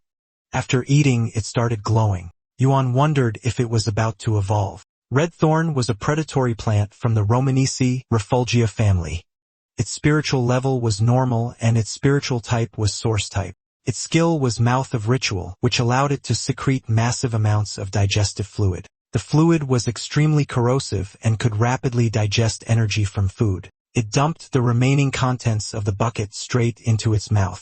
Een complained that it had terrible manners. Smarty added that its saliva was corrosive too, making it quite dangerous. Yuan reassured them that it was only acting like that because it was starving, so there was nothing to worry about. Yuan realized that its appetite was frightening. The 300 corpses he bought would last at most 3 days, especially with the addition of dragon beast blood. He started wondering if the cash flow from his small online shop could keep up. When he checked his balance, he had 398.2 Radiance coins. It was a huge amount. He noticed that the spirit siphon goldfish and copper-grade green vines were selling extremely well. He would need to restock again. A new message arrived from Cloudstream. She complained that she couldn't even find a single transparent web and demanded that he send 5 more as soon as possible. Right after that, she transferred the money. Yuan commented that her luck was terrible. Because of her order, he now had to restock web-spraying spiders as well. Een and Smarty overheard him and immediately demanded that he take them along. Yuan asked why since he was only going to restock. Een explained that ever since they returned from the dimensional rift they wanted to know how strong they really were. Smarty added that they didn't want to be helpless again if they encountered exotic insects. Yuan joked that if that was the case, then if a sudden crisis hits Yao County next time, they would become Radiance heroes. Een became excited, saying that would make them one of a kind in the Federation. Smarty, however, said that wasn't true. He then told them a story. 2 years ago, in Frost City of the Radiance Federation, a member of the Radiance 100 sequence rank 39 faced a class 3-dimensional rift alone. He held back the insect tied by himself for 30 minutes, stopping Frost City from turning into a living hell. Yuan was impressed that Smarty even knew about something like that. Smarty said he had read old news articles when he got tired of studying. Een asked what happened to that 100 sequence member afterward. Meanwhile, inside a shop, a staff member argued with the boss about pinning their hopes on a shop that had suddenly appeared out of nowhere. Sister Shin asked if they had a problem with her sales strategy. The staff complained that she had used a huge amount of funds to buy dragon beast blood and was now purchasing insect corpses in massive quantities. The buyer, she claimed, was just a newly opened shop on the Star Web. To them, it sounded unreasonable. They were worried that if she got scammed, they wouldn't even be able to pay salaries next month. At that moment, Yuan walked in and commented that things seemed lively. He asked if he'd come at a bad time since it looked like they were arguing. Sister Shin smiled and said it was just a simple meeting to plan their main products for the next quarter, and everyone was sharing opinions. Yuan didn't pry further. He told her he wanted to buy 3,000 insect corpses. On top of that, he needed 10,000 pounds of low-grade energy ores, half a pound of butterfly shells, 40 normal-grade spirit siphon goldfish, and 5 elite grade level 10 web-spraying spiders of perfect quality. He paid everything up front. The staff turned pale when they heard the size of the order and the upfront payment. Sister Shin asked why they were still standing around. She introduced Yuan as the partner of their new shop and told them to give him VIP treatment. The staff immediately became enthusiastic and helped him with everything. Sister Shin had already guessed that he would restock normal-grade spirit siphon goldfish, but she believed he would also be interested in something special. She brought out a pregnant elite-grade spirit siphon goldfish mother, 5 fortune ranchu. Yuan was stunned. A spirit siphon goldfish could produce over 1,000 offspring in a single pregnancy. Normally, without enough spiritual energy, most of the eggs wouldn't survive. But inside the Spirit Lock Spatial Zone Spirit Pool, survival wouldn't be an issue at all. On top of that, 5 Fortune Ranchu was extremely popular. Yuan took it without hesitation. He also asked to collect the dragon beast blood he had ordered earlier. Sister Shin smiled, satisfied that her guess was correct. She suspected there was a creation master behind Yuan's shop. Anyone capable of handling a pregnant 5 Fortune Ranchu had to be at least a 2-star creation master or higher. The prices were quickly settled. Dragon Beast Blood cost 240 Radiance coins, the 5 Fortune Ranchu cost 80, and the web-spraying spiders, energy ores, and other items totaled 60 Radiance coins. After completing the transaction, Yuan left. The staff personally saw him off, now fully aware that they had underestimated Sister Shin's connections. Smarty asked where they were heading next. Yuan asked if they still wanted to test their strength. If so, they could go to the Star Tower that Uncle Dong had mentioned. Star Tower was one of the most unique facilities on the Star Web. It offered training, simulated battles, and ladder matches. It also hosted many combat-type competitions and was known as a paradise for combat spiritual creatures. Smarty stared at the towering structure. Players could only climb 1 floor for every win, and they had to fight at least once a month. He had heard that there was a promotion match on the 100th floor. Passing it would allow them to enter the ladder and become Hall of Fame level players. Yuan told him he was getting ahead of himself. Reaching the 100th floor on their first climb was impossible. Yuan informed the staff that he was registering for the first time. The staff member didn't even look up. While reading his book, he told Yuan to fill out the form himself and said they would input the information later. He warned Yuan not to disturb him since the Creation Master exam was coming up soon. Smarty frowned at the lack of hospitality, but Yuan understood. With the exam approaching, everyone was under pressure. The form submission was successful. Yuan was told to stand still until the scan finished. The results showed the 100 questions beast and the sound bird at bronze rank 1, while Mobius was elite rank 7 with epic quality. All records, matches, wins, losses, and highest floor were at 0. The staff member was surprised by Yuan's spirit beasts. Some of them were things he couldn't even recognize. Smarty commented that he seemed to be the only one who had aged over the years. Yuan originally wanted Lily to compete, but releasing Mobius's spirit-locked spatial zone was technically part of its own ability. Ineen asked which floor they needed to reach to face opponents at the Radiance 100 sequence level. Yuan told her not to be so ambitious. She said she was just curious. The staff answered that it would be at least above the 100th floor. He added that there had been some unusual cases over the past 2 days, so it would be best not to run into those people on their first visit to Star Tower. Yuan wondered if that meant there was a chance to challenge strong opponents early. In was already looking forward to it. They entered the player preparation room. Inside, they could even set the battlefield and weather conditions.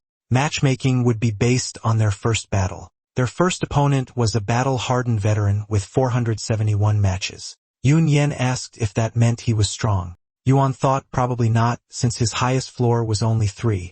That meant he likely got crushed every single match. The battlefield was an open grassland in the morning. The weather was sunny with no special mechanisms. Yuan decided to send Smarty out first. His exaggerated gestures made Smarty complain that Yuan had been watching too many cartoons. The old man on the other side looked like he could barely stand. He was happy to run into a rookie. If he won this match, he wouldn't need to fight again for the rest of the month. Smarty tried to switch places with Ineen, but Yuan whispered for him to just finish it. Since he was already there, he shouldn't go easy just because the opponent was old. The old man warned them not to underestimate the bond between him and his gray shell beetle. He ordered it to use Gnaw. Yuan was about to command Smarty to use a skill, but Smarty had already moved. He simply stepped on it. The old man let out a wail, accusing young people of being heartless. He said he had raised it with care and now had to bury his own child. Smarty argued that this was exactly why he wanted to swap out earlier. Yuan quickly tried to calm the old man, explaining that spiritual creatures weren't truly harmed inside the star web. Even so, Yuan felt disappointed. The match was far lower level than he had imagined. The system generated the next arena. It was nighttime in a ruined city. Dark clouds covered the sky, and the rules stated that the ruins would collapse once enough damage accumulated. A man released his yellow-spotted dog and ordered it to use scent trace, so the enemy couldn't escape. At the same time, he commanded the tusk-digging boar to use tusk charge, aiming straight for its vital point. Yuan calmly instructed Een to use sonic piercing. Een struck both spirit beasts at once. The man cried out in disbelief, questioning why there was even a copper-tier spiritual creature on that floor. Yuan could only offer him an apologetic smile. As Yuan was teleported to another area, he replayed the man's words in his mind. Even on that floor, he didn't quite understand what he meant. Yuan wanted Smarty to join the next match, but Smarty refused. He felt frustrated. For over 10 matches now, Smarty hadn't been able to do anything before the battles ended.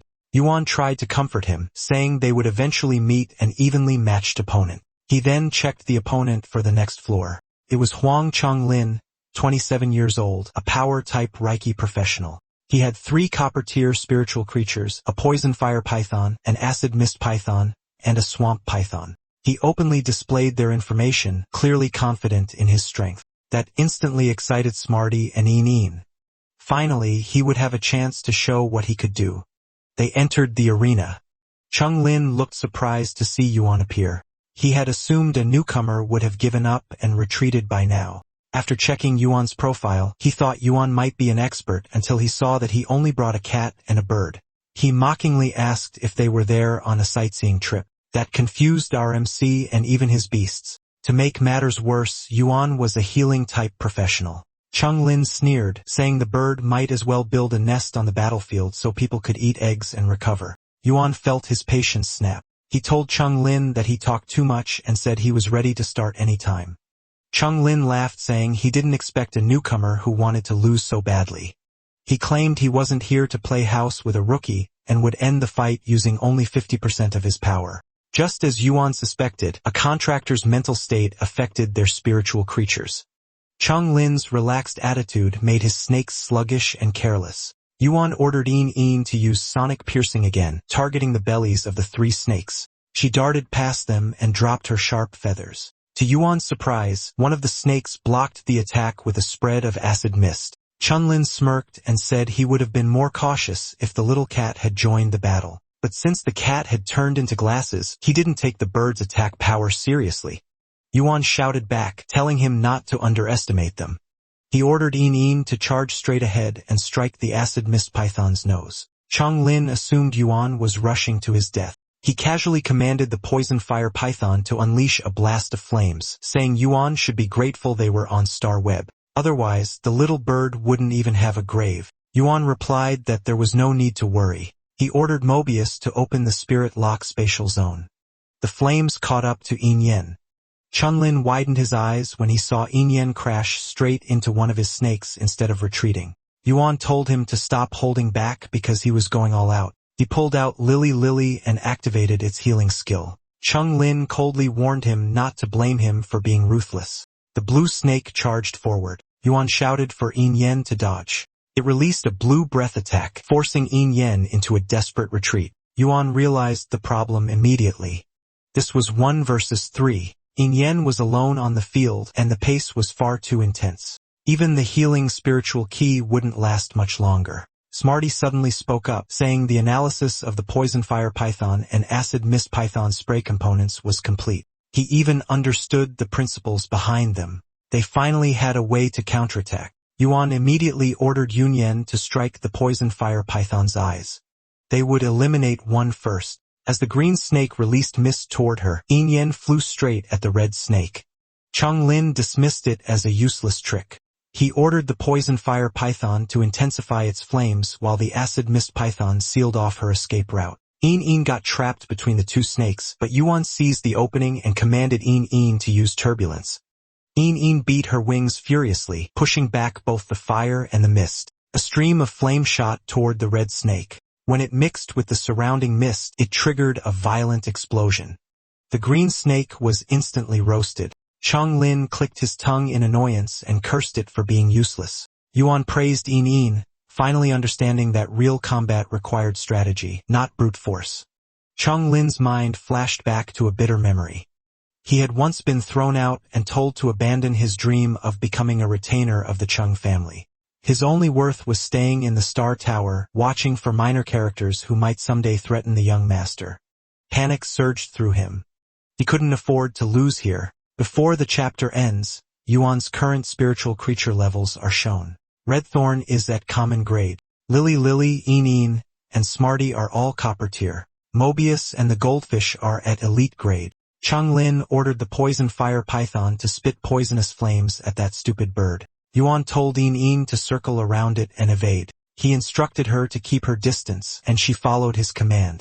Smarty informed Yuan that the poison fire python's weakness had been fully evaluated. He marked the weak point. Yuan felt the timing was perfect. The opponent wasn't used to commanding 3 spirit creatures at once, so as long as he caught an opening, he could bring them down. He ordered Een to use turbulence again. Chung Lin sneered and told the poison fire python not to stop. Instead, he ordered it to release poisonous flames at maximum output, non-stop. Yuan told Een to prepare a sound spike. The moment the poison fire python ran out of fire, Een struck its weak point. The poison fire python collapsed. Yuan praised Een for a job well done. Chunlin grew irritated by what he called cheap tricks. He challenged Yuan to fight him head-on if he had any guts. Yuan stared at him like he was talking nonsense. It was 3 against 1, and Chung Lin was saying that to him. Mobius whispered for him to mobilize the spirit-absorbing goldfish. Yuan activated spirit infusion. The goldfish merged into Een, and she immediately felt stronger. Yuan didn't expect spirit lock to be this effective in real combat. It was practically cheating. The ground suddenly shattered. Water shot up into the sky and slammed toward Een. Yuan shouted for Yin to dodge. Unfortunately, the spiritual energy link broke before it could fully stabilize.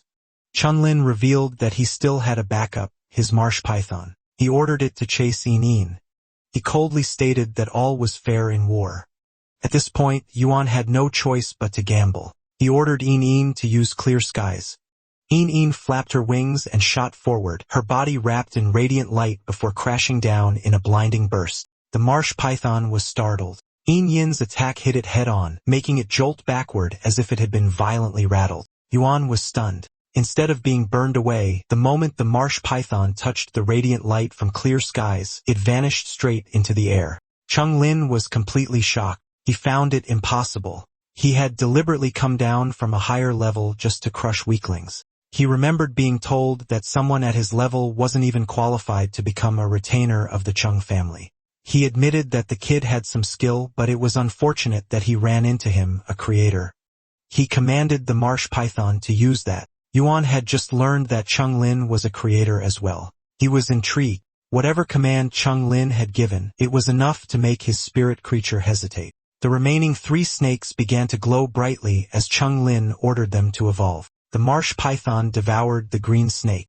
It tore its body in half while the red python tried to flee, but the marsh python wrapped around it and bit down. The new spirit creature was called the 3-aspect boa. Its level was copper tier, level 3. Yuan was surprised. It was only copper tier, but he could clearly tell that its state was extremely unstable. Could barely be considered a true evolution. Chunlin explained that the 3-aspect boa was originally an ancient snake species. Over time, it chose to abandon its overwhelming advantages and split itself into 3 separate bodies. He had merely used special methods to restore it to its original form. As for whether it truly counted as evolution, they would find out soon enough. Yuan assessed the situation and felt his heart sink. Turbulence could no longer suppress the flames. Smarty knew Yin couldn't hold on much longer. He wanted to step in, but Yuan told him to wait. The green snake suddenly bit down on the blue snake, while the red snake blasted fire straight at it. Chunlin was stunned. He shouted, demanding to know what was wrong with it. Yuan seized the opening and unleashed turbulence, immediately followed by a sound spike. Yin struck. The blue snake collapsed. Chunlin stared in disbelief at what he was seeing. Smarty realized he had known about this kind of evolution for a long time, but had never had the chance to test it in real combat. He asked Yuan if they were going to continue. By then, Yin was already drowsy from exhaustion. Yuan shook his head. The last exchange had been far too dangerous. They had only won because the opponent was careless enough to expose a fatal opening. On top of that, Yin was completely spent. They cancelled the match before anyone else arrived. To Yuan, clearing more than 20 floors in a single day was already impressive. But someone suddenly appeared. The man noticed that Yuan had cancelled while he was already on the elevator. He asked if Yuan wanted to fight again. Yuan declined. The man nodded, understanding. He contacted his young master and reported that below the 80th floor there were no real threats. The biggest obstacle still appeared to be members of the Huio 100 child selection. The person on the other end replied that this was within expectations. Meanwhile, Yuan was already planning his next steps. He needed to increase his own combat strength as soon as possible. He had to fully cultivate Red Thorn and raise the spirit-absorbing goldfish to copper tier as well. Once that happened, Mobius would also advance to copper tier. Moments later, Mobius asked Yuan whether he had made up his mind about the extreme spirit goldfish. Yuan replied that he planned to use dragon beast blood to promote its advancement. That way, based on the cat spirit's traits, Mobius would also be able to advance to copper tier. Mobius confirmed whether Yuan intended to make the extreme spirit goldfish the shop's signature product. There was no avoiding it. Elite-grade extreme spirit goldfish sold extremely well.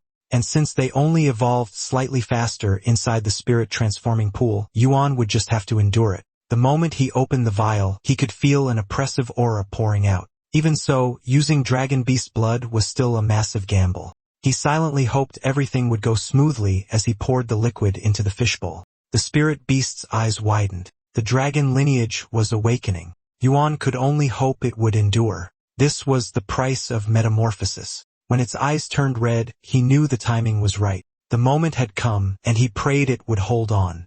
Suddenly, the fish leapt out of the bowl. Yuan froze. Had it really worked? The spirit creature before him was now a sleek brown scaled fish with a long body, sharp fins, and bright yellow eyes. It looked fierce and predatory. Yuan hadn't expected the changes brought by dragon beast blood to be this drastic. He even wondered if it might grow dragon horns in the future. He couldn't believe it. He had actually evolved the spirit-devouring goldfish into a dragon-type spirit creature at copper tier. The spirit creature was now called the spirit-gathering goldfish. Its level was copper tier 1 out of 10, and its quality was common. Yuan immediately felt defensive spiritual energy spreading outward, truly lived up to its name. All 3 exclusive traits were outstanding. Spiritual energy. Boyle turned it into a fountain of spiritual energy, greatly benefiting other spirit creatures nearby. This trait significantly accelerated the release of spiritual energy. Spiritual energy absorption enhanced its ability to absorb spiritual energy, speeding up both its level growth and quality advancement. Spiritual energy. Mark prevented the spiritual energy it released from dispersing into the environment. Instead, it stored that energy as a mark branded onto the contractor, allowing the contractor to actively release it when needed. Spiritual energy absorption would clearly accelerate its evolution. And if Yuan didn't possess the spirit locking space, he would have chosen that without hesitation. However, spiritual energy mark would allow the spirit-gathering goldfish to form a powerful combo with Lily, creating a true health point recovery master in battle. A low-tier combination like that was practically unheard of. Yuan decided he might as well try it and see if he could carve out a path entirely his own. He asked Mobius how things were on his side. Mobius hadn't expected him to reach copper tier so quickly. Yuan was surprised to see that Mobius had grown small legs. The spirit creature's name was Mobius. The species was unknown. Its level was Capardier 1 out of 10.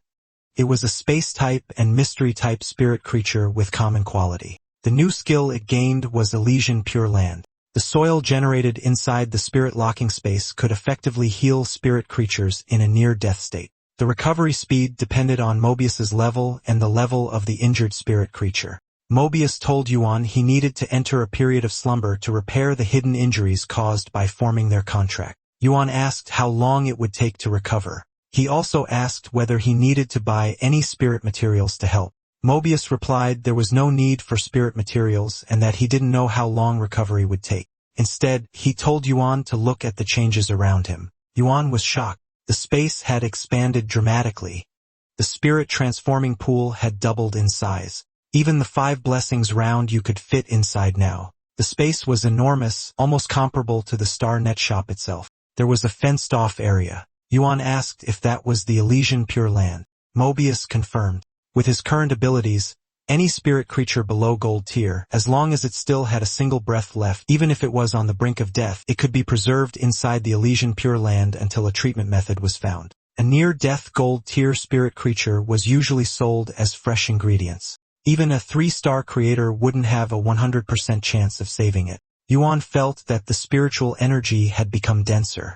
Mobius told him that the spiritual energy inside the spirit locking space was now 10 times denser than the outside world. With the Elysian Pure Land and 10-fold spiritual energy, Yuan felt they might finally find a way to handle gold-tier spirit creatures. If that happened, the goods in his shop might finally qualify to enter the treasure pavilion. Mobius added that the skill was directly linked to his own spiritual energy. As long as his spiritual energy was sufficient, he could even summon the Elysian Pure Land directly in the outside world. In that case, once Yuan activated spiritual energy mark, the conditions to summon Elysian Pure Land would be met. Mobius said Yuan was far more outstanding than he'd imagined. He believed all of that was entirely possible. Yuan felt embarrassed by the praise. Mobius calmly replied that he wouldn't praise him next time. Yuan laughed and told him not to be like that. Yuan told him to wait and see. Before Mobius woke up, he would upgrade him to Silver Tier. Mobius wished him good luck. That said, to upgrade Mobius to Silver Tier, Yuan would need to lock another spirit creature and raise all of them to Silver Tier together.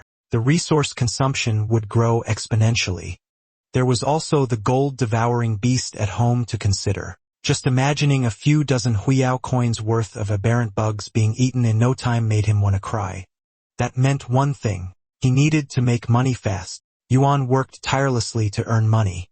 His robot was overwhelmed by customers lining up to buy. Yuan kept working relentlessly, endlessly, making money without rest. He messaged a client to inform her that the web-spraying spiders she ordered were ready. The client immediately transferred the payment. Eventually, Yuan developed dark circles under his eyes and became skin and bones. While brushing his teeth, he was informed that Redthorn wanted to eat high-grade spirit beast flesh. Smarty said he only realized it after finishing the last textbook. To advance to elite tier, Redthorn required high-grade spirit beast flesh. Ordinary beast flesh was no longer enough. He also noticed that Yuan had been pulling all-nighters for several days and asked if he was alright. Yuan replied that it wasn't a problem. He rinsed his face. When he looked up again, he appeared refreshed. Smarty was shocked. Yuan told him that young people should stay up late more often. Yuan added that recently, his control over spiritual energy had become more and more efficient. That efficiency would only continue to improve. But as for high-grade spirit beast flesh, he would have to ask Sister Shin. He sent her a message asking if she had any high-grade spirit beast flesh. She replied that she did, but it couldn't be displayed on the shop shelves. She could only provide him with the supply channel. Yuan was about to reply that she didn't need to push herself. After all, high-grade spirit beast flesh was notoriously hard to obtain. To his surprise, she answered immediately, and she even had it ready. Yuan set out at once. It was already late, so Smarty asked where he was going. Yuan simply replied that he was heading out to restock. Smarty insisted on coming along. He tied a ribbon around his neck and put on a pair of glasses, the most popular cat-themed look of the year. He had spent ages browsing online to find it. Yuan was confused. He thought Smarty was supposed to help Yin Yen manage the livestream. He told him there was no need. Yin Yen had been doing great with daily streams on her own. Smarty replied that he was so bored he was practically dying. Otherwise, there was no way he'd have enough free time to read textbooks and browse online every day. With that, they headed toward their destination together. Suddenly, something unexpected happened. Several muscular men stepped out and blocked their path. They spoke in a threatening tone, asking where Yuan was headed. If he was going somewhere, they said they could escort him. Yuan paused. Was Sister Shin's connection actually legit at the port? Yuan said he was only there to buy high-grade spirit beast flesh. The men immediately denied having any. They reacted far too strongly, insisting they weren't a black market. One of them denied it so hard that he accidentally blurted out the prices. Bronze tier at 20 cons per jin. Silver tier at 150,000 per jin, saying a kid like one could never afford it. When calmly pointed out that they had just exposed themselves, the other two men snapped at him for letting it slip again. Because of that mistake, they'd lose that month's protection. The man argued back saying the kid wasn't necessarily a spy from the Spirit Suppression Division. Yuan told them he was introduced by Sister Shin. Smarty whispered to Yuan, asking if their brains were even working. The men flexed their muscles as they spoke, telling Yuan they wouldn't believe him so easily. And even if they did, he would still have to get past them first. Either he endured their test or he'd be bitten to death by their spirit beasts. Smarty got nervous, but Yuan asked if he could hold on since those dogs weren't even elite tier level 2. Smarty said he'd try. But in the next instant, he struck. Smarty sat on top of the defeated hounds while their master clung to Yuan's legs, still acting tough, saying that even if Yuan beat them, they wouldn't admit anything, and even if he wanted to buy, they still wouldn't sell. Yuan realized just how shameless they were. A man in a suit arrived and ordered them to stop. He scolded them, saying he had already told them to guard the door quietly, yet they were pulling this kind of nonsense. The man apologized to Yuan. He explained that he had just confirmed Yuan's identity with Shin. He said he wouldn't mind doing business with him, but unfortunately he had come too late. They only received one batch of high-tier spirit beast flesh each month, and the latest batch had already been sold. Yuan understood. Many high-tier energy professionals fed beast flesh to their carnivorous spirit beasts.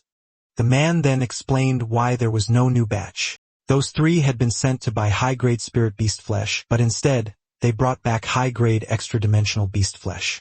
They reasoned that it looked the same and wasn't meant for people to eat anyway. They even thought they could sell it without taking responsibility. The man grabbed them by the necks, furious. The flesh hadn't even been eaten by their spirit hounds. And worse, it was poisonous. Burying it would contaminate the environment, yet they still dared to say they had sold it to someone else. If that were true, he suggested they eat it themselves. Yuan asked if they could sell the extra-dimensional beast flesh to him instead. The man in the suit was shocked by the request. He warned Yuan that if anything went wrong, there would be no after-sales responsibility. He told him to think carefully. Yuan replied that he understood. Since that was his decision, the man led him inside. The three muscular men immediately changed their attitude, smiling and telling Yuan to come again next time. They even promised him a discount. Smarty asked why Yuan thought it would be the same. Yuan explained that since it was meant for Redthorn, also a dimensional rift beast, there wasn't much difference. In the end, he received 3,000 jin of dimensional beast flesh. It was so toxic that Yuan had to wear full protective gear.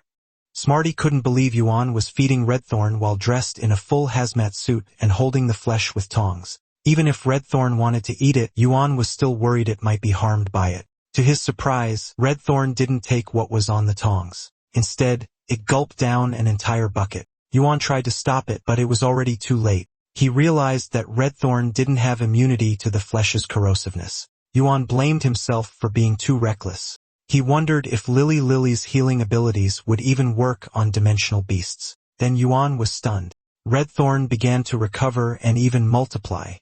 Yuan realized it might have adapted to the corrosive properties, but he was confused when the vines started twisting together in strange patterns. Smarty told him that it was searching for a new evolutionary direction. Yuan realized that it could be strengthening its vines to enhance its offensive power. Redthorn evolved. It glowed red and let out a shrill scream as dark eye-shaped energy and thorny vines closed in around it. A sinister grin formed as several vines lifted its body off the ground. But suddenly it wilted. Yuan asked what was wrong. It seemed to have entered dormancy again. Every time it automatically generated an evolutionary direction based on Yuan's instructions, it consumed a massive amount of stamina. Yuan also believed that if it only evolved barbed vines, there was no way it could break through the defenses of powerful defensive-type spirit beasts. Yin called out to him and asked what he thought of her writing. She handed him a piece of paper with her signature on it. She planned to turn it into merchandise. Yuan was left speechless. Smarty even asked who would want something like that. Yin replied that her top supporters definitely would. Smarty asked if she meant the one who constantly sent gifts and even randomly tipped over 500 at a time. Yuan agreed. That definitely counted as a diehard fan. He hadn't expected Yan's live streams to be doing so well. In the note, Yan wrote that when they went to Zijin City, Yuan should bring 2 copies for Xiaojue. She was certain her signature would become a collectible in the future. Yuan agreed. Smarty noticed that Yuan was heading out again. Yuan confirmed it. He said he had been preparing for this for a long time. Smarty had no idea what he meant. Yuan showed him the monitor displaying the announcement for the creator examination registration. Smarty finally understood. It was starting at last. He said all those days of studying hadn't been for nothing. Together, they set off for the creator examination at Zijing City's Creator Guild. Applicants lined up at the entrance one after another. They submitted their documents to the staff. One female staff member thought that her grandfather should come out on occasions like this to encourage the examinees of Zijing City. She had no idea what he was busy preparing in his office. The grandfather she was thinking about was inside, having tea with someone. That person was Elder Ning, the vice president of the Zijing City Creator Guild and a 4-star creator. He was joined by Elder Meng, the dean of the Creator Academy at the Royal Capital Advanced Spirit Energy University, and Elder Du, the vice president of the Royal Capital Creator Guild. Elder Meng stated that for this year's creator examination in Zijin City, he intended to adjust the difficulty of the test questions. Elder Ning asked why. Elder Du explained that after Sikong returned from Pui Mountain and proposed reforms, they had all felt it was too sudden. Their original plan was to treat this year as a buffer and implement the official reforms next year. Elder Meng added that no one expected Zijing City to be chosen as the pilot site, nor did they expect Elder Ning, the vice president of the Zijing City Creator Guild, to actually agree to it. Elder Ning replied calmly that he was a 4-star creator, so he had the authority. Besides, as they all knew, this was Lady Yuehu's intention. She wanted to take in a disciple. Elder Meng recalled that Lady Yuehu had only said the reform was meant to select more outstanding young talents. They couldn't understand how that connected to her wanting to accept a disciple. Moreover, if Lady Yuehu truly wished to take a disciple, she would naturally choose with great care. They questioned why she would insist on selecting one through this particular examination, especially when only Zijin City had begun the pilot reform. Elder Du agreed, stating that whether they came from creator families or academies, the members of the Radiant Hundred were all exceptionally talented. Elder Ning let out a small chuckle and agreed on the surface. But deep down, he called them old foxes, fully aware that he was being pressured to go along with their intentions. Meanwhile, Smarty and Yuan rode a bird. Yuan said he didn't expect they'd be flying again so soon. Inin had to stay home to stream, so Smarty joked that Yuan would end up flying more than her. Yuan told him that wouldn't happen and reminded him to be careful so he wouldn't fall. When they landed, Smarty suggested visiting Xue first. Yuan knew he tagged along just to see her, but he explained that he planned to visit after becoming a creator. Smarty confidently said that with him around, they would definitely pass the creator assessment this time. Yuan patted his head and boosted his ego, saying he was reliable. Smarty exclaimed at how luxurious the facilities were and how wide the streets looked. Yuan said that was to be expected since they were in the city. It would naturally be far more extravagant than the subordinate Xia prefecture. Smarty was thrilled to see so much food around. Yuan reminded him that they were there for the creator assessment and told him to stay focused. Smarty noticed many people who looked weak and thought they were heading to the hospital. He commented that everyone seemed to be in poor condition. Yuan clarified that they were going to the exam site and were probably just nervous since the creator assessment's pass rate was notoriously brutal. Once an applicant failed, they couldn't retake the assessment for an entire year. They arrived at the office entrance, and Smarty felt relieved that there weren't many examinees. However, he noticed how extravagantly dressed they were. Yuan warned him to watch what he said, since they were inside the city lord's administrative office. They saw a sign stating the examination site was 100 meters ahead, but the line leading to it was incredibly long. Smarty's eyes widened at the sight of the queue. Yuan told him to hurry up and perform equipment manifestation. Smarty protested, saying others were allowed to bring spirit creatures into the exam hall as well. Yuan explained that using spirit creatures during exams was already very common, which was exactly why he had made Smarty memorize all that knowledge. Smarty transformed into a pair of eyeglasses. Just from the building alone, he could tell how exalted the Creator Guild status was. Examinees who had finished were being ushered toward the exit. Almost all of them looked drained and hopeless. Seeing this, the female staff member wondered if it was really that difficult. She realized that the vice chairman hadn't held back at all this year. She then called the next group of examinees to prepare. In a moment, they would submit their beginner certifications for 3 lifestyle-type aura professions. After the exam, they were to collect their scorecards and retrieve their certifications from her. Yuan was shocked when he heard this, as he didn't have any beginner certifications. He told the staff that he had heard the Creator Guild could directly conduct beginner tests for 3 lifestyle-type aura professions. Internally, the staff couldn't believe someone actually wanted to take such a broad knowledge assessment directly under the vice chairman. She explained that it was possible, but the Creator Guild could only assess 3 knowledge-based lifestyle aura professions: Scholar, Spirit Creature Observer, and Spirit Material Analyst. In other words, the 3 with the highest difficulty. Yuan replied that those 3 would be fine. Since that was his decision, she ushered him into the room. Internally, she worried about his confidence. For daring to register for all 3, he might suffer greatly later. At the City Lord's administrative building, Elder Du and Elder Meng stood to the side, observing.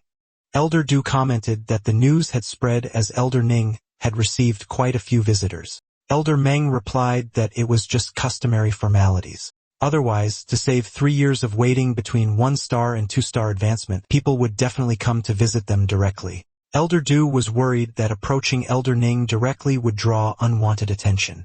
Elder Meng told him he was overthinking it. He knew Ning enjoyed showing off his knowledge. In fact, in previous years, whenever the 3 Aura Profession Advancement exams were held under him, he took pleasure in blocking large numbers of applicants.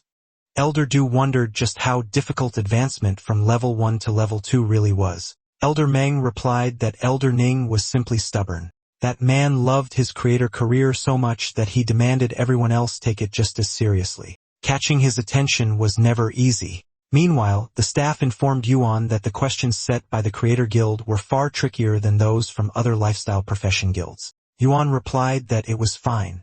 He'd already known that when he chose to take the exam there. Suddenly a door opened. They were in the faculty lounge.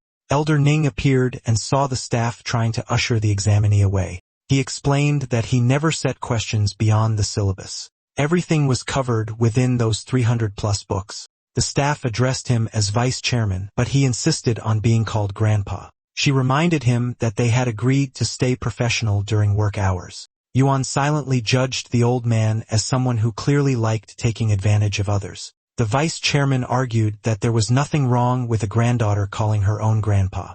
He disliked how others made his granddaughter afraid to show concern for him. She chose to end the discussion when she noticed an examinee present. Elder Ning then turned to Yuan and said he was quite daring to take the beginner exam directly at the Creator Guild. He asked whether Yuan had prepared thoroughly. Yuan replied that he would give it his all. He said that without trying, he wouldn't know what was difficult and that what he already knew wouldn't be difficult anyway. Behind them, the female staff felt certain he was doomed. The vice chairman began with what he called an easy question. Megalodon and Leviathan whales were both dominant rulers of the prehistoric tertiary oceans. They had contended for tens of millions of years without a clear victor. He asked Yuan which of the two he believed was stronger. The female staff was horrified. Her grandpa had brought up an old question from Starnet Academia, one that had been debated for over a decade without conclusion. It was clearly beyond the syllabus. She decided to give the examinee a hint. She told her grandpa that he specialized in megalodon research, so if he wanted people to answer megalodon, he should have said so. Yuan calmly replied that the question had been answered long ago. He stated that both of them were weak. Elder Ning asked why Yuan would say that. Yuan explained that it was because both species were eliminated in the course of evolution. Neither the megalodon nor the Leviathan whale existed in the present era. Even if modern whales or sharks underwent atavistic mutations, they would no longer be the true megalodon or Leviathan of the past. Elder Ning fell silent. His granddaughter knew how rare it was to see him speechless. It was even more unusual that he didn't explode in anger after hearing someone call megalodon weak. He asked Yuan to elaborate further. His granddaughter muttered that this was his usual stance when he deliberately picked a fight. He was far too narrow-minded whenever megalodon was involved. Yuan explained that during the tertiary oceans, megalodon and Leviathan whales, as apex predators, occupied the ecological peak for long periods. Ironically, this slowed the overall evolution of marine life. It wasn't until about 65 million ago when a meteor struck Earth and triggered a massive event of natural selection that the oceans entered a new quaternary era. From a creator's perspective focused on survival and evolution, megalodon and Leviathan were powerful for a time. However, because they failed to adapt to drastic environmental changes, they were ultimately eliminated. In the broader course of evolution that made them weak. Elder Ning suddenly clapped his hands and praised the answer. He said it was good. He was glad to finally hear such a meaningful insight. His granddaughter felt relieved, pleased that this hurdle had been cleared. Elder Ning told her that he would personally take the young man to undergo the assessment for the 3 knowledge-based aura professions. He was eager to see what level these youngsters had truly reached. She gave Yuan a thumbs up. As they left the room, they immediately drew attention.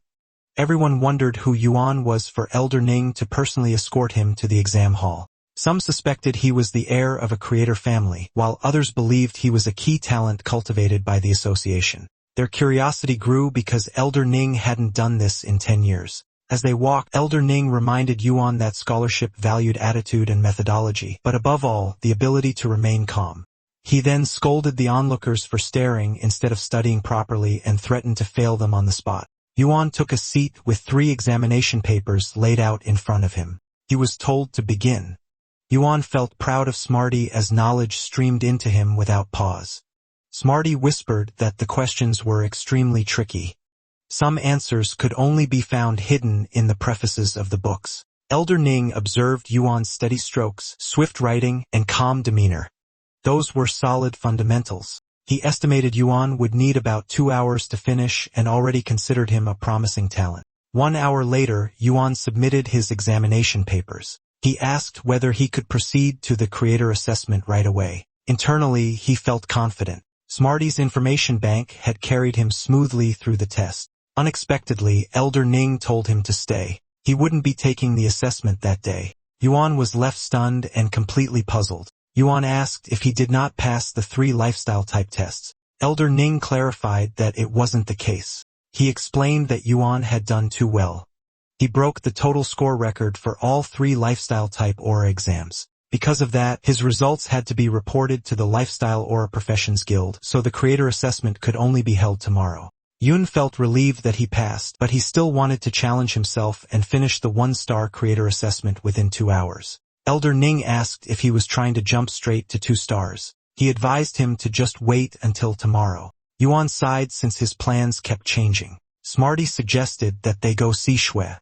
But since he couldn't take the exam anyway, Elder Ning invited him to come see something rather remarkable. Elder Ning tapped his badge on the door. Yuan worried that going in like that might disturb others. Elder Ning assured him it wouldn't.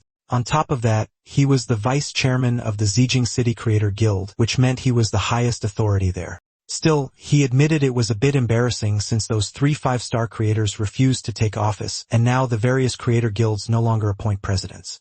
They entered a dark room with a pool. Yuan noticed that the flow of the water felt like it carried a crushing pressure. Elder Ning told him to watch carefully as this would broaden his horizons. He released his power, and Yuan felt an aura just like the ones described in legends. That was when he realized the vice chairman wasn't just a creator. He was a true king-class powerhouse.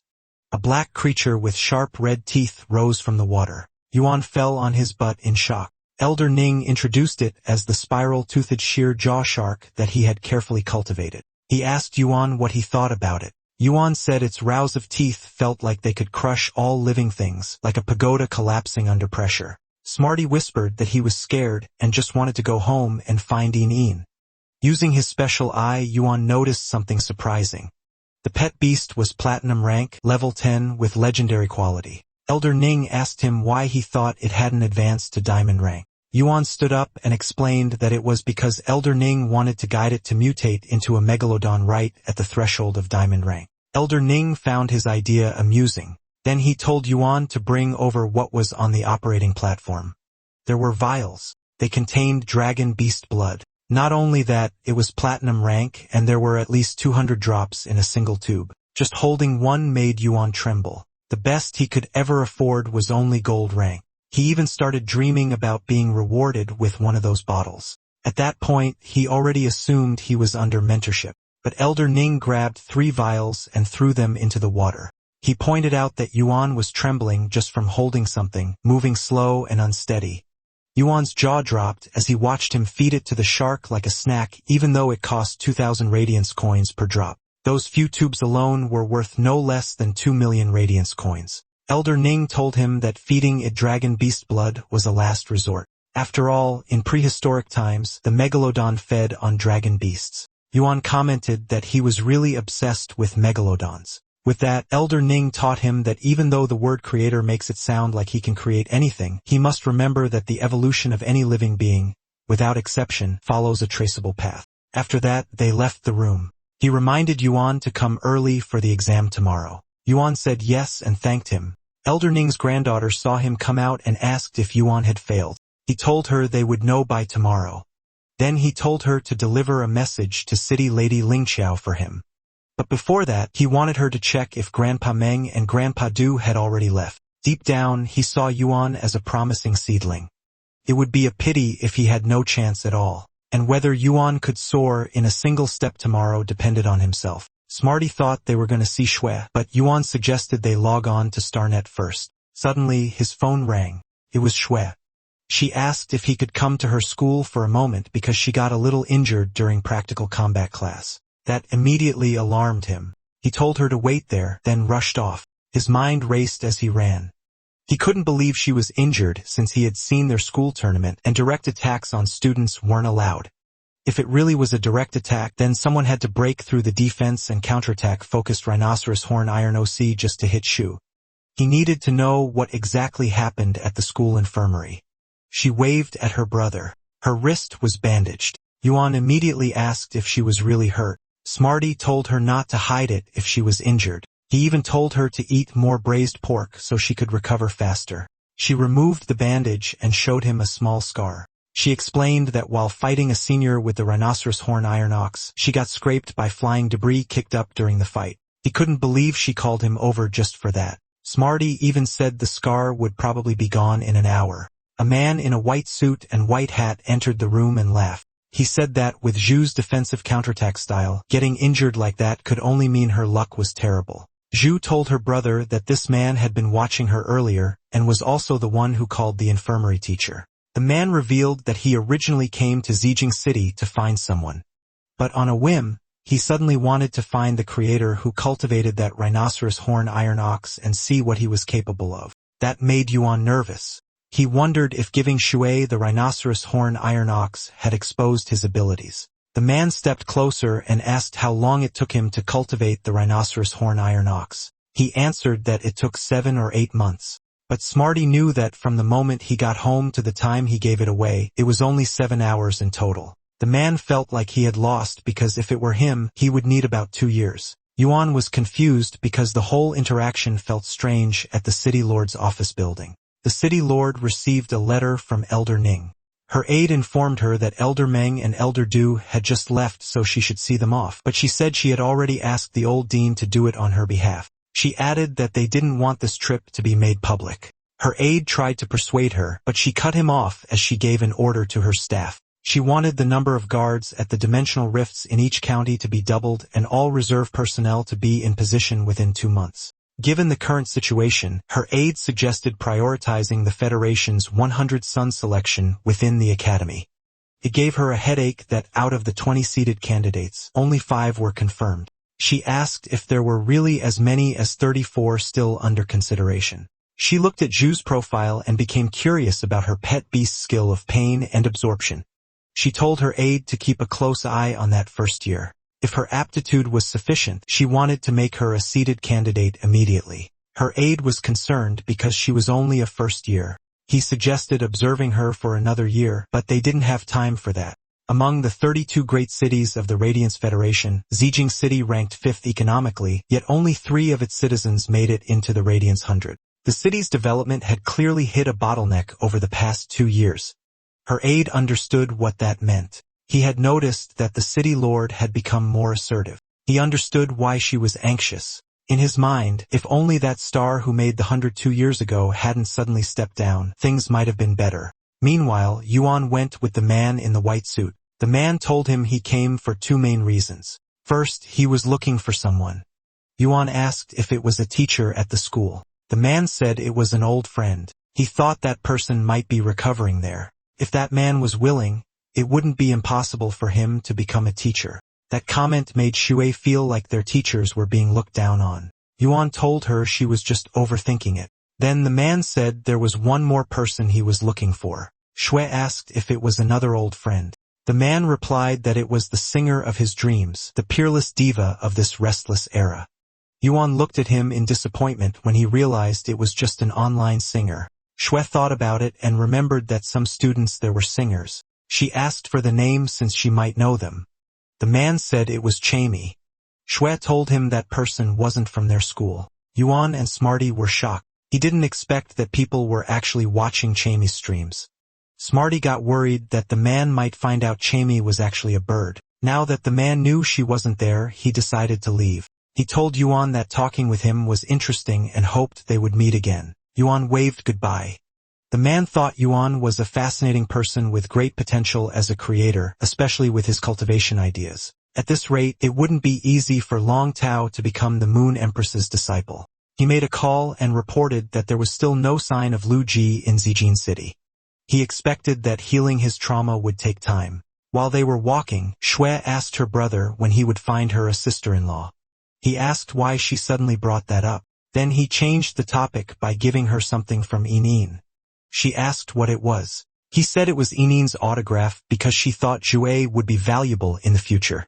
Of course, he wouldn't dare tell her it actually came from Chime. Jue happily accepted it and promised to treasure it. Then she asked what he was doing in Zijin City.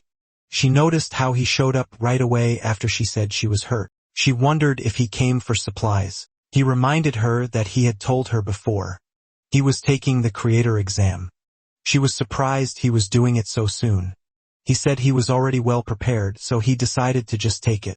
He pointed at a restaurant and suggested they eat while they talked. While eating, he asked how her rhinoceros horn iron ox was doing. He was also curious what kind of spiritual creature she wanted next. She said it worked great, but thinking about it made her mad. It was because her classmates started calling her Big Iron Ox. Yuan thought that was rude. Smarty agreed. But deep down, he thought it wasn't too bad. At least it was better than Iron Bucket. Meanwhile, Smarty was thinking it still wasn't as cool as the Iron Ox princess he had in mind. After the meal, she felt full and happy. Before, they could only eat fish head soup during New Year, but now they could have it any time.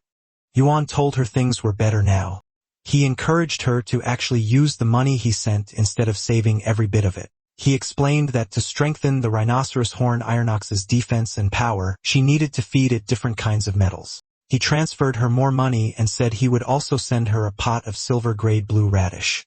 She was amazed he had something like that. It made her think their shop must be doing really well now. When the money arrived in her account, she couldn't believe it. She started thinking their family might actually be rich now. Yuan just said she could think of it that way.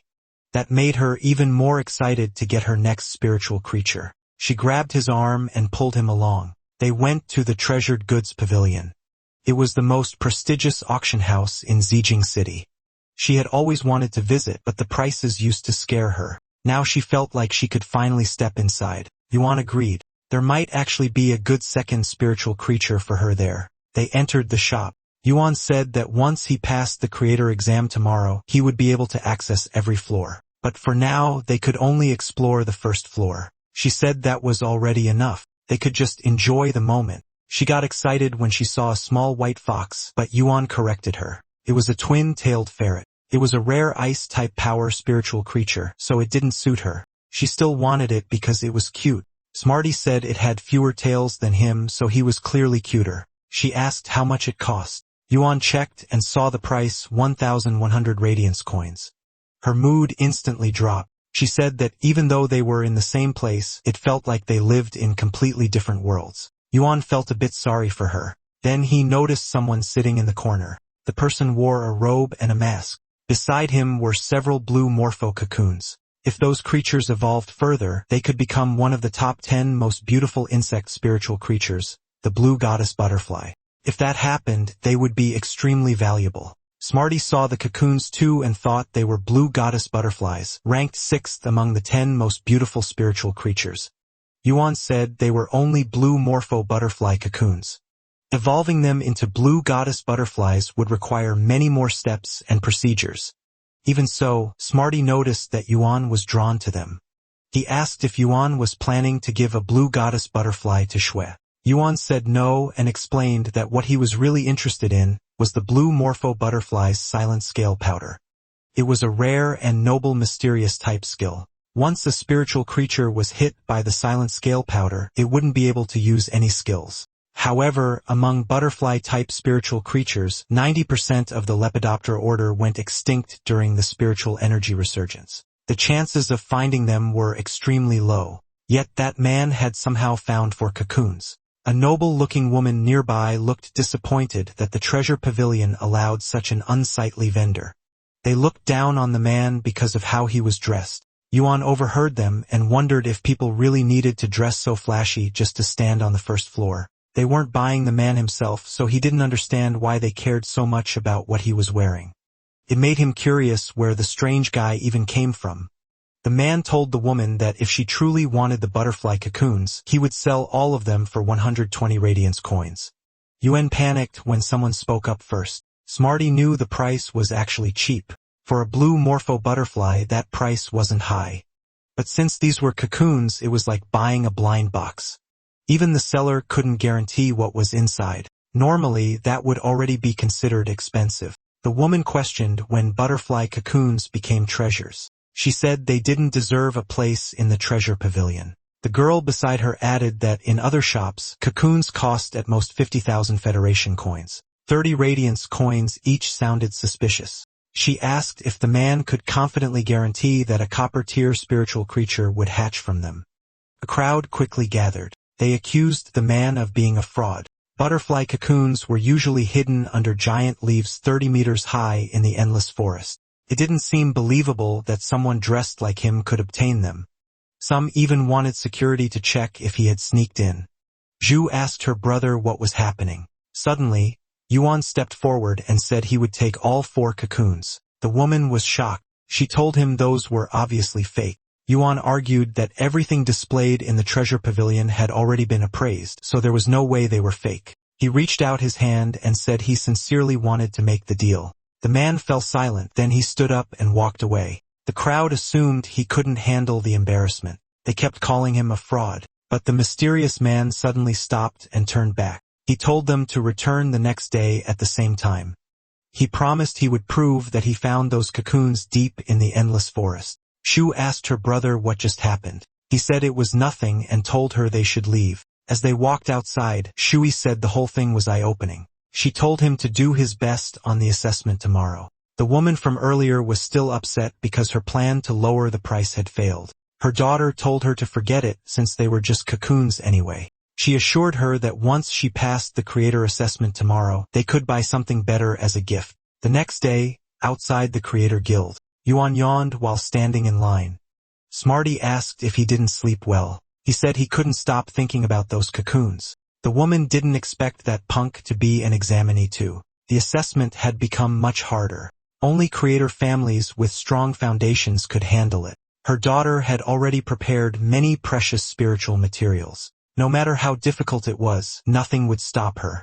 She checked which spiritual creature would have the honor of being promoted by her. On the day of the assessment, Elder Ning reminded everyone that they would each have their own private cultivation room. No one would disturb them. He wished them the best of luck. Yuan felt relieved since it saved him trouble, though he still had to be careful not to expose his true abilities. The candidates were told to enter the examination rooms in an orderly manner. Elder Ning hoped Yuan wouldn't disappoint him, especially after receiving his recommendation letter.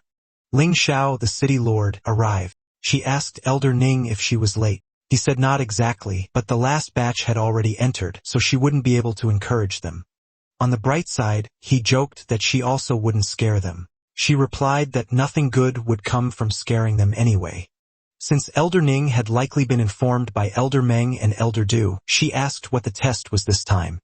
Elder Ning laughed and said he wasn't some tyrant setting impossible questions. He casually said it was just an iron-headed weasel. She was surprised. That creature was one of the most disliked by aura professionals, bad-tempered and extremely timid, yet he chose it as the test. He replied that he was simply being very considerate toward the younger generation. The daughter of the woman from the treasure pavilion complained that she couldn't catch the spiritual beast, and it refused to eat any of the materials she offered. The other candidates were struggling as well. One examinee, however, was excited. He had heard the test would be unusually difficult, so he stayed up all night studying a guide on hard to evolve spiritual creatures. He felt that effort had paid off. Meanwhile, Yuan activated Calm Mind. The spiritual beast stopped screeching and running around. Smarty commented that this one behaved very differently from the records. It was unusually docile. Elder Du's granddaughter asked if evolving an iron-headed weasel was really that difficult. City Lord Zhao explained that aside from its temperament, the hardest part was that individuals of the same species had completely different dietary habits. If the correct spiritual materials weren't used as bait, evolving them with ordinary materials would be impossible. Even in past years, they had always ranked among the hardest to evolve. Elder Ning added that without such difficulty, it wouldn't pass Elder Meng and Elder Du's standards. The confident student from earlier soon lost patience after using every listed material exactly as written, yet still failing. Meanwhile, Yuan was doing well with Smarty's help. They gave it a fruit it liked, then mixed sharp pine needles with heavy iron ore, and fed it. Half an hour later, Elder Ning asked the city lord if she was bored already. She replied that no matter how confident he was, the candidates wouldn't be finishing anytime soon. Then a door opened. She turned toward the sound. Yuan stepped out. Elder Ning was surprised. It hadn't even been an hour. He asked Yuan why he came out early and if his material blending had failed. Yuan said no. He told him he had already completed the assessment. Then he calmly said he wanted to proceed to the 2-star creator assessment. City Lord Xiao was completely stunned. City Lord Xiao looked at the calm iron-headed weasel and couldn't believe it. The kid had evolved it in less than an hour. It was now copper tier, level 1.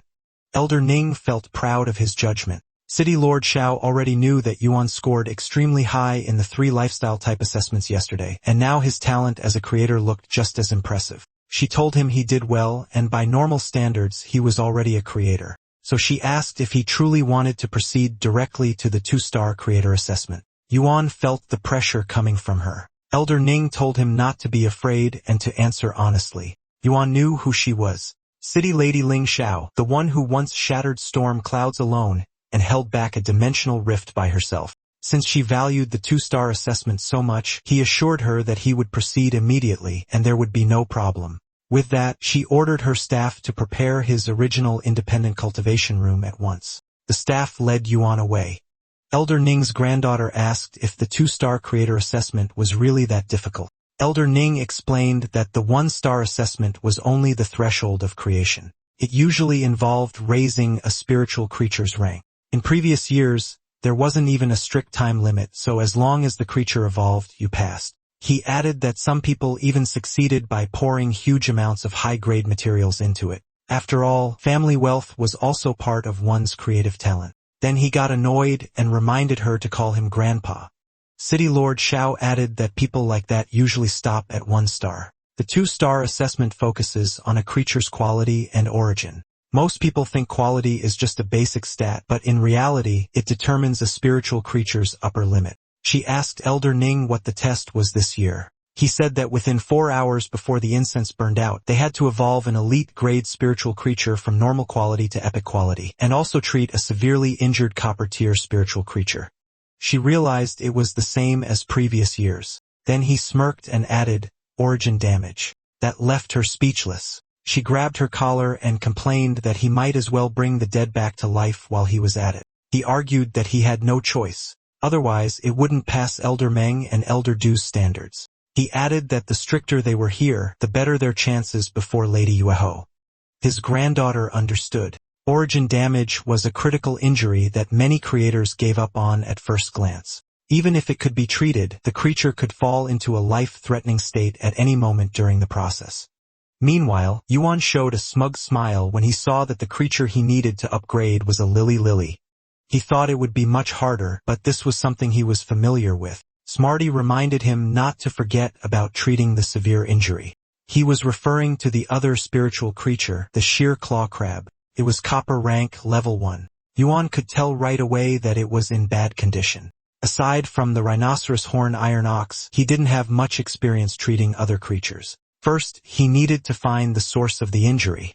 He noticed that even a light touch on its shell made it tremble in pain. Smarty said he had finished the preliminary analysis. To Yuan's surprise, even though the shell only had one visible crack, the inside was badly shattered. He knew he had to act fast. He tried to heal it, but the process was too slow.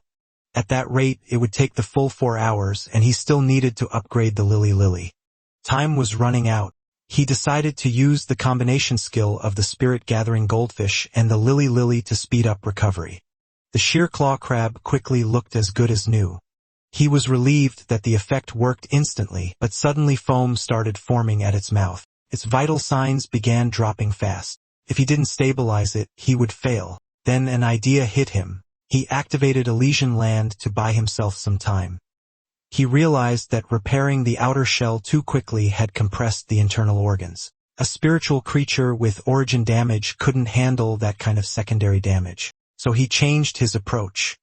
He would repair the internal organs first, even if it took longer. As a creator, saving the creature's life had to come first. Meanwhile, the other candidates were walking out of the building.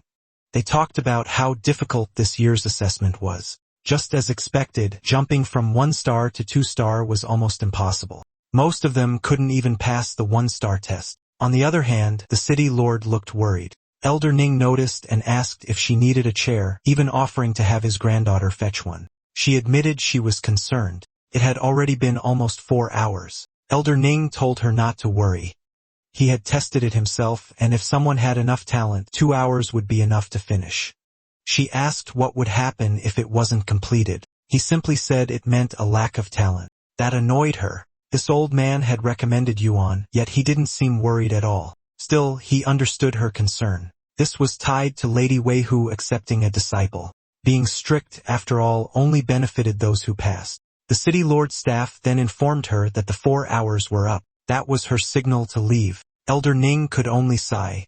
But at that moment, Yuan walked out and said he had finished. Yuan was confident he hadn't exceeded the time limit. Elder Ning checked his work. He saw the molted shell and immediately understood. Yuan had cleverly promoted the creature's growth to relieve the pressure on its damaged internal organs. Took more time, but it left no hidden injuries.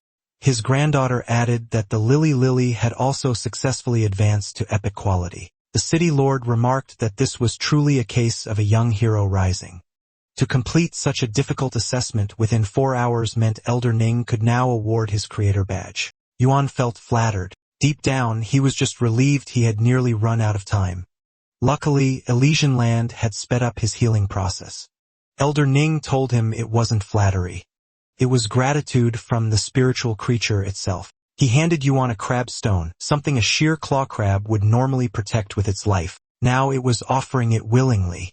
Yuan accepted it and said he would treasure it. Taking it meant both encouragement and the responsibility of becoming a true creator. Now the 2-star creator medal was officially awarded to Yuan. Elder Ning handed it to him and reminded him to cherish his identity as a creator and help protect the peace of the Radiance Federation. He also told him to wear the medal as an accessory since it would bring him many conveniences. City Lord Xiao, holding a glass of wine, congratulated the newly promoted 2-star creator. She said no one would have expected Zijing City to produce such a young rising star again. Yuan wondered where she even got alcohol when they were inside the ceremonial hall. City Lord Xiao then told someone to bring something forward. She handed him the 2-star net card reserved for 2-star creators. Yuan thanked her, but deep inside, he was especially happy because this was the first identity card tied to his shop. Next time he challenged the Star Tower, he planned to use the 2nd identity. On top of that, he was given a house assigned by Zijing City. Whether he used it for business or as a residence was up to him. Yuan's eyes lit up when he saw the key. Elder Ning told him these were just standard benefits for 2-star creators in Zijing City. It was nothing special. She added that attendants were also included. At this point, City Lord Xiao was already drunk. She even stuck a badge onto Yuan's head. That made Elder Ning quickly order his staff to escort her away so she could rest. As she was being let off, she told Yuan that he could pick 2 people from her female staff. Elder Ning then handed Yuan 2 attendant badges and told him to keep them safe. Yuan had no idea what they were for, so Elder Ning explained. The concept of attendants dated back to the ancient pioneering era. Exploration was extremely dangerous, so creators recruited people to help cultivate spiritual creatures. In return, those people contributed their experience in combat strength, similar to household retainers. Over time, this tradition became the official attendance system. The 2 badges meant that the Radiance Federation officially recognized Yuan could have 2 attendants. Yuan suddenly remembered something. Even that powerful expert he knew was only someone else's attendant. Later that day, Yuan answered a call while walking through the streets. He told Jue there was no need to celebrate. Instead, he urged her to focus on the 100-child selection. If she achieved good results there, he would be even happier. Soon, he arrived at the Rare Treasures Pavilion and ended the call. Smarty asked if it was really okay for her not to come. Yuan said she was only in her first year of high school and already competing in the 100-child selection. Every second mattered, so they couldn't slow her down. Still, Smarty pointed out that she clearly wanted to celebrate with him. A staff member approached Yuan and asked if he needed a guide. He declined, saying he already had an appointment with the seller. He also noticed that the staff's attitude toward him was completely different now. As he entered, he saw a commotion. Someone had grabbed the seller by the collar, pressuring him. The man said his master thought highly of the seller and had asked for proof of the goods, yet the seller still made arrangements with someone else. He questioned whether the seller had signed any agreement or accepted a deposit. The noblewoman from earlier was back, this time with her husband. The husband acted just as arrogant, claiming that as a 1-star creator, it was already an honor for him to buy those cocoons. The woman immediately agreed with him. The seller calmly repeated what he had said before. There were still 2 hours left before the arranged meeting time. If the buyer didn't show up, they could talk again. But the attendant grew aggressive. He raised his fist, ready to punch the seller for making his master wait. Then someone grabbed his wrist. It was Yuan. He calmly said there was no need to take offense. The seller was waiting for him. The attendant noticed Yuan's badge, a 2-star creator. He froze in shock. People nearby started whispering. It was their first time seeing someone so young already holding that rank. Yuan heard them, and honestly, he liked it. Now he truly felt the prestige of being a 2-star creator. Seeing this, the husband quickly changed his tone and apologized to Yuan. He begged him to forgive his servant's rudeness. Yuan said it wasn't a big deal. The daughter then brought up her consolation gift for failing the exam. They quietly left to buy something else for her. The seller turned to Yuan and said that since he came as promised, he would prove that all 4 cocoons were genuine, but Yuan told him that wasn't necessary. The seller then asked the staff to take them to the 3rd floor and prepare a private room. Yuan could tell this man wasn't ordinary either. He decided to test him a bit. The staff left them inside the room to talk in private. Yuan noticed that even the decorative plants there were already silver tier. The seller brought out his butterfly spiritual beast. Yuan was stunned when he saw it. It was a source-type life form. Smarty whispered that this kind of life form was basically an insect queen, a living reproduction engine. Every time it advanced a rank, it devoured insects, used them as templates, and then mass-produced gene insects based on them. Now Yuan understood how this man managed to gather cocoons of different species all at once. But there was a problem. The insect queen's origin was damaged. It was already on the verge of death. Once a source-type life form reached this state, it couldn't recover using normal spiritual materials like other creatures. That explained why the man looked so worn down. The seller told Yuan to place his hand on one of the cocoons. He said Yuan would be able to see the moment he found those cocoons deep within the endless forest. Yuan realized it was a mental-type ability. He followed the instructions. The endless forest was extremely dangerous, yet in the vision, the man moved through it with ease. Then Yuan felt a sudden disturbance in the mental link. The insect queen had reached its limit. The man collapsed, sharing the pain through the connection. Yuan realized that even someone like him had no solution. So Yuan made a risky decision. He treated it like a dying horse, doing everything he could to save it. First, he stabilized the insect queen's condition. He smiled when he saw it slowly calm down. His method was working. The seller was shocked. He didn't expect a newly promoted creator to be able to stabilize his insect queen. But even so, he knew the truth. A source-type life form like this couldn't be healed with medicine. Its origin required the purest form of spiritual energy, completely free of any medicinal properties to slowly recover. Unless he could find those rare individuals who could produce that kind of energy, there was nothing anyone could do. That thought made him bitter, but then he realized something. Yuan's spiritual energy might be exactly what he needed. Yuan stopped once the insect queen was stable. The seller then spoke. He removed his mask and introduced himself as Lu Jie, 27 years old. He used to be a B-class combat-type spiritual energy professional. His spiritual creature was the insect queen, platinum tier, level 3, epic quality. Yuan was stunned hearing all of this. Lu Jie continued. 2 years ago, he was known as one of the Radiance 100, rank 39th, Heart of the Swarm. Yuan recognized the name immediately. The man who once defended Frost City alone, the one who disappeared without a trace, even losing his ranking. Then Lu Jie did something shocking. He knelt in front of Yuan. Activating a will rune, he swore to become Yuan's attendant. He declared that he would faithfully serve him. And if he ever broke that oath, heaven and earth would reject him, and his spiritual energy would never respond to him again. Yen panicked. He told him to wait, but the rune had already begun to activate. A purple light formed between them. Lu Jie calmly said it was too late. The subordinate bond had already been established. Yen couldn't believe it. He actually used a will rune. If he ever broke it, he would instantly lose all perception of spiritual energy. Yuan didn't expect him to be this determined. Lu Jie said he wanted Yuan to save his insect queen, but he had nothing to offer in return. So the only thing he could give was himself as an attendant. He chose to entrust everything to Yuan. Yuan argued that even without becoming his attendant, he would still help him. But Lu Jie shook his head. He said he had never asked favors from anyone in his life. Everything had to be exchanged at equal value. Yuan was overwhelmed by how strong his pride was. Yuan told him that he didn't even know what kind of person he was. Was it really worth betting his entire life like this? Lu Jie remembered the words of an old friend. Even if Lord couldn't solve it, the Radiance Federation was vast. There might still be someone out there who specialized in this field. So he searched, but when he approached one person, they refused him. If even Lord Jujuan couldn't do it, then no one could. Another person mocked the idea.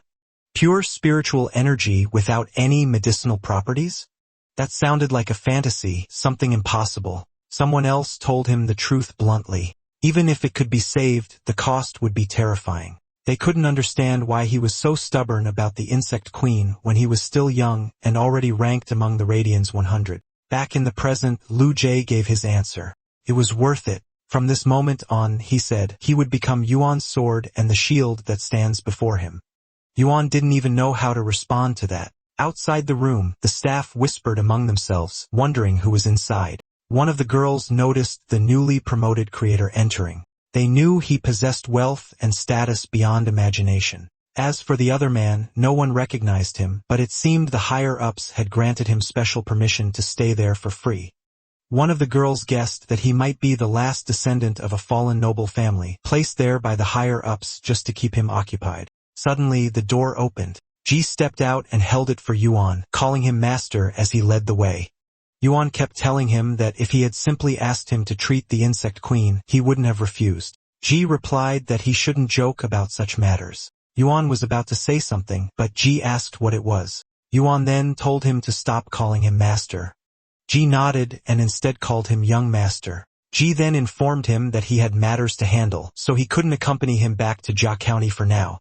However, Yuan still needed to pay the 120 radiance coins for the butterfly cocoons. Yuan was caught off guard. Even after becoming his attendant, Ji wasn't giving him a discount. Jai calmly pointed out that business is business. After Jai left, Yuan muttered in disbelief that even as his attendant, Jie still refused to give him a discount. Smarty told him to stop fussing over it and instead share the good news with Enin. They returned home. To their surprise, Enin rushed toward him, asking for help. Yuan immediately asked what happened. She told him to check on the red thorn in the backyard. Yuan hurried over. The red thorn had grown massive. It now had sharp triangular teeth like a harp, glowing red eyes, and a raging crimson aura surrounding it. Its enormous mouth made Yuan's eyes widen and his jaw drop. He could only say that this was way too exaggerated. The vine suddenly lashed out at him. Smarty rushed forward and warned him to be careful. But Yuan waved it off, saying it was just acting spoiled. He casually met the vine with a high five. The vine wrapped around him and lifted him into the air. Yuan could tell it was happy from its wide, almost playful grin. But to Smarty it looked like it was about to eat him alive. Enin then remembered that a delivery had arrived earlier, but the courier didn't dare step inside. Yuan frowned, confused. Hadn't ordered anything recently. He saw that the package was from Sister Shin. She had specially kept 3 severely injured spiritual creatures as a congratulatory gift for his promotion to a 2-star creator. Yuan appreciated the thought she put into it. Also noticed that when he registered as a creator, it was directly bound to his StarNet identity. The shop now displayed that a 2-star creator was stationed there. That meant all future activities would have to use his second StarNet card. He then read Sister Shin's note. A dying sword-horn swift antelope had been discounted to 100 radiance coins. He checked it and confirmed that it really was a sword-horn swift antelope at the silver tier. There were no visible external injuries, but the internal damage was extremely severe. Its organs had most likely shifted out of place. At best, it had 5 hours left. After that, saving it would be pointless. Yuan immediately used Elysian Land to keep it barely alive. After that, he told Enin to open the other 2 boxes. She was confused when she saw the contents. It looked like nothing more than firewood. There was a note saying it was a severely damaged gold-tier spiritual plant. It had been obtained from an opened crate, and Sister Shin even told him not to laugh. It had been discounted to 300 radiance coins. Smarty examined it and saw that it had been badly burned. Yin warned him to be careful not to break it. Smarty shook his head and said it wasn't firewood. Even though the tree core was gone, he could still sense a trace of vitality. He suspected it might be a cassia tree. Yuan stepped in to inspect it himself. The spiritual creature was identified as a vermilion cinnamon cassia from the Osmanthus genus of the Oleaceae family. It was at gold tier 4 out of 10, a wood-type spiritual creature of perfect quality. One of its skills was cassia fragrance, which refreshed the mind and removed fatigue. Another was falling blossoms, allowing flowers to fall in all seasons, with each blossom capable of rapidly removing toxins from a target's body. It also had Pure Bud, where unopened buds could be shaken loose and the nectar inside could heal mental injuries. Lastly, Spirit of Kasha granted an auspicious aura that could resist and dispel cursed damage and spell marks. It possessed the exclusive traits Poison Repellent and Evil Dispelling, allowing it to remove various difficult toxins and break cursed type and spell type spiritual poisons. Yuan was stunned. This wasn't just an auspicious Kasha. It was a vermilion cinnamon Kasha with perfectly matched skills and exclusive traits. It was practically the natural enemy of poisons and evil creatures. Even spiritual toxins could be cleansed, and even the most stubborn curse-type poisons and spell marks would not be a problem. Smarty grew excited and said he wanted to open the last box. The note mentioned that during inspection, it emitted fluctuations of a gold-tier spiritual creature, but no one could identify it, so it was treated as a bonus. Yuan agreed. When they opened it, Yuan was surprised once again. Inside was a vermilion Kasha jade due from the Haworthia genus of the Ifo family. It was at gold tier 8/10, a grass-type spirit of perfect quality. It was a rare material that enhanced mental power. Although it wouldn't bear fruit until reaching the platinum tier, it was already just one step away. Meanwhile, Sister Shin was lying on the couch when her staff approached her, voicing their concern. Yuan had already become a 2-star creator, yet they had sent him what looked like leftover items. They doubted he would appreciate it. Shin calmly replied that those weren't leftovers. She had deliberately kept them. Her staff argued that she didn't even know what the last 2 items were. As for the first one, people said it would only end up being sold as meat in a butcher shop. Just then, Shin sat up when she received a message from Yuan. Sister Shin met with Yuan and invited him for tea, a high-grade spirit-nurturing blend she had just brought back from the imperial capital. She asked if he had received the gifts she sent. Yuan said he was very satisfied with them, but he told her not to beat around the bush and to just say what she wanted. She admitted that her shop often carried rare fays, and she hoped to source supplies from him. Just as Yuan expected, her concern was supply. He simply said it was fine. She was stunned. She didn't expect it to be that easy. Yuan explained that since she treated him sincerely, he couldn't let her suffer a loss. However, the supply would be limited.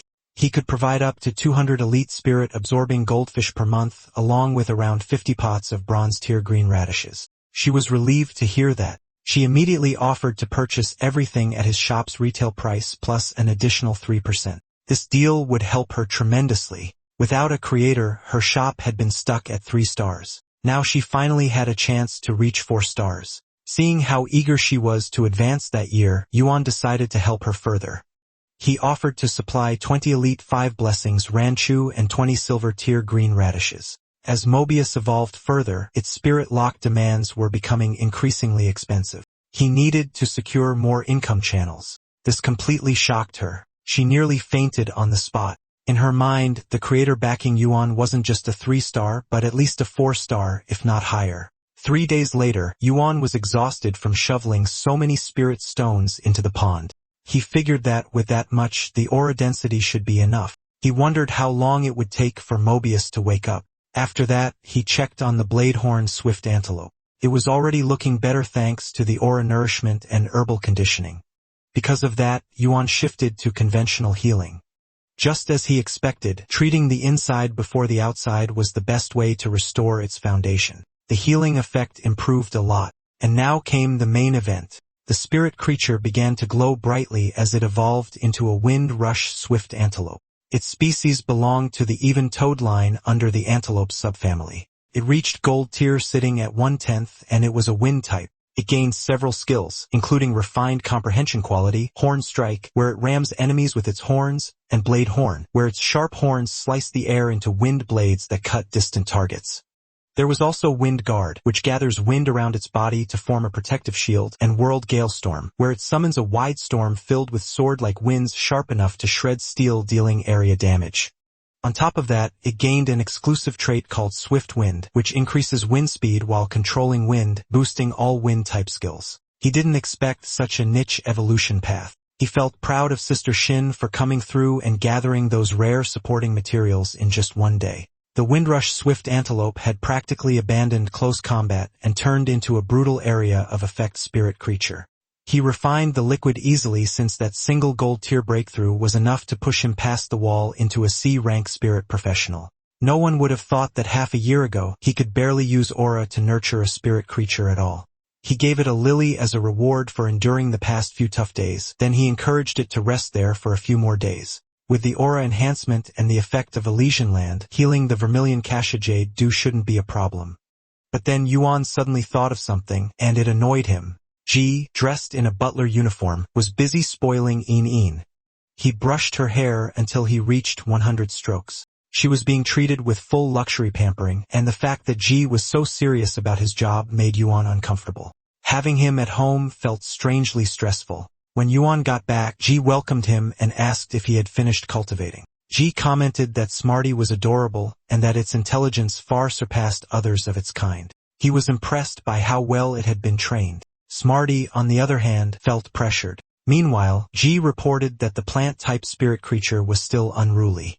Aside from that, he also reported that Yuan's current sales scale and profit margin were completely mismatched. He advised that if Yuan wanted to keep the shop healthy, he needed to expand production quickly. Yuan, feeling overwhelmed, said he didn't need to go that far since he would still help as promised. But Jie insisted on sticking to his principles. Yuan let him be and told him to summon his insect mother so he could estimate how long recovery would take. Since Jie had skipped rank matches for 2 years and was removed from the sequence, Yuan could tell he was bitter about it. Jie confirmed that, so Yuan told him to fight his way back up. Yuan began healing the insect mother, and his healing light covered its entire body.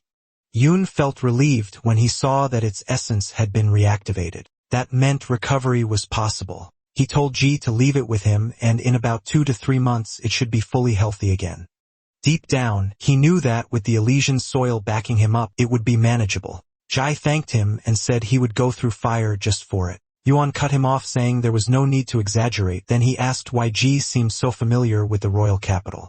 Ji asked if he was planning to head there directly. Yuan said he had been thinking about the expansion Ji mentioned earlier. Yuan was actually looking forward to it. The royal capital was the heart of the Radiance Federation. Its size was 4 times that of Zijing City, and the resources and opportunities were on a completely different level. Ji then asked about his plans for the housing prices. Yuan said he planned to sell the shop property he received as a reward in Zijing City. Then he would use that to buy a storefront in the capital. He asked Ji to go ahead and scout the area first. Since Ji had lived in the capital for 7 or 8 years, he knew the place well. He asked what kind of shop Yuan wanted. Yuan simply said he wanted something spacious since he wasn't picky about the location. Jia headed out right away and said he would see him again in the capital. Yin and Smarty asked if they were moving. Yuan said yes, since seeing a bigger world would be better, and it would also help pave the way for Shui. Suddenly, Yuan received a call from an unknown number. He asked who it was. It was City Lord Xiao.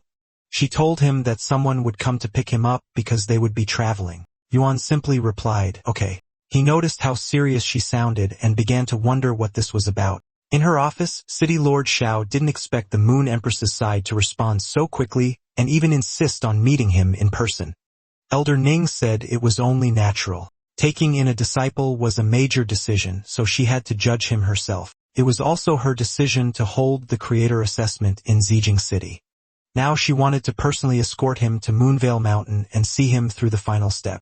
At the Royal Capital Creator Guild, an awarding ceremony was being held. They granted the young creator with the strongest talent of his generation, Shungroi, the title Fengyang. Someone knelt in front of Rui and congratulated him on receiving the titled rank. With this, becoming the Moon Empress's disciple would be much easier for him. Chung Rui was confident in that since he was the #1 young creator of his generation.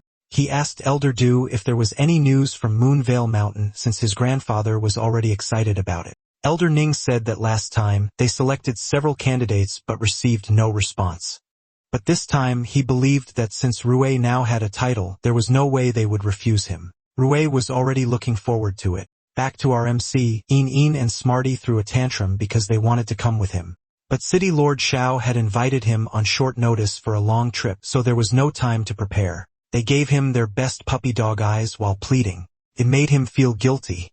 But he also knew that if he left them and Redthorn alone again, the house would end up a complete mess. So he brought them into the spirit space. Everyone inside was already running around everywhere. Seeing how happy they were, he decided to leave them there and told them to get along with the others. Smarty noticed the insect mother and was shocked by how huge it was. Compared to it, the cocoon nearby looked tiny. He wondered if the cocoon was about to hatch into a bluefish butterfly. Yuan said it was close to hatching, but instead of a bluefish butterfly, he preferred it to become a dust butterfly. Yin asked why. He explained that once it becomes a dust butterfly, it can evolve into a steel-wing butterfly at the bronze tier. That way, the defensive system he was building for Shu would become completely airtight. Smarty joked that Shu's nickname would soon evolve from Iron Ox to Iron Fortress. Yuan then received a call from City Lord Zhao's attendant, Ling Wu. He told him they were waiting at the Jia County Governor's office. Yuan couldn't help but grin when he heard the attendant call him Lord. Yuan knew that whoever he was about to meet had to be important. He couldn't afford to be careless. In front of the Jia County Governor's office, Yuan was overwhelmed by the massive escort waiting for him. A bald man in a black suit and dark shades told him they had no time to waste and needed to depart immediately. Yuan thought they should at least greet the governor first, but the governor himself came out and said there was no need. Being called Lord by a creator like Yuan was already more than he deserved. He wouldn't dare call himself Lord in front of him. The bodyguard insisted that time was tight. Yuan noticed how everything felt over the top. He couldn't believe he'd just skipped past the county governor's rank like it was nothing. They boarded a giant bird and took off into the sky. They arrived at the royal capital, the most prosperous city in the Radiance Federation. A woman gently dipped her finger into the water. It was the Moon Empress. Moon Envoy Kongyue congratulated her, saying that in just over 2 years, the Sunset Jade Lotus had already advanced to the Diamond tier. She replied that it was a pity. Its diamond skill turned out to be offensive instead of a support type. Kongyue said that even so, it was still a 1 in a million result. She suggested moving it to the lotus pond behind the palace later. The Moon Empress liked the idea, saying its fragrance and glow were being wasted in the garden. Someone then came to report that Xiao's new creator exam system had produced a candidate. It was Moon Envoy Xian Yu. He said he had already confirmed everything. The candidate scored full marks in all 3 life profession exams, and Elder Ning personally wrote the questions, so the difficulty was guaranteed. The Moon Empress read the report and noticed that essence damage was involved. She commented that Elder Ning clearly didn't hold back this time. For someone to get perfect scores at only 18 and pass the 2-star exam, that person truly deserved to be called a genius. Kongyue said that even so, this person was nothing compared to the Moon Empress. Zhuanyu added that it was natural, but this candidate still stood out among the new generation. He had already told Xiao to bring him as soon as possible. The Moon Empress looked into Yuan's background and saw that he was the child of martyrs from the Spirit Suppression Division. His record was clean with no entanglements. She praised Xian Yu for doing a good job. Xian Yu thanked her and said he was just fulfilling his duty. Xian Yu then handed over another file. He explained that after the Royal Capital Creator Guild heard she was planning to take a disciple, they submitted another candidate. This one was known as the number 1 genius of the younger generation and held the title Fengyang. The Moon Empress frowned slightly upon hearing that such a young creator already had a title. She assumed he must be a 4-star creator at a young age. Xian Yu said that was impossible. No matter how gifted someone was, a young person couldn't realistically reach 4-star that early. He clarified that the candidate's name was Chung Rue, a 2-star creator. But at only 24, he already met the requirements to be promoted to 3-star. The title Fengyang was jointly granted by the 3 vice presidents of the Creator Guild to encourage him. Kongyue explained that Fengyang meant bearing the mandate of heaven and bringing the sun's light. She commented that it was quite a grand name. Then with a hint of sarcasm, she added that maybe their next step would be to have this Fengyang creator rule the entire federation. Xian Yu replied that it was just a title, nothing more. The Moon Empress told Kongyue she was exaggerating. Still, she knew that for the guild to grant such a title, Chun Rue was clearly someone they valued highly. Kongyue added that ever since word spread that the Moon Empress was considering taking a disciple, the Creator Guild had already tried to send 7 or 8 candidates. This time, they even gave one a title to make him shine more.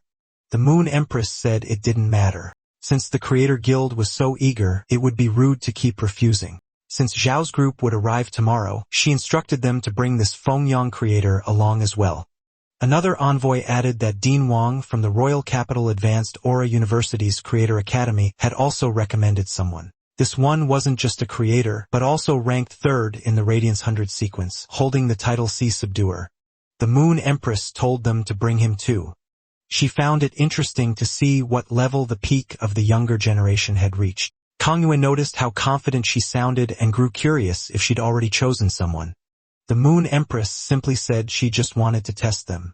From that answer, the envoys could already tell she had a favorite in mind. Kangyue then asked if they should start preparing the exam topics. The Moon Empress said not yet because before anything else, she wanted to prepare the gifts. She told Kangyu to come with her to the cultivation chamber. She wanted her disciples' first meeting gift to be perfect. The two envoys were left completely stunned. At Zijing City, Yuan was led inside where the city lord was waiting. He was told to enter alone. Yuan found it strange that even the city lord's attendant wouldn't explain anything. That only made him feel like this was something serious. City Lord Xiao greeted him and said he must have had a tiring journey. But since time was tight, they would have a quick lunch together before heading to the royal capital in the afternoon. Yuan was surprised to hear that. She clapped her hands. Several women appeared and began taking Yuan's body measurements. She asked if Elder Ning hadn't informed him. Yuan said Elder Ning only mentioned something about being jealous. After hearing about the royal capital, Yuan started wondering if this had something to do with the three people at the very top. City Lord Xiao then revealed the truth. The Moon Empress wanted to see him. Yuan was so shocked that he stuttered. It was only natural. The Moon Empress was one of the three legendary 5-star creators. He couldn't believe she wanted to meet him just because he passed the exam. City Lord Xiao couldn't say much more, but the reason was clearly tied to the Moon Empress's intentions. Yuan felt like he was floating.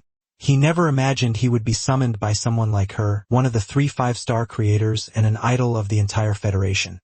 He quickly made sure to inform Shui about it. Meanwhile, the city lord thought to herself that whether Yuan could seize this opportunity or not would depend entirely on his own fate. At the Royal Capital Aura Academy, Long Tao was told it was time to leave. They were going to meet the Moon Empress, so he was reminded to behave properly. His father entered his room and saw that he was still training. He was worried it might affect his performance later. Tao replied that it was the opposite. He was in peak condition. Yuan asked if he really had to wear the suit. He complained that it felt too formal. He said that getting a spirit tonic feast and new clothes on top of that was already too much. City Lord Xiao replied that it was just a standard aura woven outfit. Since he was going to meet the Moon Empress, the least he could do was tidy himself up. It was getting late, so they had to leave. She summoned a white horse. Yuan was stunned to see an upper fantasy grade mount like that. He asked if they would be riding together. She said the Azure Jade Pegasus was already the fastest travel-type spirit creature on land. For long-distance travel, spatial arrays would be even faster, but normal human bodies couldn't handle the strain, so that option was off the table. Before leaving, she entrusted Zijing City to her staff. They respectfully saw her off. As they traveled, Yuan noticed how fast they were moving, yet everything felt incredibly smooth. He asked if the royal capital was very far. Out of the Federation's 32 cities, Zijing was located in the south-central region, so it wasn't too far from the capital. It would take just over a day of flight. However, for outer border cities, even an Azure Jade Pegasus would need nearly half a month to cross the distance. Yuan was shocked. He had never left Zijing City before, so he couldn't fully grasp how vast the world really was. He then pointed out that since the capital was also in the south-central region and they were following a curved overland route, it felt like they were taking a longer path. If they flew straight over the ocean, it should be faster. She immediately said that was impossible.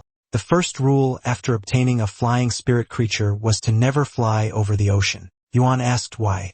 She chose not to explain and told him to see it for himself. They flew over the ocean. Suddenly, the water below exploded upward, trapping them in the center. Yuan was shocked to see massive black whale tails rising from the sea, and there wasn't just one. At that moment, he understood. The near-shore routes were completely blocked by them. She explained that ever since Aura recovery, the oceans had become the most dangerous domain. If someone got caught mid-flight by a whale-type spirit creature's water jet, they could easily be killed or crippled. Yuan asked what would happen if someone tried to avoid them by flying deeper into the ocean. She said that was even worse. The deep sea was home to mythic-grade spirit creatures. Yuan imagined it and immediately turned pale. He finally realized how terrifying ocean spirit creatures truly were. Once a spirit creature reached the legend tier and fused with the world's will to form a will rune, it became a fantasy-grade spirit creature. Even fantasy-grade beings were already beyond imagination.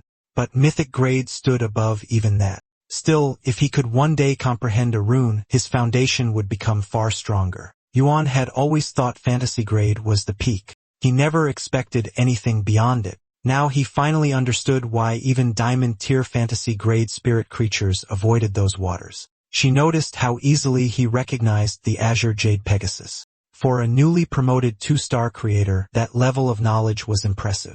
It made her think he truly had the potential to seize this opportunity. If he really became the Moon Empress's disciple, then reaching mythic grade himself might not be that far off. After all, the Moon Empress herself was a living myth. She warned him that mythic-grade spirit creatures were among the Federation's unpublished secrets, so he must never speak of them.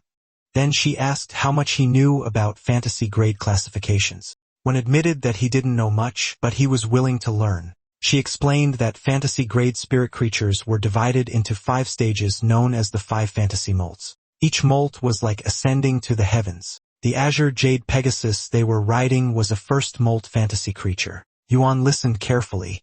She then advised him that even as a creator, he must never neglect his own combat strength. Yuan said he understood.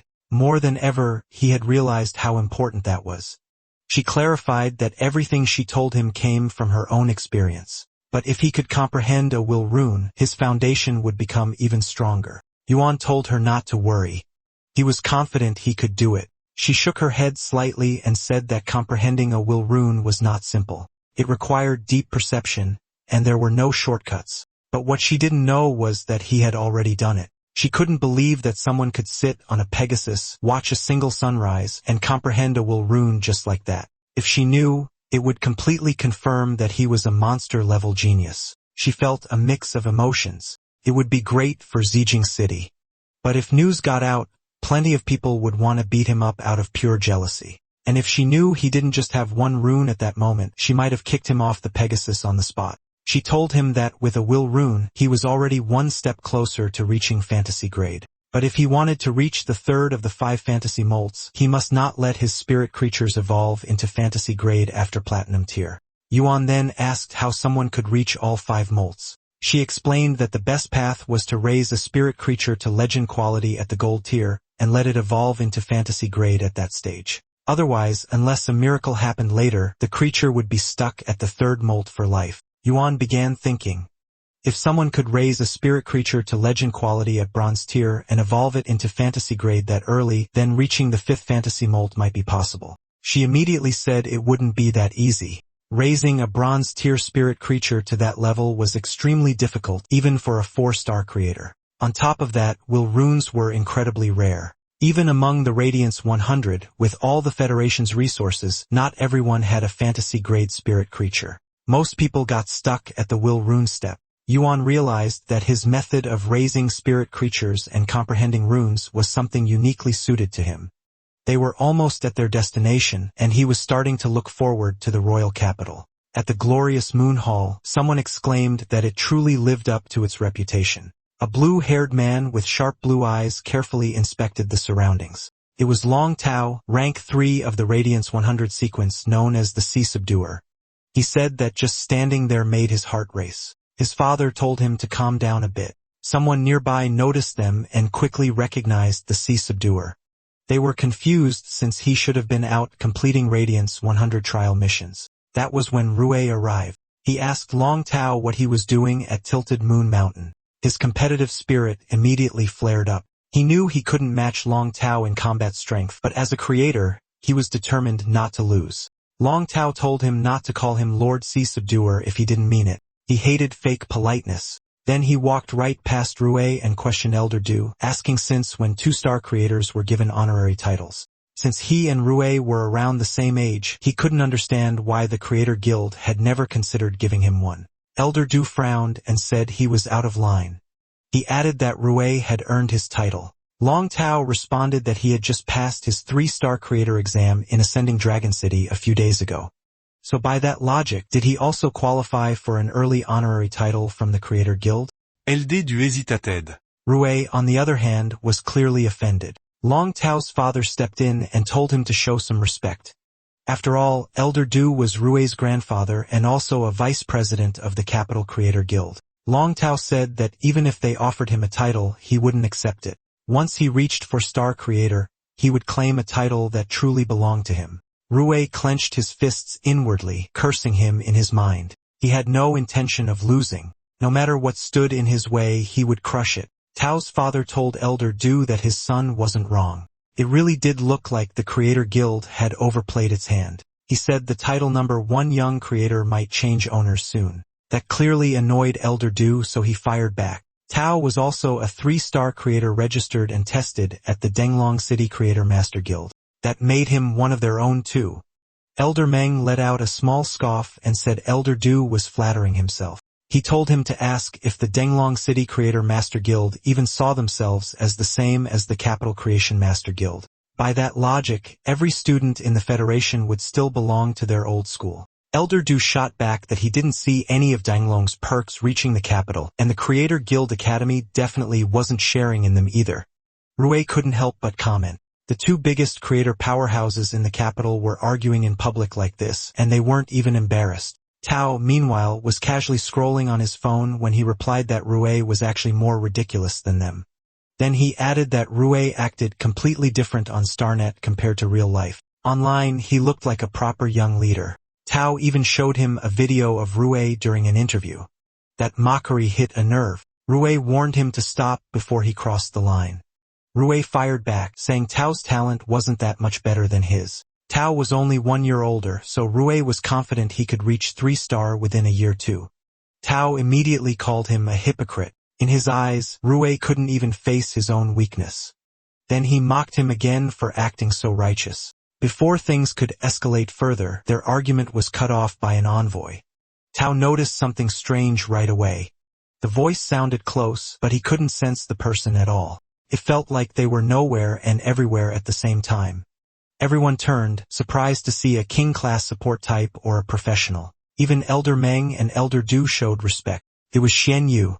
They thought they had kept the Empress Moon waiting, but Xian Yu calmly said there was no need to rush. One person still hadn't arrived yet. Then he turned his attention to Tao. He warned him that being observant was good, but for a truly outstanding creator, patience was even more important. At that moment he glanced at the sky. He noticed the Pegasus and calmly announced that their final guest had arrived. City Lord Xiao stepped forward and informed Wan Yu that she had brought Zijing City's candidate, Yuan. She apologized for being late. Xian Yu simply said it wasn't a problem. Now that everyone was here, they could head up the mountain. Tao and Rue both looked displeased the moment Yuan appeared. In their minds, Zijing City had brought nothing but cannon fodder. Still, Tao knew one thing. If Yuan was here, it meant he had survived Elder Meng's insanely difficult exam that year. That showed some talent, but in Tao's eyes, it was nothing special. Meanwhile, Yuan had no idea about their hostility. He was just amazed seeing gold-tier items everywhere. Rue scoffed and called him a country bumpkin, just some kid who somehow brute-forced his way through the 2-star creator exam. Tao casually pointed out that even so, Yuan was still younger than him.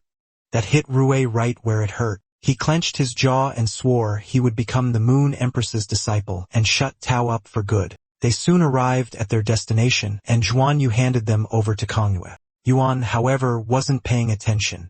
His eyes were locked on a nearby tree. The aura coming from it was overwhelming. Everything along the way had already shocked him, but now he was looking at diamond tier, legend quality, silver stamen, golden glaze, osmanthus trees used as gate decorations. He couldn't help but stare. Xian Yu noticed this and walked over. He told Yuan he had a good eye. He explained that the 2 osmanthus trees were indeed top-tier specimens, though their fragrance was slightly lacking. Then he casually added that when Kongyue arrived, he'd have her make osmanthus honey so they could taste it. Kongyue heard that and immediately called him out for being bold. She then formally stated that the tree was called the silver stamen golden glaze osmanthus. Xian Yu added that its quality was legendary. Kongyue frowned, clearly annoyed. She was the one who brewed the honey, yet he was the one offering it like it was his. Xianyu simply shrugged and said, if he didn't say it first, it would take forever. And unlike her, he actually had other duties to handle. She cut him off and told everyone to stop chatting and follow her into the hall. Once inside, she announced that by order of Lady Moon Empress, the younger generation could step onto the high platform and choose a brocade box. Whatever treasure was inside would be their reward. Tao and Rue immediately understood. This wasn't just a reward, it was a test. Yuan, on the other hand, was still trying to process things. He only noticed one problem. There weren't enough boxes for everyone. The moment the word settled, Tao and Rue burst forward. Both rushed to grab a treasure first. Yuan blinked, stunned at how fast they moved. City Lord Xiao shouted at him to hurry up. Yuan replied, but deep down he was confused. Did they really come all this way? Just to fight over rewards from the Moon Empress? Tao was about to reach a box, but Rue suddenly cut him off. He launched an attack. Tao didn't even flinch. Tricks like that wouldn't work on him. Rue's eyes widened. He didn't expect Tao to have this kind of combat strength. Suddenly, the box disappeared. A green-haired attendant stepped forward and told them they were too impatient. If they wanted the brocade boxes, they still had to pass a threshold first. Yuan didn't bother competing for the golden boxes. He quietly went for a gray one instead. But just as he was about to take it, he stopped. The green-haired lady explained that to obtain a brocade box, he had to pass the matching challenge. If he succeeded, he could naturally exchange it for a higher-grade treasure. Tao didn't object, but he was curious about what kind of challenge it would be. She explained that the golden boxes were for combat-type spiritual energy professions. They were allowed to adjust themselves to their best condition before attempting the challenge. Then she turned to Yuan and explained that the gray boxes were for testing a creation master's ability. She added that he was lucky. Among the four sisters, her spiritual energy was considered the weakest. Yuan simply nodded and said, his luck did seem pretty good. She then explained the rules. The spirit creature inside the brocade box had not fully matured yet. It needed a continuous infusion of spiritual energy to open. The challenge was simple. Whoever could sustain their spiritual energy longer and open the box would win. City Lord Xiao added some context. The 4 tea attendants were sisters personally chosen by Lady Moon Empress years ago.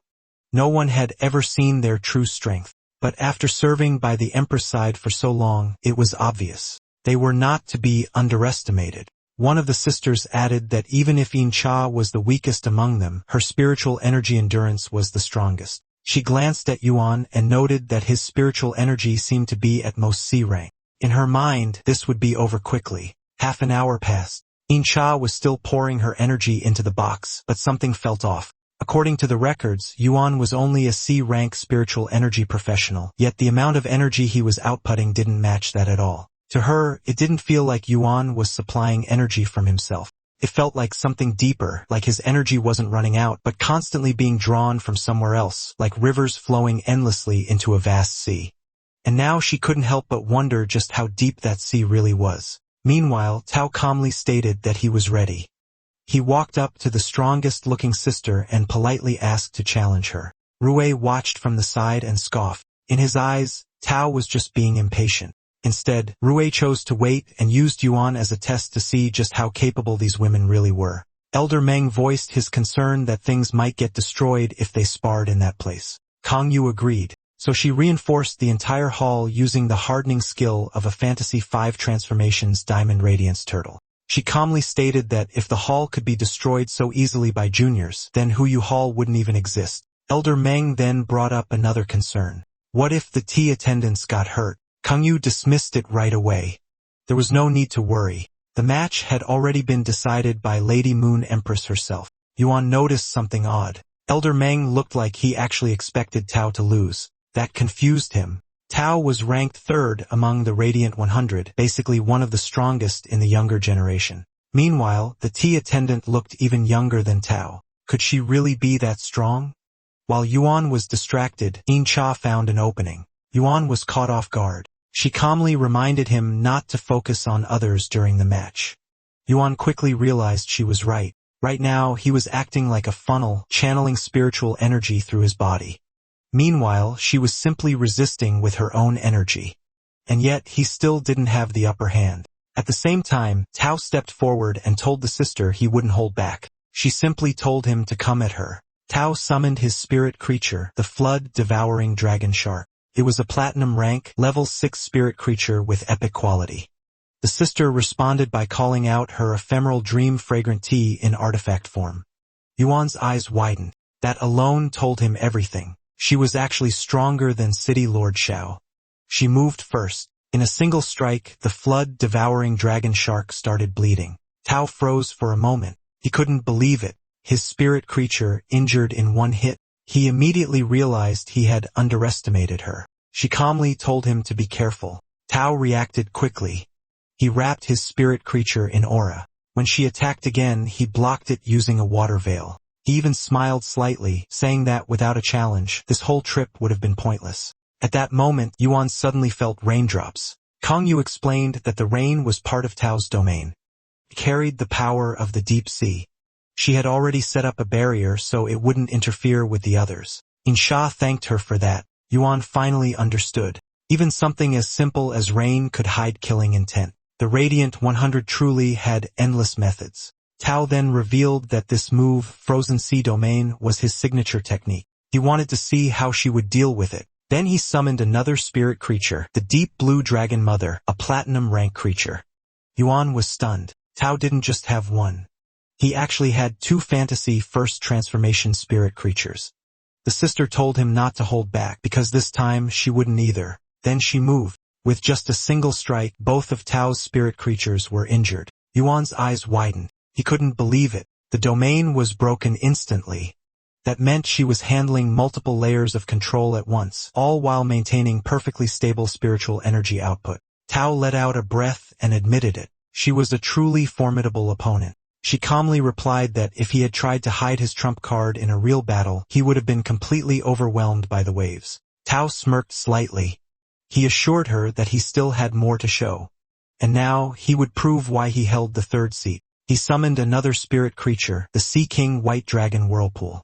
It belonged to the Mosasaur genus, part of the Imperial Dragon family, a platinum rank water element creature with fantasy third transformation quality. Its abilities were overwhelming. Could create violent currents with whirlpool, pulling everything from all directions. It could summon 8 dragon shadows, forming 8 dragon phantoms, each carrying 60% of its power. It had Sea Bite, compressing water into crushing force. Sea Emperor Dragon Breath unleashed a destructive blast unique to Imperial dragons, and Rage of the Oceans released a devastating shockwave, tearing apart everything within its domain. On top of that, it had exclusive traits. Water Dominion allowed perfect control over water, and Ocean's Extremity could condense streams into a full sea, forming a controllable domain. City Lord Xiao couldn't hide her admiration. Tao truly deserved his third seat ranking. Even Elder Meng looked amused, admitting that Tao had been hiding this level of strength even from him. Rui, on the other hand, was irritated. He couldn't help but wonder if Tao had really cultivated all this on his own. At this rate, Tao might become a threat that couldn't be ignored in the future. The Sea King White Dragon unleashed a massive water breath. The sister calmly raised a barrier around herself. Even then, she couldn't help but acknowledge that his spirit creature was impressive. Then she summoned her own Night Dream Beast. Without hesitation, she used the technique Shattered Silver Vase. Tao reacted instantly and countered with Sea Bite. Compressed water rays slammed into her shield, trying to break through.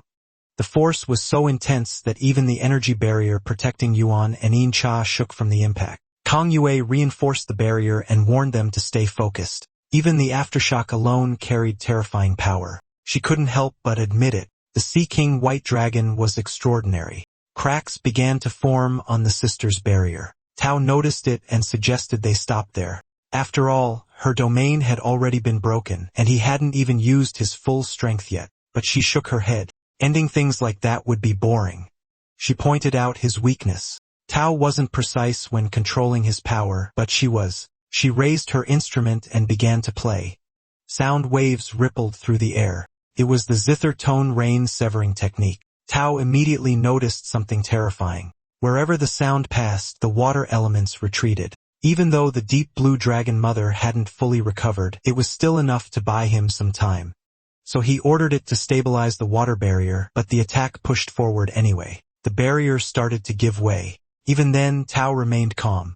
He summoned the white 8 dragon shadows. A massive shadow fell over the sister, but she smoothly switched instruments and played again.